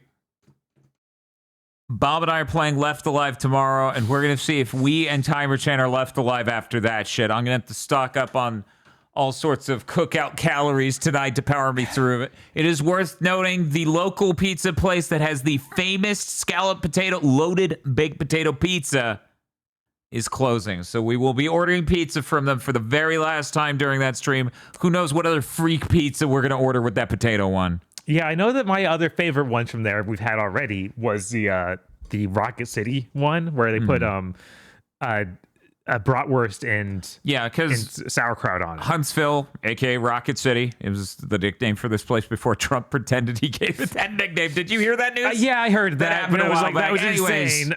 I was like, no, it's been named that from the 70s or you so. fucking dipshit. Anyways, a fitting pizza to get with that, so maybe we'll get those two. Maybe we'll get another. Chris made the joke of we have to order every pizza from them. We may be people who are to some extent successful online content creators, but we don't have that kind of money. No, we're not successful they online closing? content creators like you might think. What was the question, Chris? What was the When are statement? they closing? Sunday, the 18th. It's Jesus. yeah. Yeah, No, we no, gotta. It's real soon. We have to order this Friday. I was paranoid. I wanted to order it like today or yesterday, but it's Yeah, I was wondering if you're going to like, contact me yesterday or sticking so. to the plan. They're sticking to the plan.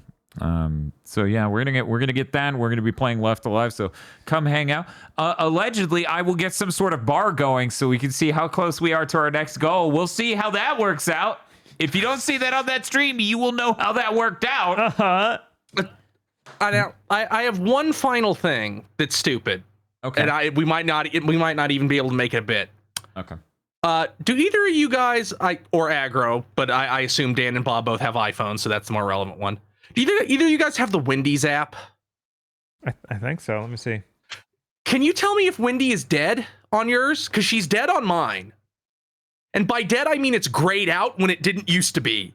Yeah, I see her grayed out too. I wonder if it's because of like Halloween. Oh, maybe, because I just opened it the other day. I'm like, why is Wendy dead? Also, I have mine set to night mode, so maybe No, I just updated my app. She's dead.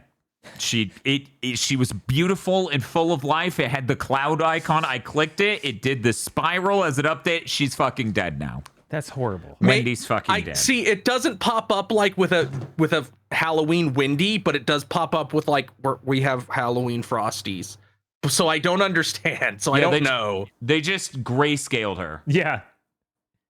They literally grayscaled Wendy. She passed away on my iPhone just now.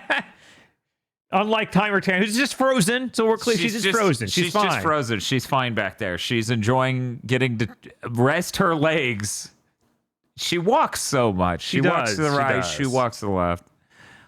It is worth noting we are really getting close to our Metroid Prime 4 goal, in as much as I did not expect us to get anywhere near our Metroid Prime month goal. We are currently at, I assume because multiple people subbed during the stream, I haven't updated this since, we are over 7,000. It is a $10,000 goal. We are getting really, really close. So, and once we hit that Metroid Prime month goal, we will attempt to revive Timer Chat again. This time, it'll work. It's got to work. This sucks. I have to drive all the way up there to give them a knife, and Aggro has to bring the copper bowl and the goat. Every single time. Yeah, it's killer. It's just think about That impact bowl is on the not environment. light, and that goat is not cooperative. That's how it be. The knife is part of the fucking UFO that fell here. It was real pain in the ass to get. It vibrates. It's like ultrasonic at all times because I of the really think materials we should it's be made of. wearing something to be handling that thing. No, It's fine. It's fine. It's Yeah, fine. it's fine. Just makes me tingle a little bit. It's only a little. It's only a little.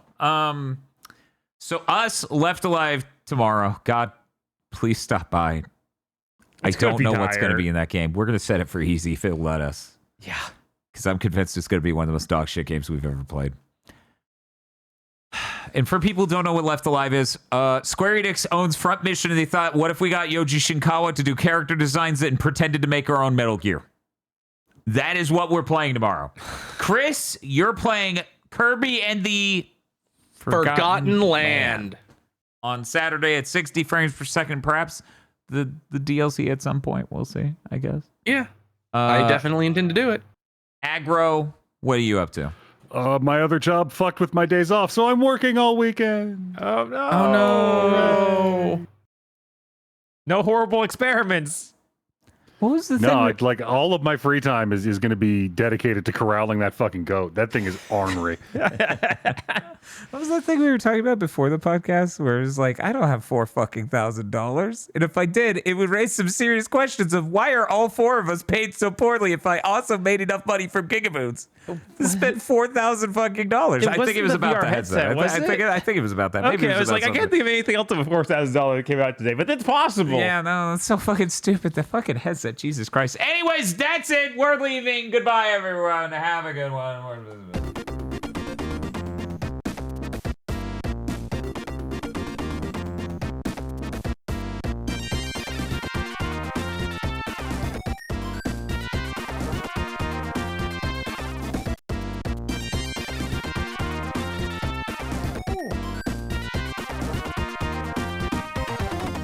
Thank you very much for listening to this episode of Big Think Dimension. Big Think Dimension was possible because of you and your support over at patreon.com/gbpodcast, where you can go and check out Armchair Devs extras and more.